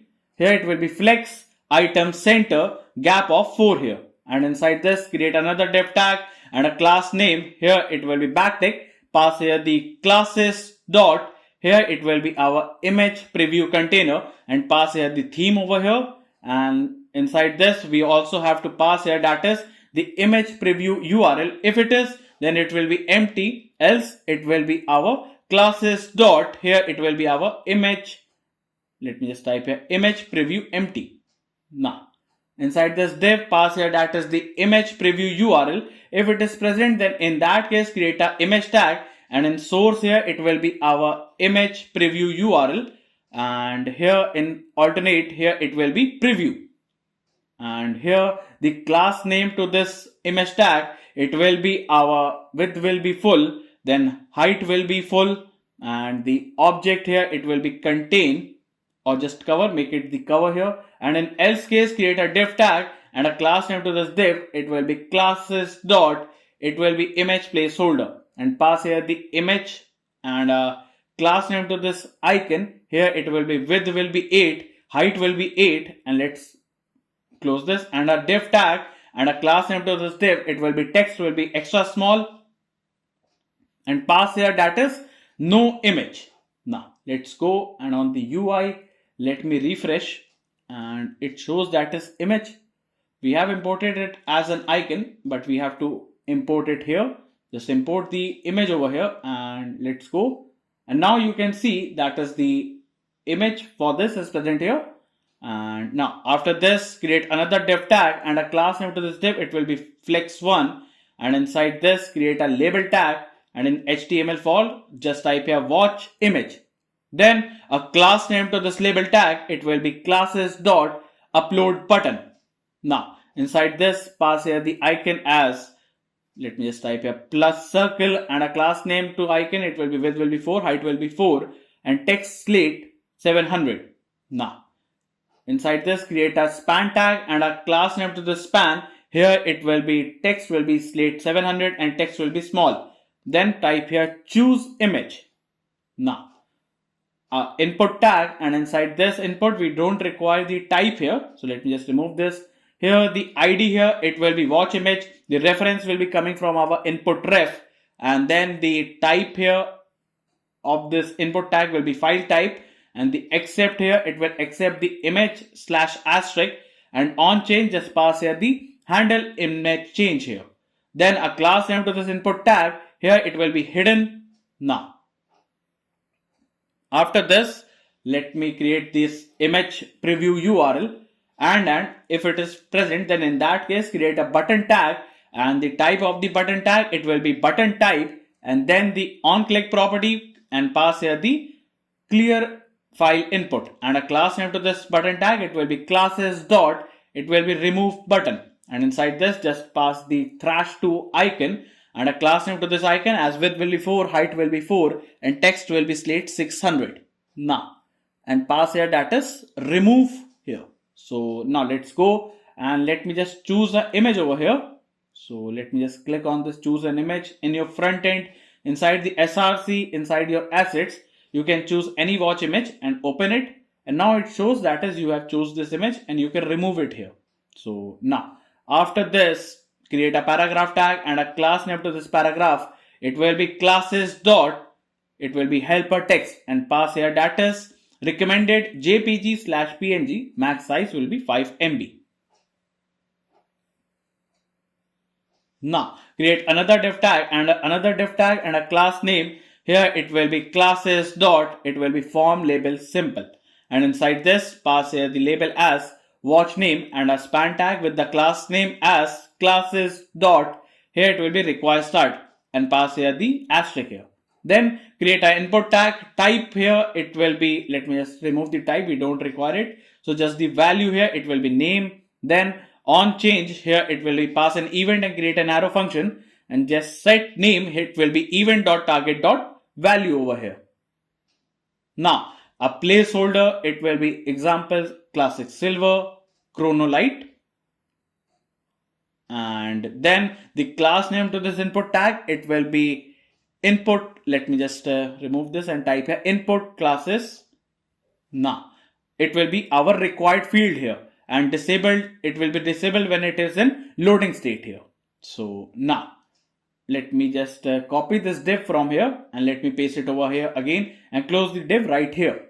Now after closing this, here we have to change it to our category, and then we have to create a select tag. We don't require the name as well as the ID field, just type here value, it will be category, and then the on change property, pass here an event and an arrow function and type here set category, it will be event.target.value over here. Now just give the class name to the select tag, it will be, let me just remove this and pass here the input classes. Then we have to pass here the disabled, it will be disabled when it is in loading state, and inside the select type here the option tag, value here it will be men, for men the option will be men here. Then another, let me just type here another option tag over here, and the value here this time it will be woman, and the option here it will be for woman here. Then another option tag and the value here it will be for the brand here, and we have to pass here the brand here.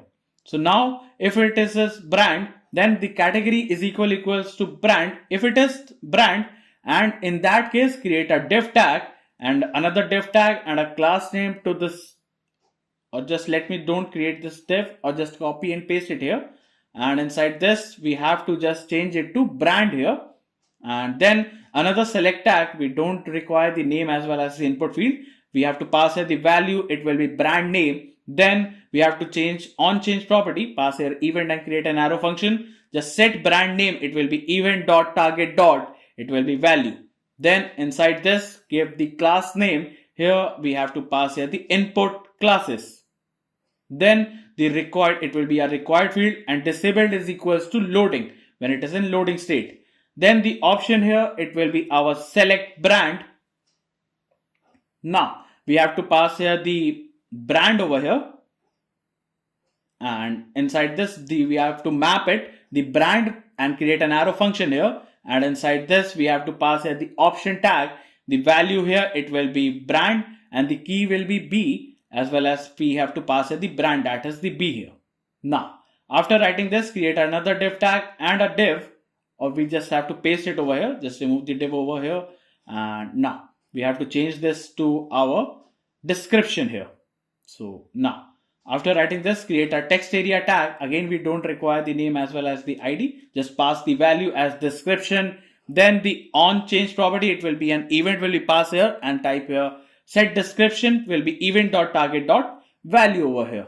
Then it will be our required field here, and the rows here it will be 4, and a placeholder it will be short description about watch, and a class name it will be backtick, pass here the input classes, and just type a resize will be none here. And now let me just type here that is it will be our required field, and disabled, it will be disabled when it will be a loading state. So now after this, now on the UI you can see if you select brand, you can see the select brands are coming over here. And now let me just go back, and now after this create another div tag and paste the div here. We have to remove the div over here, Now change this to price and change it to INR here. Now create another div tag and a class name to this div. Here it will be classes dot, it will be our price input container. And inside this create a input tag. Here we have to remove the type here. Just pass here the value, it will be our price. Then on change property, pass here an event and create an arrow function. Just set price here, it will be event dot target dot value over here. Now inside this it will be a placeholder, it will say that is 199.99 rupees. Input mode here, it will be our decimal mode. Then the class name here, it will be classes dot, it will be our price input. And now inside this pass here the theme here. Then it will be our required field, and disabled is equals to when it is in loading state here. So now create another div tag and a class name, margin top will be 3. Then another button tag, and let's give here the type of the button. This time it will be a submit type. Then the disabled is equals to when it is in loading state. Then inside this we have to give the class name, and the class name here it will be classes dot submit button, and pass here the theme over here. Also the loading here. Then inside the button tag, let's give the icon as well as the class name will be width will be 5, height will be 5. And now inside this a span tag and a class name, it will be text will be small, and pass here the text as loading. If it is, it will be adding, and in else case just type a add watch here. So now after this let me just go, and now you can see the add watch button is present here and it is working fine. So let me just copy these div tag from the GitHub and paste it over here. Now it is for the price summary that will be coming on the right side over here with the category that we have selected over here. So now here you can see it is shown these things. And now let me just add a watch. For that let me select the watch image. Let me just fill the details, that is watch 1. Now select the brand. Let me select Rolex over here and some watch description as a nice watch. Then let's give the price as 780 and add the watch. You can see it shows that is watch added successfully. And now on the MongoDB, let me refresh it, and on the watch site, on the watches, you can see there will be 2 watches coming over here. That is watch 1 that we have just added here using the admin panel over here. Now after this we have to go to our uploads, and now you can see the image is coming over here in the uploads also. And now by this we have completed our add page.jsx component. So let me just close this, and here in the component let me create another component, that is the list page.jsx, and now type here RESTful. Then in your pages let us create the list.jsx page and type here RESTful. Now let us import the Navbar over here with the list page also. So let me import the list page here. And now in your app.jsx, let's create another route tag, and the path here this time it will be done on /list, and the element we are going to render, it will be list element. Now after this let's go to our list, and let me just type a list over here. And now on the UI, let me just go to our UI for the list. You can see the list is coming here, so it is working fine. So now let's go and create our list page here. So let me remove the list, and here we have to import. So just let's type here the import the list page styles are coming from our dummy styles, and here we are going to use these CSS property for our this particular component over here. So now after this let me just go to our GitHub, and inside the list page.jsx, all you need to do is just copy these functions over here. And now after this just paste it over here. Now here this we have to import the use state hook. In watches we are gonna get the watches inside an empty array. The loading as well as the deleting will be managing the state when we are gonna delete the watch here. Then the API will be the backend URL, and this is the /API/watch which we have declared here in the server.js here. Now here to map server to UI, that is map all these to the UI that is coming from the server here. That is the image. We have to take the item ID, the image over here, then the name of the watch, description, price, category, the brand name of the watch, as well as the image over here. Then we have to import the use effect hook, and this is how we are gonna fetch the watch using the Axios here, import it here, and here we are using this slash the API base with the API list path, and the limit here it is 10,000. So why we are declaring the limit? Because in the watch controller we have declared the limit as 12 over here. So we have to declare the limit so that many watches can be listed over here without the pagination here. So now here to delete we require the ID so that a particular watch only gets deleted, and we have to declare this slash ID. So we have declared it in the watch router. For the delete we require the ID over here. Now, so let me just go, and this is how we are gonna delete it, and a toast will be shown over here. And now we have to import it, and then to get the category label, so it will just give you the category label here. That is for the filter, you can use it as a filter. And then for the UI, let's give the class name to this div. It will be our list page styles dot root. Then we have to create the pass here the toast container. Then a div tag and a class name to this div. It will be list page styles dot container. Then create a header. Let me just type a header tag here. And now inside this, let's give the class name to this header tag. It will be our list page styles dot. It will be header. Then create a h1 tag, and let's give the class name to this heading tag. It will be our list page styles dot. It will be title, and let's give the title as it will be our watch collection. Now after writing this, you can see on the UI the watch collection is present here. So now after this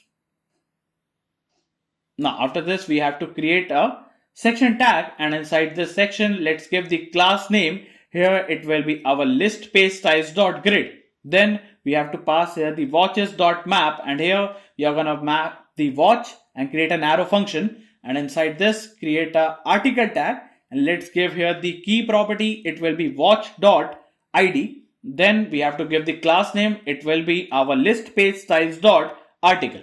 And now inside this create another div tag and a class name. Here it will be our list page styles dot image container. Then pass here the watch dot image over here. If it is present, in that case create a image tag. In source here it will be watch dot image, that is img, and the alternate here it will be watch dot name over here. Now a class name to this image tag. Here it will be our list page styles dot image. And now let me just go for the else case. We have to go to our GitHub and just copy this on error here. So first we have to paste it for this. That is in case of any error, that is image is not found, it will show you this. And now if the image is not found, create a div tag and a class name. Here it will be list page styles dot. It will be fallback image container, and just type here that is no image found here. Now you can see both of the images are present here. And now let me just go, and now after this create another div tag, and let's give the class name to this div. It will be margin top will be 3. It will be flex column, then gap of 2 here. Then create another h3 tag and a class name to this heading tag. It will be our list page styles dot. It will be name, and pass here the watch dot name over here. Then create a paragraph tag and a class name to this paragraph. It will be list page styles dot. It will be description, and pass here the watch dot description over here. Now after this let's go, and now you can see that is the description is coming here with the watch heading. Now after this let's create another div tag and a class name to this div. It will be our flex, then item center, then the gap of 2 here, as well as the text will be small and margin top will be 2. Then a span tag, and let's give the class name to the span. It will be our list page styles dot. Here it will be our category tag. Now pass here the get category label, and inside this pass here the watch here. And now let's go, and now it will show that is the category. It is MERN category, as we have defined on the MongoDB. It is MERN category, and it is Rolex category. Now you can see it is coming here. Now, after this, another div tag, and let's give the class name as flex item center, justify between, and the margin top will be 3.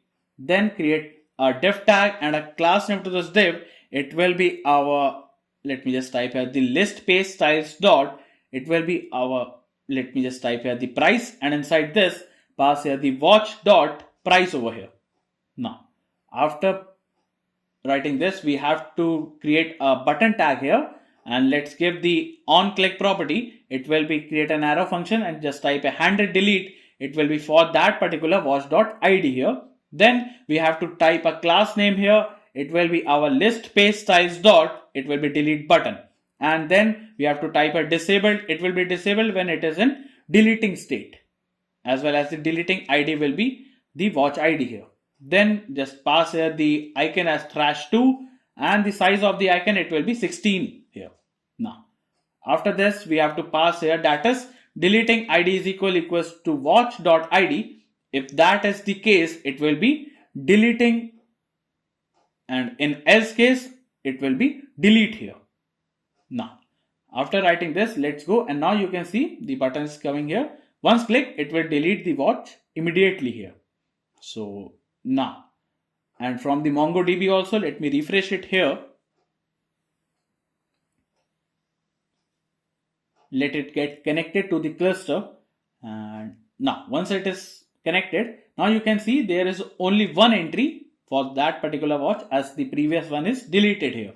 So now here we have to type here, if it is not in loading state and there is no watches dot, that is there is no watches dot length is equals to 0, that means there is no watch, and in that case just create a paragraph tag, and let's give the class name to this paragraph. It will be our list page styles dot no items, and inside this just type here that is no watches found here.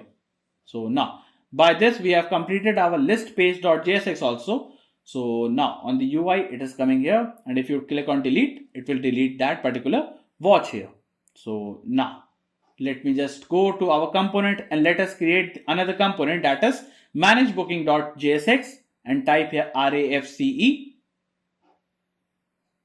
Now let's go to our pages, and let us create the page, that is the booking.jsx, and inside this type here RESTful.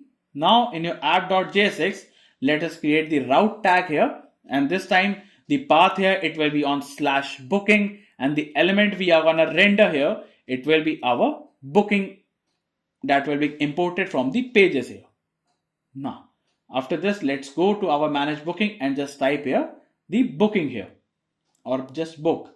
So here it is not showing. Okay, we haven't imported these things. So let me just go to our booking.jsx, and here we have to import the navbar, as well as we have to import the manage booking that will be coming from our components here. So now you can see the book is coming here. So now let's go back and let us create the manage booking here. Now type here import, and here we are gonna import the booking styles coming from our dummy styles, and here we are going to use these CSS property for our this particular component over here. Now we also have to import multiple things. That is, first we have to import the status batch styles, then the payment batch styles, then here the batch base styles, and we have to import the payment batch base styles here.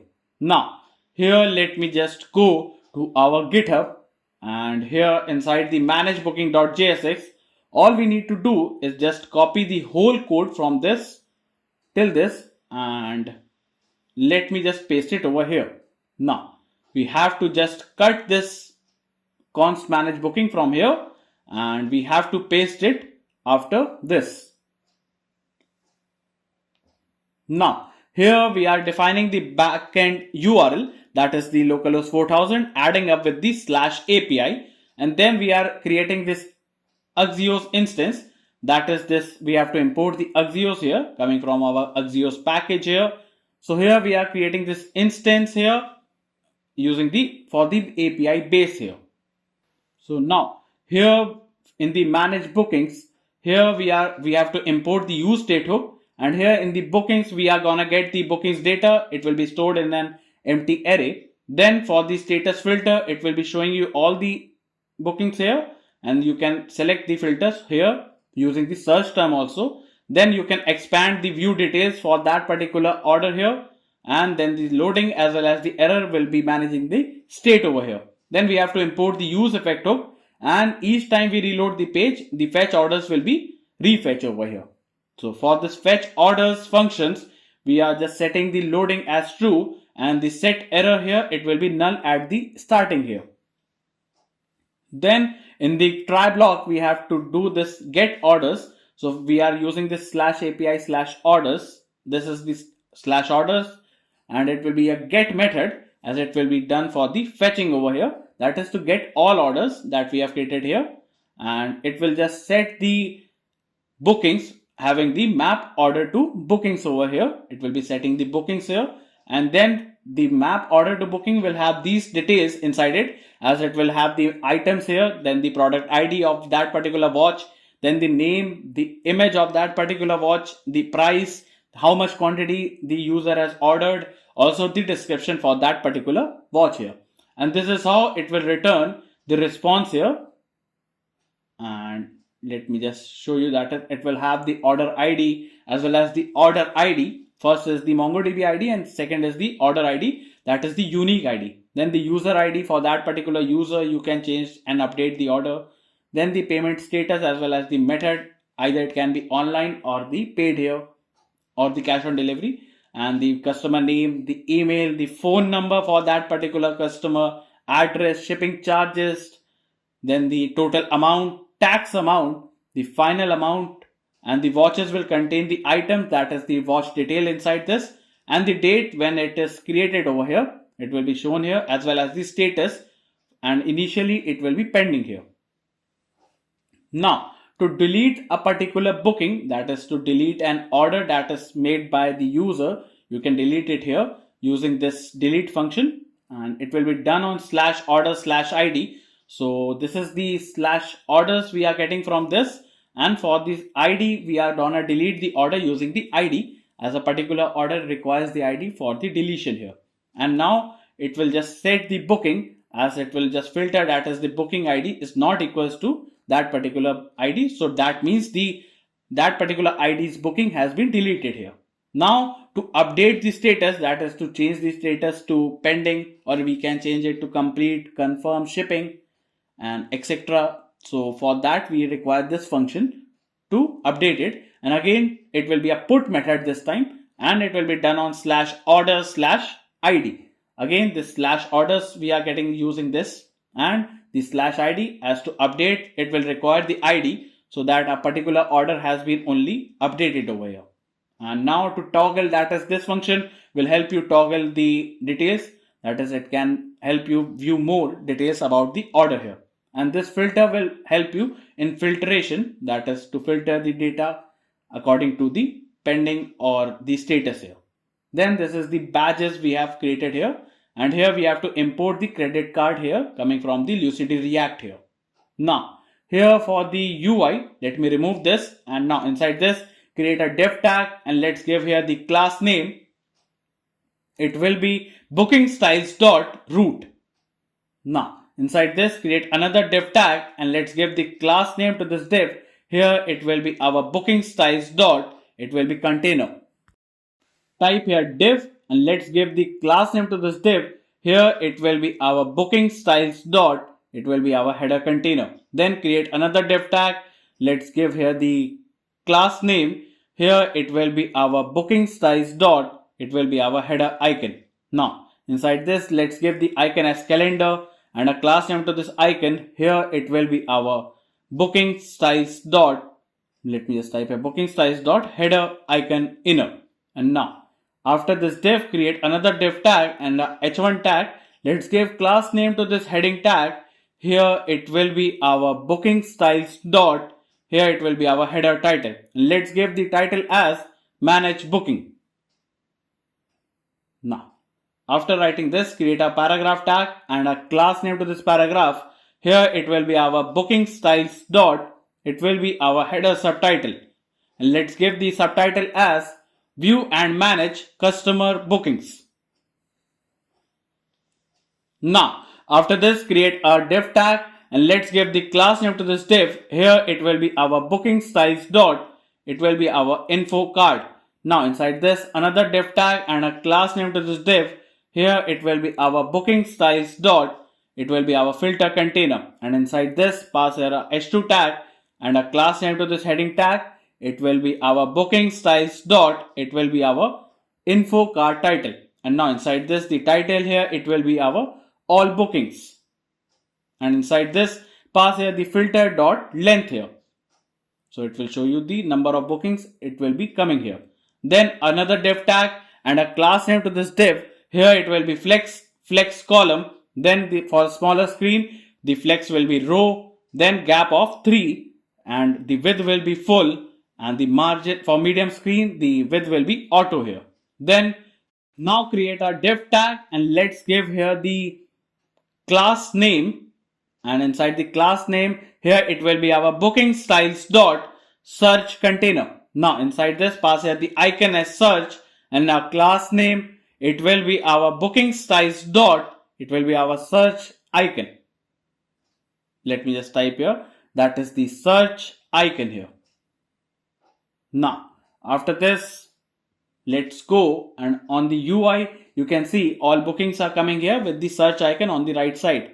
Now after this, we have to create an input tag here, and inside the input tag, the type here, we don't require the type here, so just type here the value. Inside the value it will be our search term. Then inside this, the on change property, pass here an event and create an arrow function, and just type a set search term will be event.target.value here.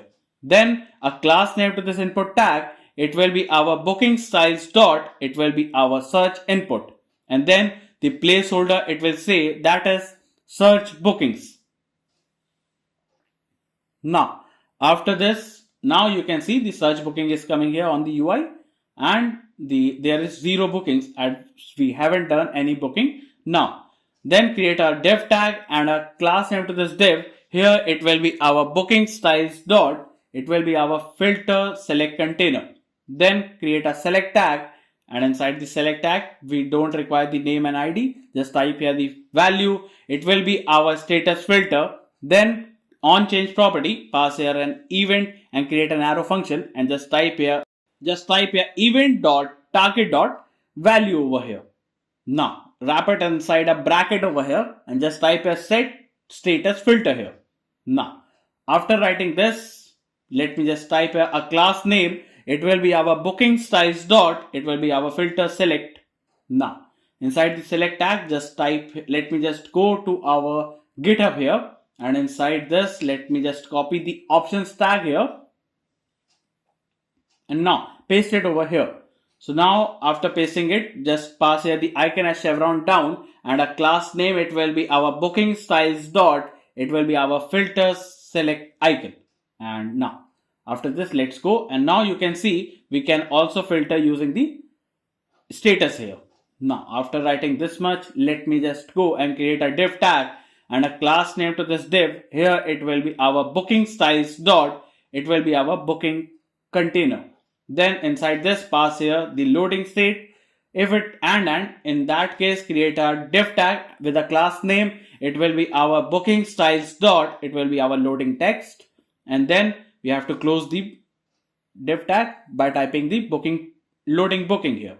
Now after this, we have to type here, that is if the error occurs and in that case what will happen, create a div tag and let's give the class name to this div, it will be our booking styles dot, it will be our error text, and pass here the error here. Now after this, just type here, that is filter dot length is equals to 0, that means there is no booking here. So create a div tag and a class name to this div. Here it will be our booking styles dot, it will be our no booking container. Then inside this, pass here the icon as the calendar and the class name to this icon, it will be our booking styles dot, here it will be no bookings icon.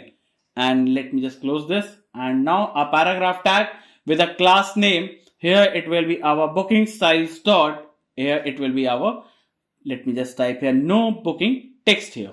Now let me just pass here the text as no bookings found here. So there will be no booking on the UI. And in else case, if the filter.length is greater than 0, we are gonna map the booking and create an arrow function here. And inside this, just type here const is cancelled is equals to pass here the string. And inside this string, we have to pass the booking.status. If it is cancelled, it will be empty dot to lower case here. Now is equals to, it will be cancelled here. Now after this, just return, and here we are gonna return a div tag with a key property. It will having the booking.id and a class name to this div. Here it will be our booking styles dot, it will be our booking card. Then another div tag with a class name. Here it will be our booking styles dot, here it will be our booking header. And inside this, create another div tag with a class name to this div. Here it will be our booking styles dot, it will be our customer container.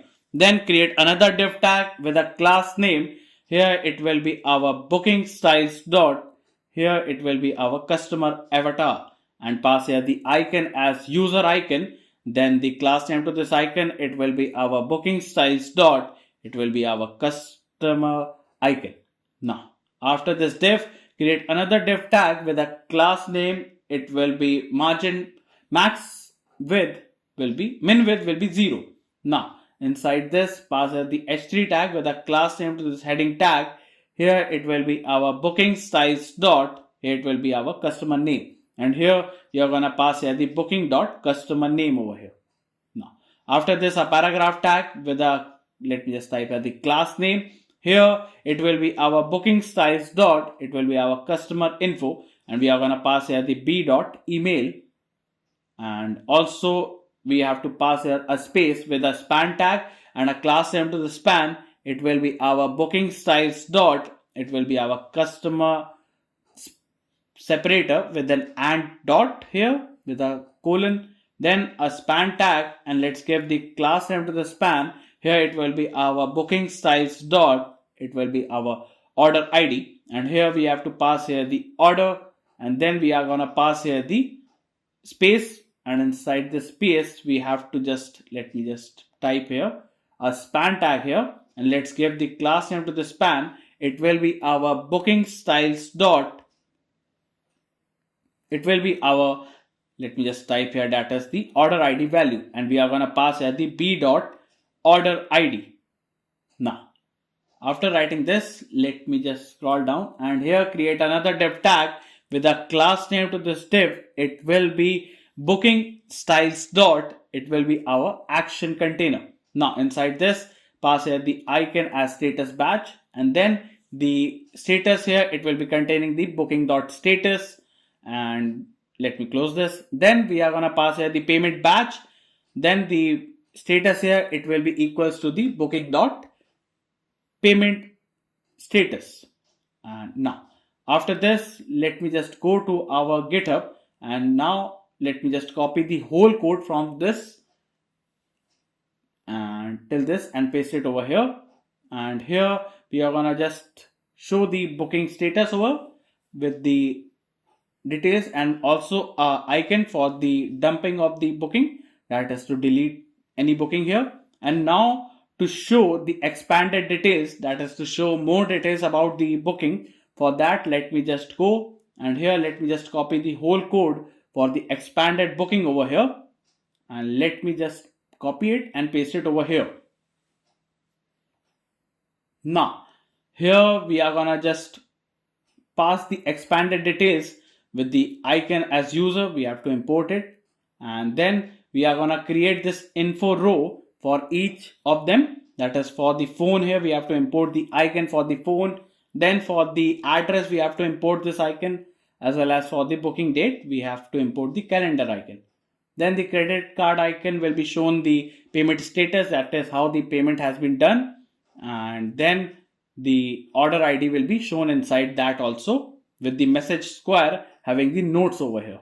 Then the detail will have the watch detail inside this, and then it will also have the images and the price, the quantity, the product, the subtotal, the shipping, the tax, and this is the our, let me just add here the comment as subtotal is also present here with the total amount here. So now let me just comment it here. So let me cut this and paste it inside this. Now after this, we have to also create, that is, it shows that is there is no bookings over here on the UI. So now let me just create this info card here, that is the info row. We have used here this info row, so just copy it from here and let me scroll down. And now after this, let me just type here const info row is equals to, and here we are gonna pass here the icon, then we are gonna pass here the label and also the value over here, and create an arrow function here. Now inside this, we have to create a div tag, and let's give here the class name to this div. It will be our booking styles dot, it will be our info row container, then another div tag, and let's give here the class name to this div. Here it will be our booking styles dot, it will be our info row icon. Then we are going to pass here the icon here. Then after this div, we have to create another div tag with a class name to this div. It will be text will be small, and inside this a div with the class name. Here we have to pass here the booking styles dot. Here it will be our info row label, and we are going to pass here the label over here. Then we have to create another div tag, and let's give the class name to this div. Here it will be our booking styles dot, it will be our info row value, and we are going to pass here the value over here. So now by writing this, we have completed our manage booking component. And now let me just close all of this that we have opened here, as we have to proceed to our front end here. So now here inside the front end, inside the src, we have to make the first change inside the navbar.jsx over here. Now coming to your navbar, let me close this terminal and open a two split terminal over here. In the first one, let me just type a cd frontend, as we are gonna run the frontend on localhost 5173, and then the cd admin, and type a npm run dev and type o and enter to open it on our default browser here. Now as you can see, it is working fine and there is no watches. So let me just add a watch over here using the add page. And now let me just give the price over here and let me add the watch here. So now on the list page, you can see the watch is present here. Now after this, let's go to our front end and we have to change this route over here. Now, so our front end is working on 5173, and now let's go and let's make the changes. So first we have to create a navigation for our my orders, and the href here, that is the route here, it will be on the /my orders here. Now after this, we have to scroll down here, and here we have to also import here the clear cart as well as the reload cart coming from our use cart, that is the cart context here. Then we have to scroll down, and now after this we have to type here that is a use effect hook and create an arrow function here. Inside this, just create a try catch block over here and just type here that is reload cart. So if the user is logged in and has a cart created, it will reload that particular cart again here, and in case of any error, it will just ignore the error. It will be done for the our logged in, that is the user is logged in over here. Now this use effect hook. Then after this, let me just scroll down, and here for the handle logout here, we have to type here that is local storage dot. Here we are gonna remove item, and inside this we are gonna empty the user. Then in the local storage dot, here we are gonna again remove the item, and in that case it will be our cart that is saved in the local storage. And then the local storage dot remove item, here we are gonna remove the cart items here. Now also we are gonna create a try catch block here and pass the error, and we are gonna just ignore the error here.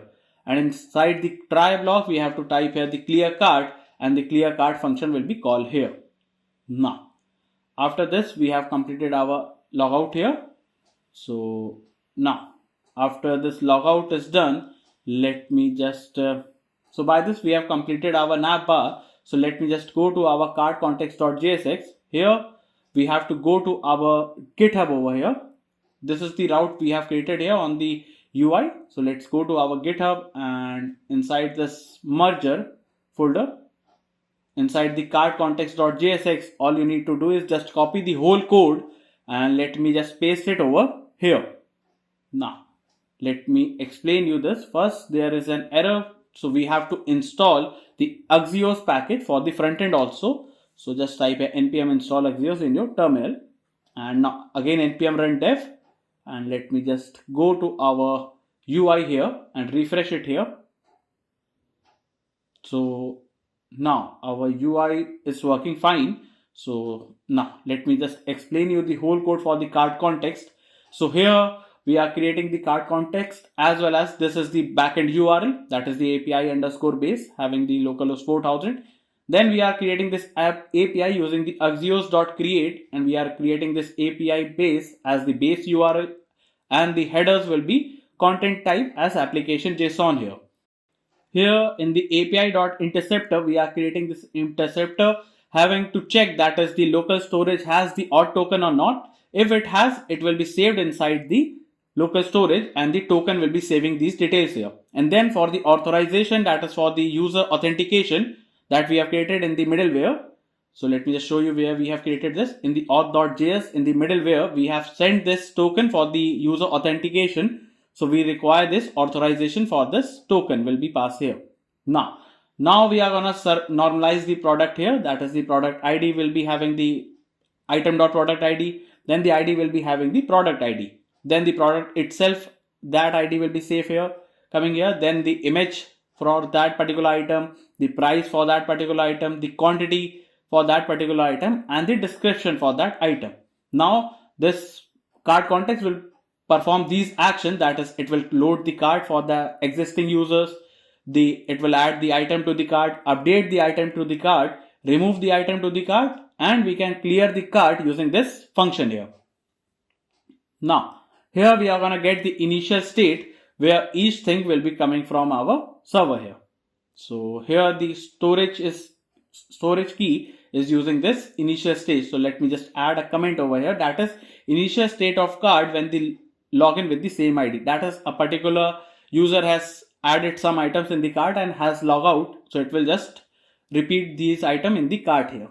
Now we are gonna create the cart reducer function here for the load cart here. So let me just add a comment, that is, here these function will be for the load, add, remove or clear item in the cart here.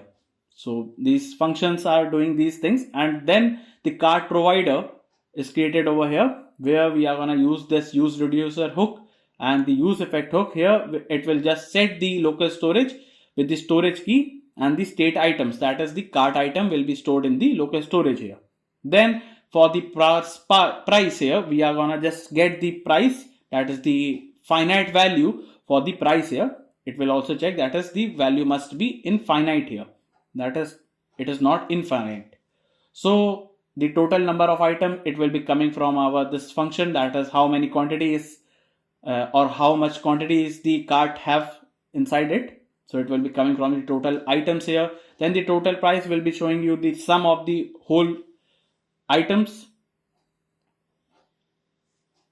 Then here to fetch the cart, here we are gonna create this function for the fetching of the cart, that is to fetch the data for that particular user. So we are taking this token. If the token is not found, it will just return nothing. And then if the token is found, then in that case we are creating this /API/cart. This is we have used this in the server.js, that is the /API/cart, and in the cart route we are used this for to get this cart, that is to fetch the cart, we are using this slash here. So it will be our get method here to fetch the cart data here. And the type of this action will be load cart. So it will load the cart for that particular user over here. Now, after this, it will be done each time we refresh the page. That is each time the cart is done. So it will be fetch over here using the use effect hook here. Now, after this, to add the local, that is to add a particular product, that is the watch to a cart here, we require this product, that is the payload. In that we have the product ID, then the product itself have the ID, then the name of that particular product, the image of that particular product, the price and the quantity of that product, and the description. Now, here to add the item to the cart, again, we require the token for the authorization here, and then we are gonna just, if the token is found, we are gonna use this /API/cart/add. That is this. Let me just go to server.js, and now here this is the /API/cart, and for to add we require this auth middleware, that is the token. So we are sending these details to this as well as the payload server here. Then to update a particular quantity in the cart, we require again the token here or token, and again this /API/cart, and it will be our put method done on this /update route. So here we are also require this auth middleware, that is the token here. So we are using this /API/cart/update, and this is the type of this will be action.update item here.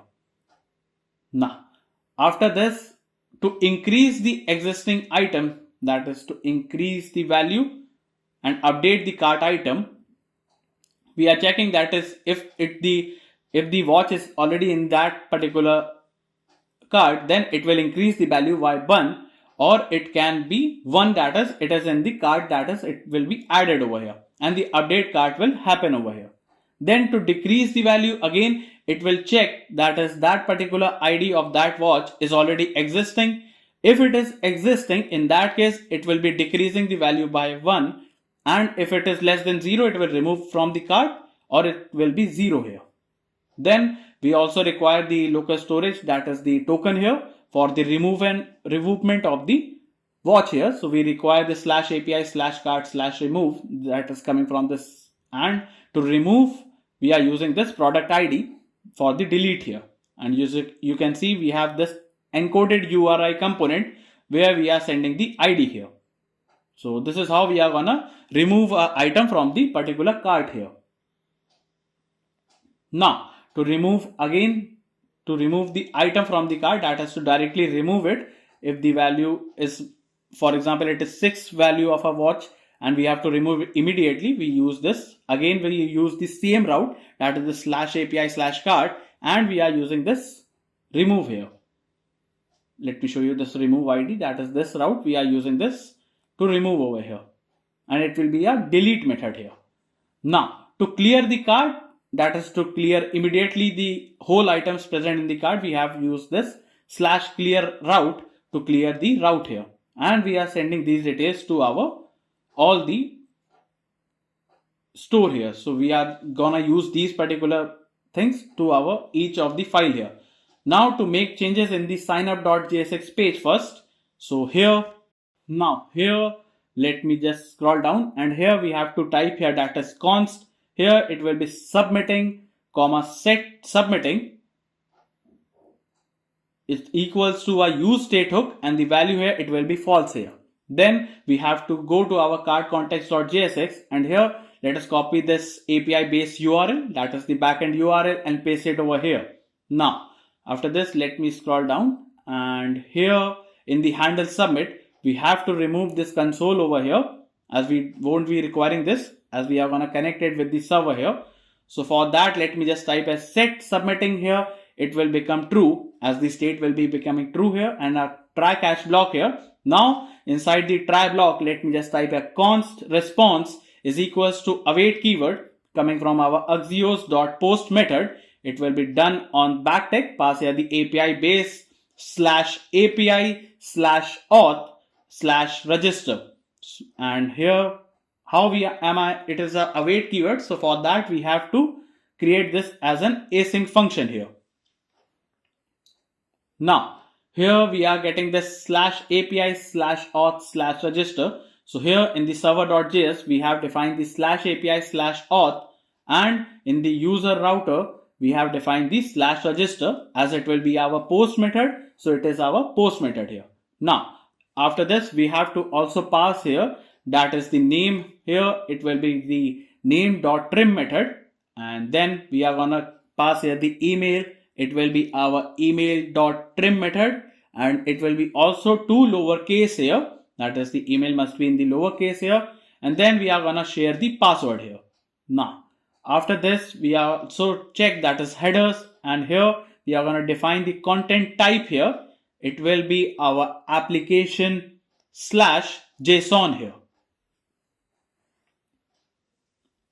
Now after this we have to type here const data will be storing the response dot data that is coming from our server, and then type here if the data and data dot here the token is present. In that case, let me just type here that is if the remember me is also checked, then the local storage dot set item, and here we are going to set the auth token to our local storage here with the data dot token here will be saved inside that. Then we are going to pass here the local storage dot set item, and we are going to set here the user detail that will be saving the JSON dot stringify, and the data that is the data will be coming from the user if it is present, else it will be empty here. Then we have to copy these two lines, and in the else block, that is the remember me is not checked, in that case just paste it here and change this local storage to our session storage. So it will be for that particular session, and once the user is logged out, there will be no remembering me here. Then we have to cut this toast here and paste it here, and then we have to cut the set timeout here and paste it over here.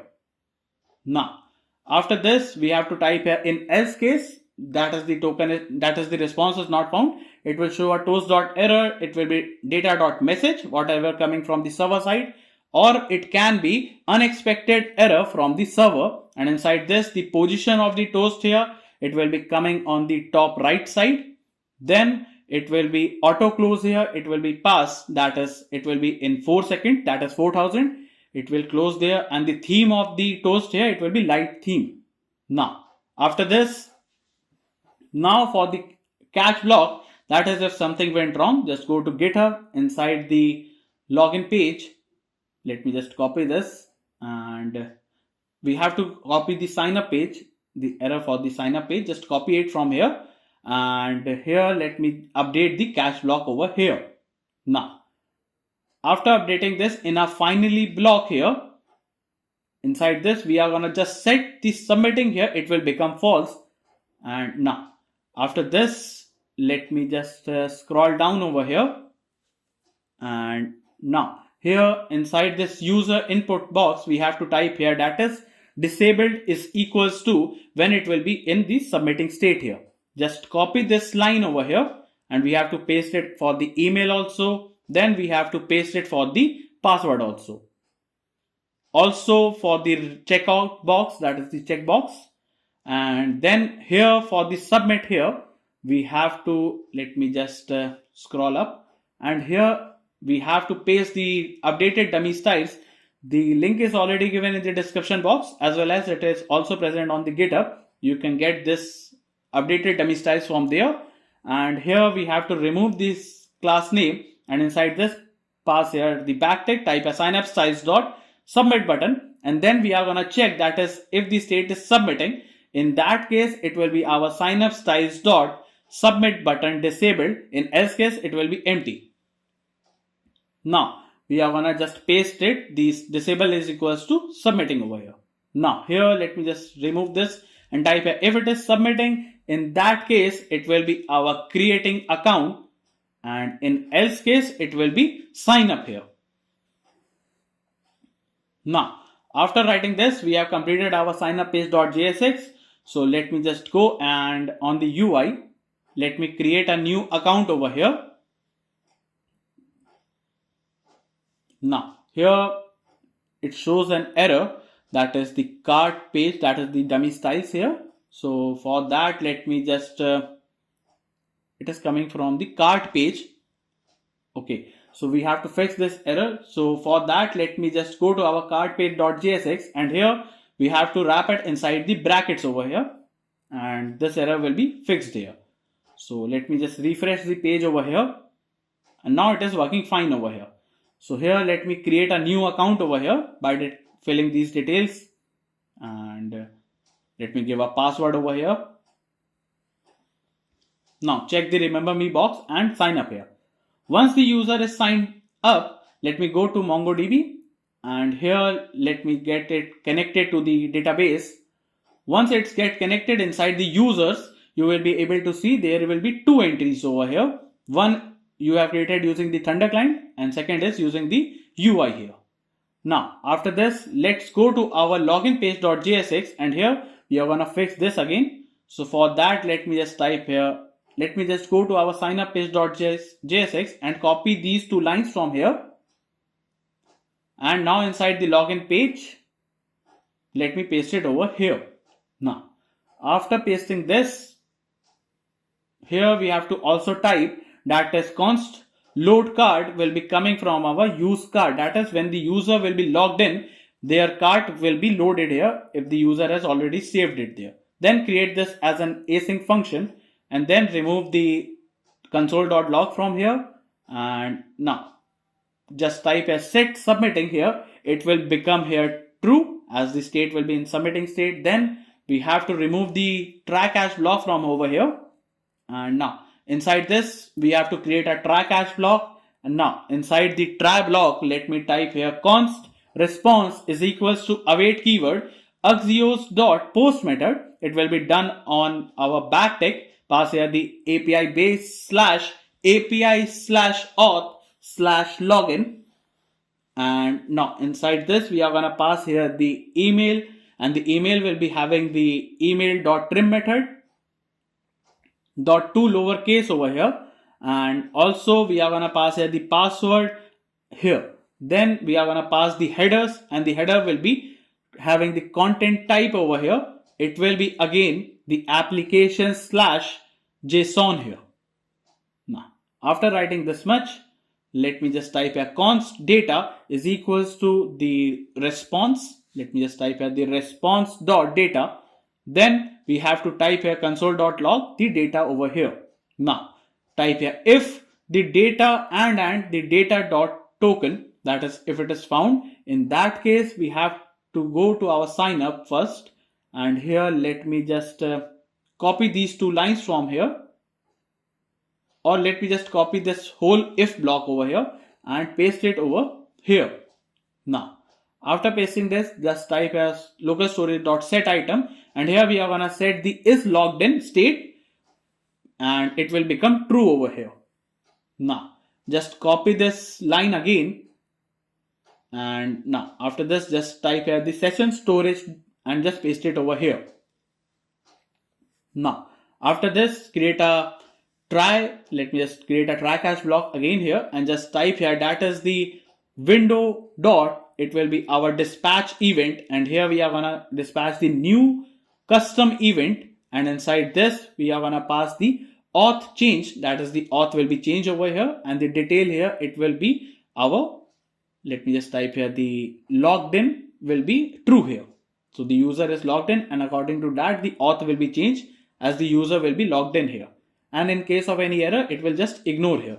So now just cut these two lines from here and let me paste it over here. The toast as well as the set timeout here. Now, again, we have to just copy the else block from here from the signup.jsx and in the login, we have to just paste it over here. Now, once you have done this, now for the catch block, let me just go to our GitHub here and inside the login page.jsx, all you need to do is just copy the catch block from here and paste it over here. Now, after this, we have to pass here the finally block. That is in finally block, we are going to just set the submitting will become false over here.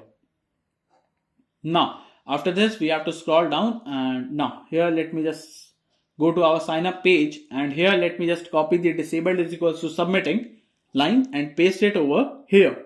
Then for the password also we have to paste it here and here for the toggle also and for the checkbox also. Then here for this button we have to remove the class name from here and just pass here the backtick, type here the login page styles dot submit button and then we are going to check that is if it is in submitting state then it will be our login page styles dot sign up button disabled. and in else case it will be empty. Now after this we have to pass here the disabled is equals to submitting. Then we are going to check that is if it is in submitting state, it will be our, let me just type here, sign in else case it will be login button. Now so by this we have completed our login page also. So now let's go and log in here using the same account we have logged in, we have created here. So it will be our new @Gmail, and let me give here the password. Now log in here and it shows the, it shows the console over here, the data, and in the application you can see it shows the auth token here, and it shows that is logged in is true, and the user is showing these details over here, the email and the name here. Now so this is also working fine. So now let me just log out from here and it's get deleted for this here. So everything is working fine. Now coming back, and let's go to our watch page.jsx to fetch the watch.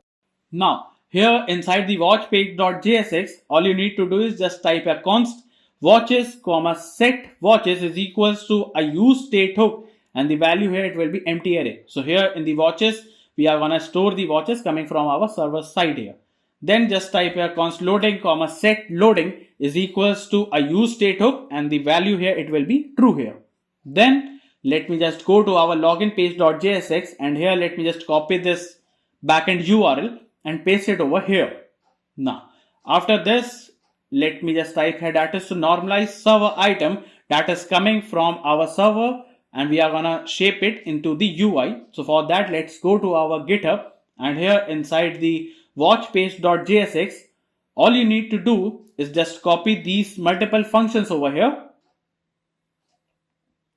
and here we have to first remove these codes from here and paste it over here. Now after pasting this, so in the map server to UI, this function inside this, that is the data coming from our database, will be map here using these details over here. That is for the gender. It can also act as a filter over here.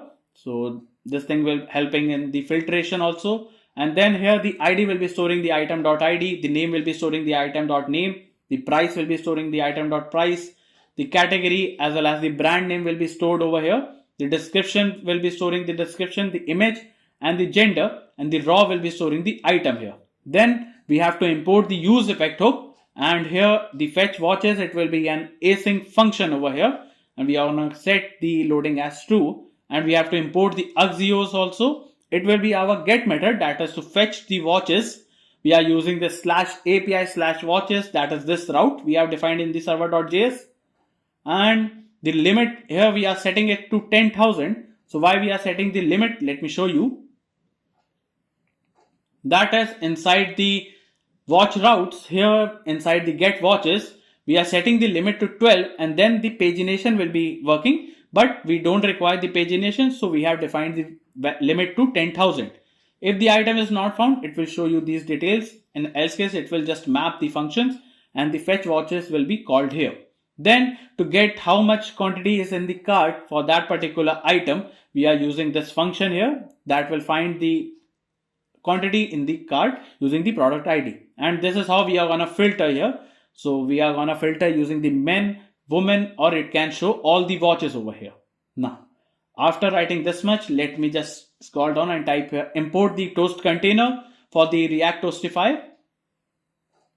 And here for this filter here, let me just add a comment over here that is for the loading, and when the length of the system, that is for the length is 0, that means there is no watch found. In that case we are going to type here that is if it is in loading state, create a div tag, and let's give here the class name to this div. Here it will be our watch page styles dot loading text, and inside this, that let me remove this here, and let me just type here loading watches here. Now if the length is 0, that is the filter dot length is 0, in that case that is there is no watch found for that particular filter or for that particular watch. Just type here that is the watch page styles dot, here it will be no watches text here, and inside this just type here that is no watches found here. Now If both of them are working fine, in that case, just type here, just cut the whole code from here, just cut it and paste it inside this here. Now, after pasting this, let me just scroll up.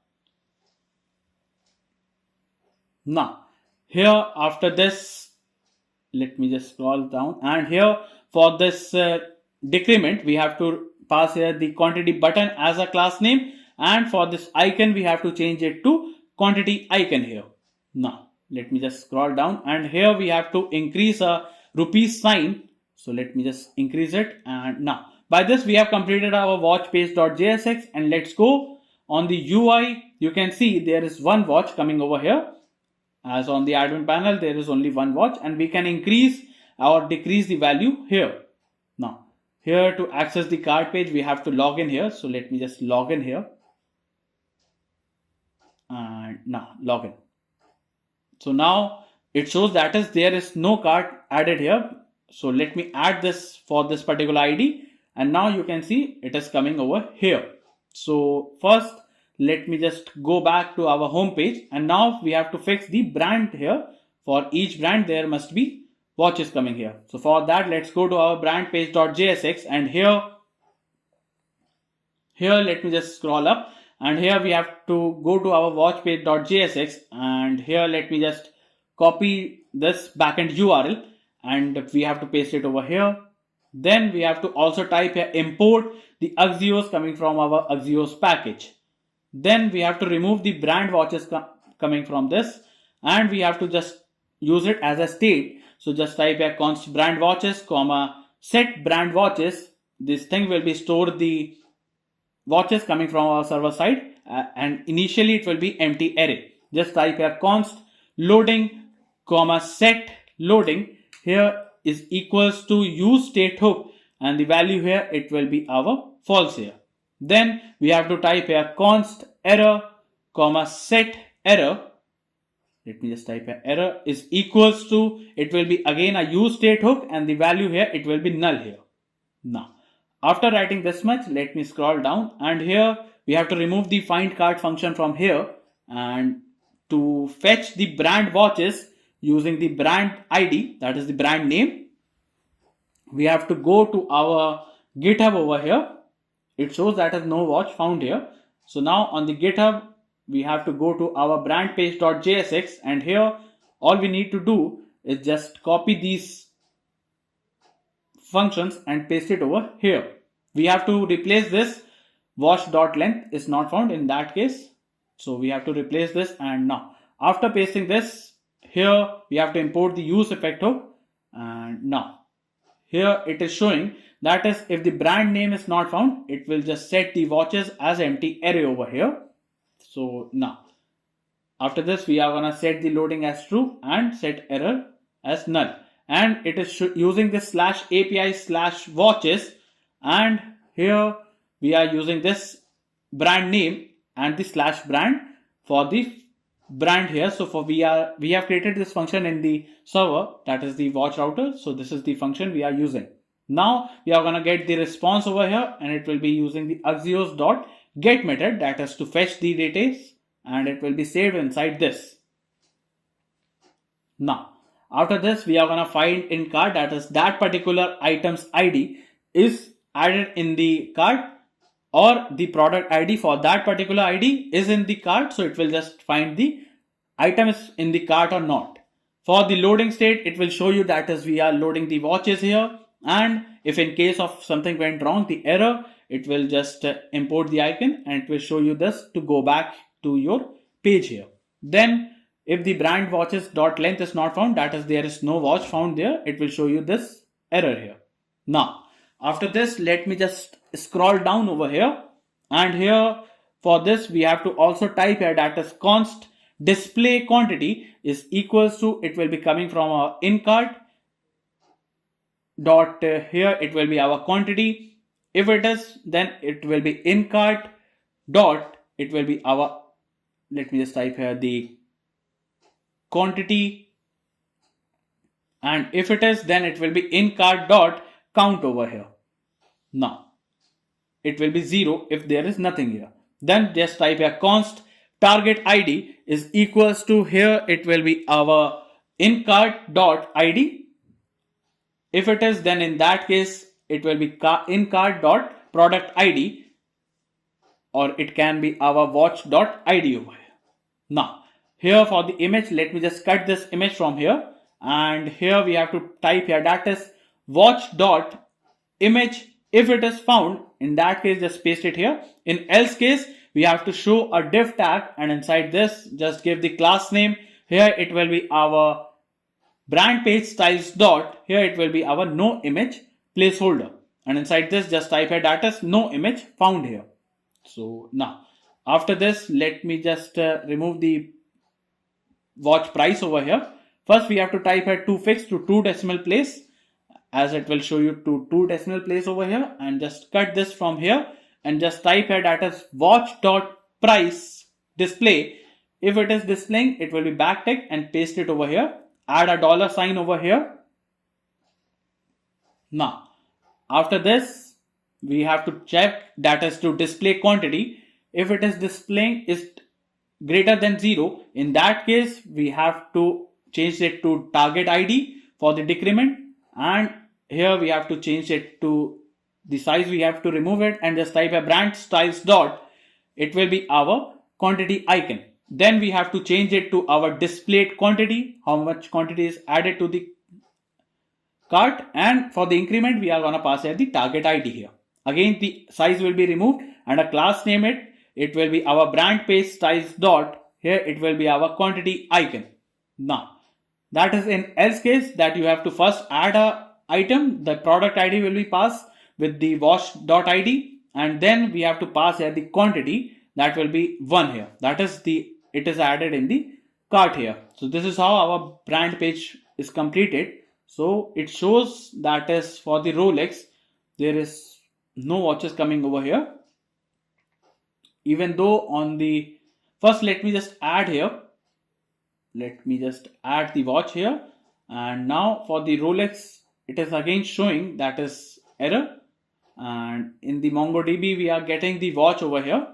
And if I refresh the page in the MongoDB,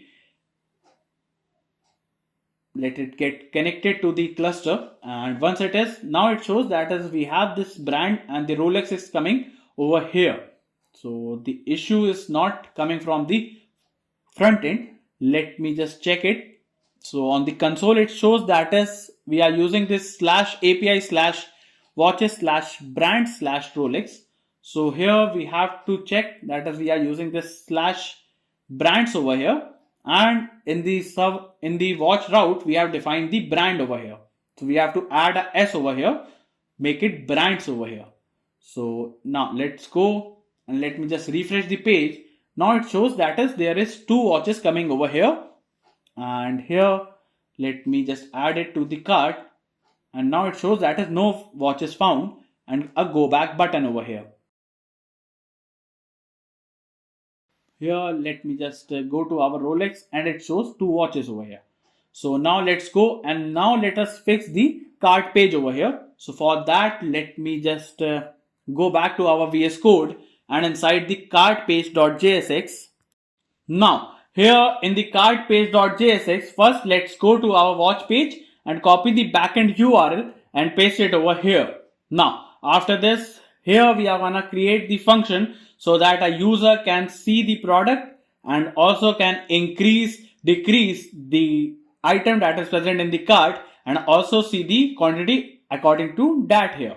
So for that, let me just go to our GitHub over here. Inside the cart page.jsx, here you have to just copy this cart product function over here, and you have to paste it over here. Now here we have in the cart product, we are sending the item, and we can increase, decrease and remove item using the use cart. We have to import the use effect hook, and here we can increase the value, we can decrease the value, and here we can also see, that is we can also get the quantity that is coming over here using the local quantity. So here just remove these 3 lines from here, and let's go to our login page.jsx, and here let me copy this use state hook, and now after this let me just paste it here. Now, after pasting this, let me scroll down, and we don't require this payment method processing. Just remove it. And here we have to remove the handle submit also.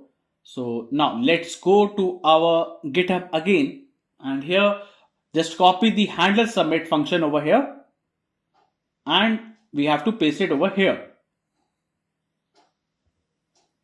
Now here inside the handle submit, it will be an async function, and we are using the e.prevent default as it will stop the page from reloading over here. Then we are using this basic form validation using the toast.error. It will show something went wrong here.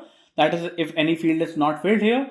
That is if the cart length is not found. In that case, it will show that is your cart is empty. Then we are gonna save the token inside the local storage that is coming from the local storage. Then the item payload will have these details, that is the product ID. It will have the name of the product, the image, the price, and the quantity. As it is in the cart, it has to be one quantity over here. Now, here for the body, we are taking the name, email of the user, and then the phone number, then the address, the payment method, how is gonna payment here, and the item will have the item payload over here. Then we are gonna set submitting as true, and we are using the Axios. So let me import the Axios. It will be our post method, as it will be our creation method done using this /API/orders. So here in the server.js, let me just go to our server.js.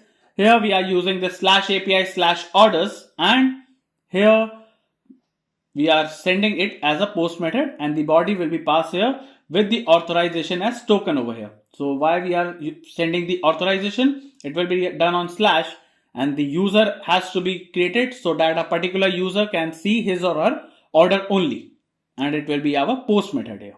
So now, if the form gets success, that is if the form is successfully submitted and the payment is done, it will just reset the cart, that is it will just reset the form present in the cart page here. Now it will also show a toast.error if something went wrong here, and then finally we are gonna just set the submitting as false here. Now here let me just scroll down. Now here we have to change this, that is here we are gonna pass here the disabled. It will be disabled when it will be in submitting state here for the button, and we are gonna check that as if it is submitting state. In that case, it will be our processing, and in else case here, if it is not submitting, it will be submit order here. Now after this, let me scroll down, and here we inside this cart item, remove this whole function, and inside this just type a cart.map, and here we are gonna map here the item and create an arrow function, and inside this pass here the cart product and pass here the key. It will be our item.id. Now the item here, it will be storing the item, and we are gonna close this here. Now after this, let's go on the UI, and now let me refresh it here, and now you can see this is coming over here. Now let me just fill in the details and select the payment method as COD, and let me just give here some message and submit the order. Once the order gets submitted, your cart will be empty over here, and on the admin panel you will be able to see there will be a new booking coming over here with the status of payment will be unpaid, and it will be our pending order here. So now this is the whole order detail that is coming over here. If you change it to our complete or confirm, then you can see it is coming over confirm here. Now the confirm done from the admin panel can also be viewed on the my orders. So for that we have to create this component here. So for this we have completed the cart page.jsx. So let me just close all this, and here let me just go to our components, and let us create our orders page.jsx component and type a RESTful. Then inside the pages, let us create another page that is our orders.jsx page here and type a RESTful. Then we have to import the Navbar. Now after importing this, we have to also import the our manage, that is the orders page over here. So we have imported these two things. Then inside the app.jsx, we have to scroll down and create a route tag. So now after this, create a route tag here, and the path here, it will be on /my-orders, and the element we are going to render on this route, it will be inside the protected route here, and we are going to pass here the orders page that is coming over here. And let me just close the route tag here. And now let's go, and now on the orders page, you can see that is the navbar is present over here. So now let's go for this orders page. We have to create this order page here. So now here, let me just go to our GitHub, as the whole code is given on the GitHub for the orders page. You can get this directly from there. Just copy the whole code from here and paste it over here. Now, after pasting this, it will show you an error, that is the path here for the dummy size. You have to fix it here. And now on the UI, you will be able to see that is your order is coming over here, and you can also refresh it using this refresh button here. It shows that is the status is completed. Now if you refresh it, it will show you that is it is completed over here. Now you can view the details coming over here. This page is also similar to the admin panel's order page. So now here you can see these delivery details here and the payment over here. Now here, let me just show that is the payment done is cash on delivery. That's why it is unpaid over here. So now let me just go back, and here let me explain you the code here. That is the orders page here. So for this, we have to show that is the orders that is coming here. It is coming from our MongoDB. Then the expand will show you the toggle between the view details button. Then the error as well as the loading will manage the state here. Then the token will be saved, that is coming from our local storage. So the token will be saved, and it will be passed the authorization as bearer token for the verification of the user here. Then for the use effect hook, it will be done each time we reload the page for the fetch orders. And it will be our get method that is done on the /orders/my, and this is the /API/orders. And to get my orders, we require the auth middleware, that is the user verification here. Now after this, it will give you the response here, and it will be set orders will be the list that is coming here as a response here. Then the toggle will help you to toggle between the view details and hide details here. Then the format price will give you the full sum of that particular details. So let me just add a comment, that is to get the sum here. It will be our function. Now to cancel order, there is a function that is helps the user that wants to cancel the order that has been placed by mistake, or can be deleted, or can be cancelled here using this function over here. So it will be done using this put method, as it will be our update method. It will be done on /orders/id, that is this /orders, and to update you require this /id. Now here let me just scroll down, and now it will just show you this is the filter here. And now after this is the whole UI part. So let me just add a comment, that is the rest is the UI part. So now let me just show you this function, that is to cancel. The user can also cancel it here. So let me just cancel it over here. So now once the user is cancelled the order, it will be disabled for both of the parties, that is the admin panel as well as for the front end here. It will be cancelled, and it can't be toggled here by the admin panel also. Now here the admin panel can also delete the booking if he wants. So the booking will be deleted from the front end also for that particular user here. So let me just add the watch here again, and let me just payment it again using the COD, and let me just type here and submit the order. Now it shows that his cart is empty. And if you browse your watches, and let's go to our my orders, now it will show that is it has been again ordered over here. And now So this is it for our pages. So now let us create the verify payment page.js, and inside this type a RESTful. Now why we are creating this verify payment page? So let me just add this route here, so that the order that we are gonna do using the online, it will be paid here. So just type a order slash success route, and the element we are gonna render over here, it will be our verify payment page over here. Now again we have to just copy this route over here and paste it over here, and just change it to cancel here. That is for the cancel route. It will be our verify payment page also. So now after this, let's go to our verify payment page. So let me just add a comment over here. That is why we are creating this, so that the order that is placed by the user will be paid over here. So now let me show you why we are creating this. So here in the watches, let me add one watch over here, and in the cart, let me fill in the details. Select the payment method as online, fill in the message,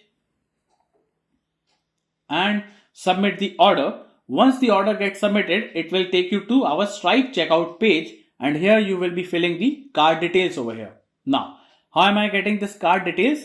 Let me show you this. So here you can search here for the Stripe test card over here.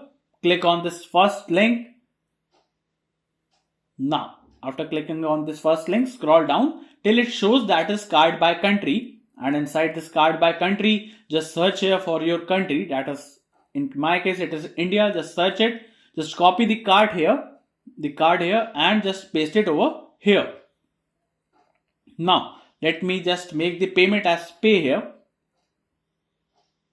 It will ask you whether you want to complete the payment or fail. Let me just complete the payment. So now, once the payment is getting completed, it will show you the session IDs generated over here, and it is on the success route, but it doesn't take us to anywhere. And also on the add-on panel, the status is also coming here unpaid.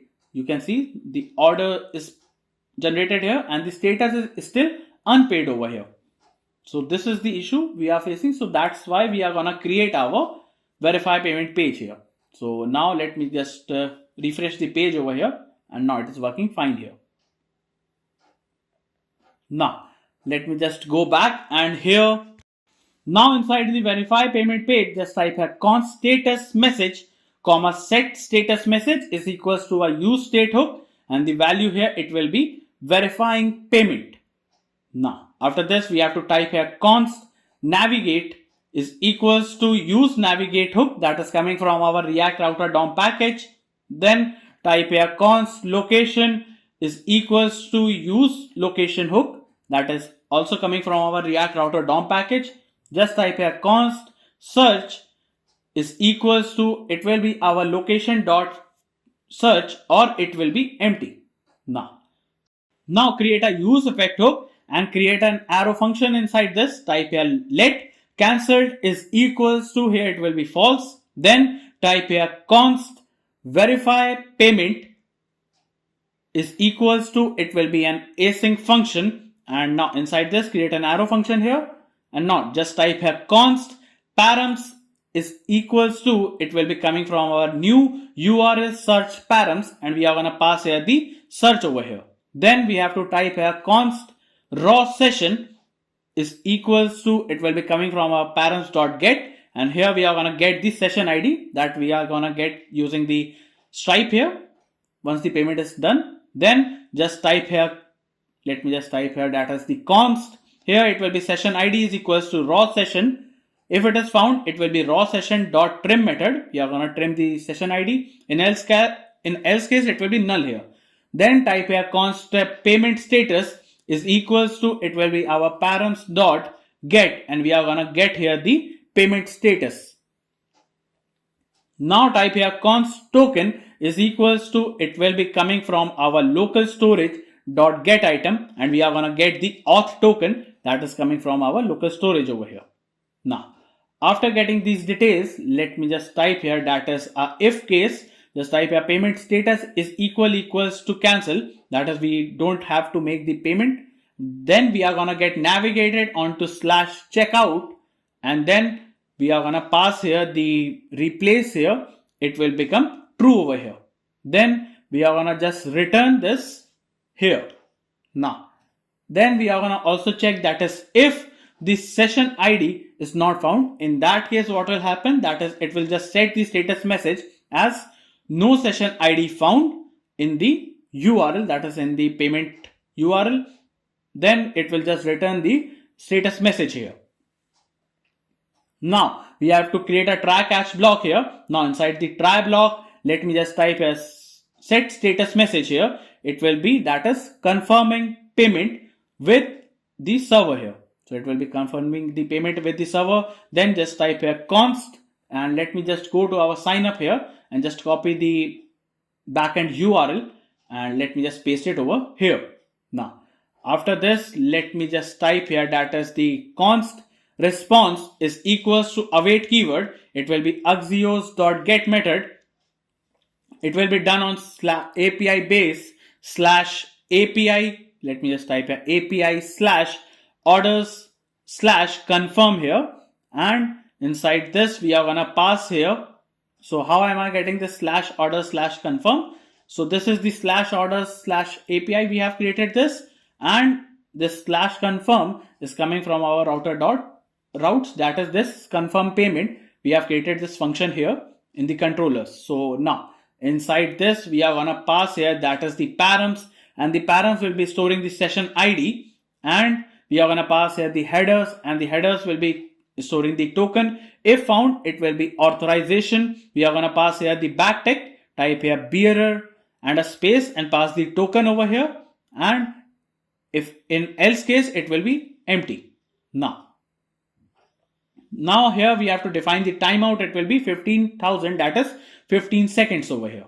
Now after writing this much, let me type here if it is cancelled, in that case just return nothing. So it will return nothing. Then if the response.data the success here happens, that is the payment is done, in that case what will happen? It will just set the status message as the payment done, and it will be redirecting ...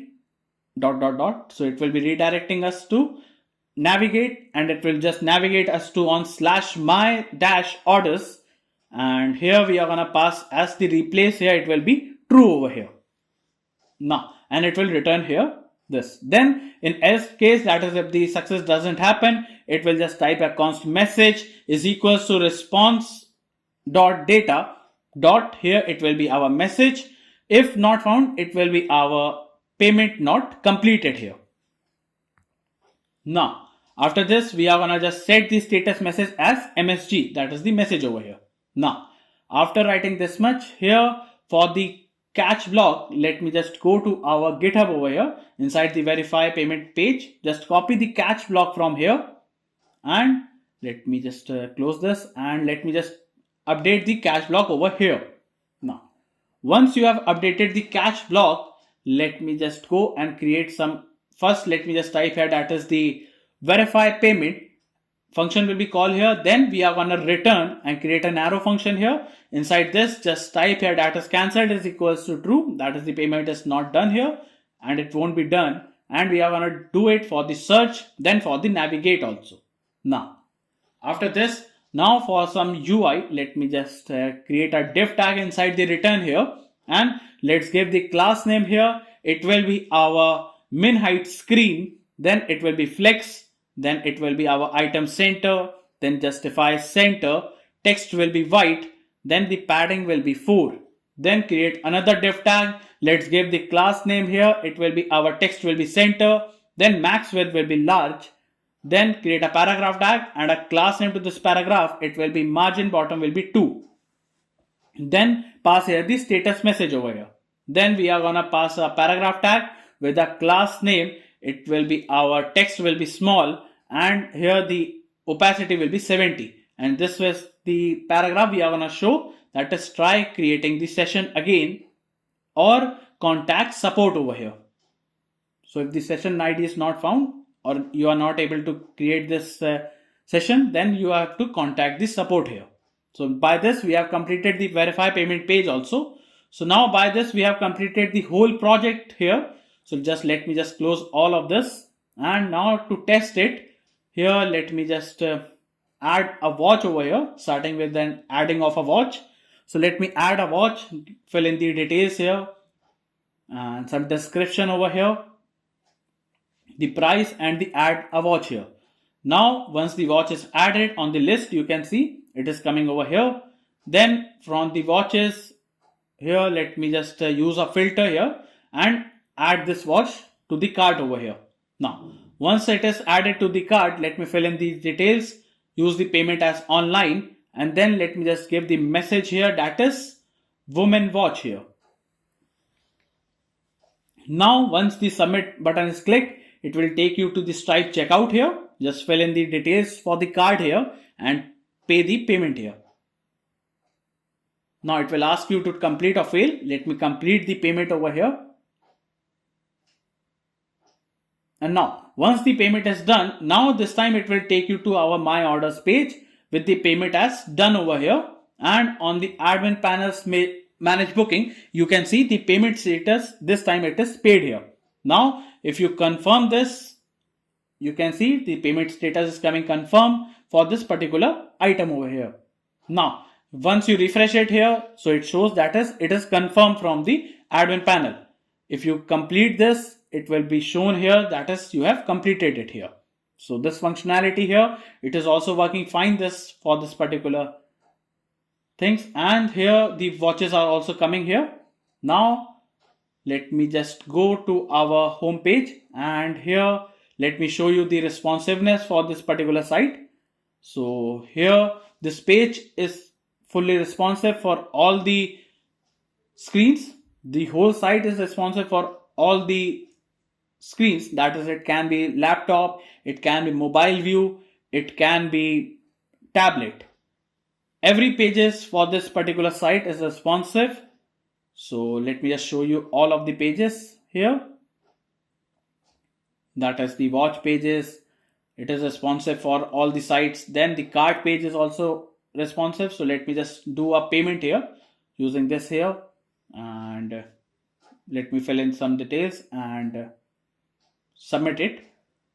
So now it will open the Stripe checkout page here. Let me fill in the details and pay this payment here again.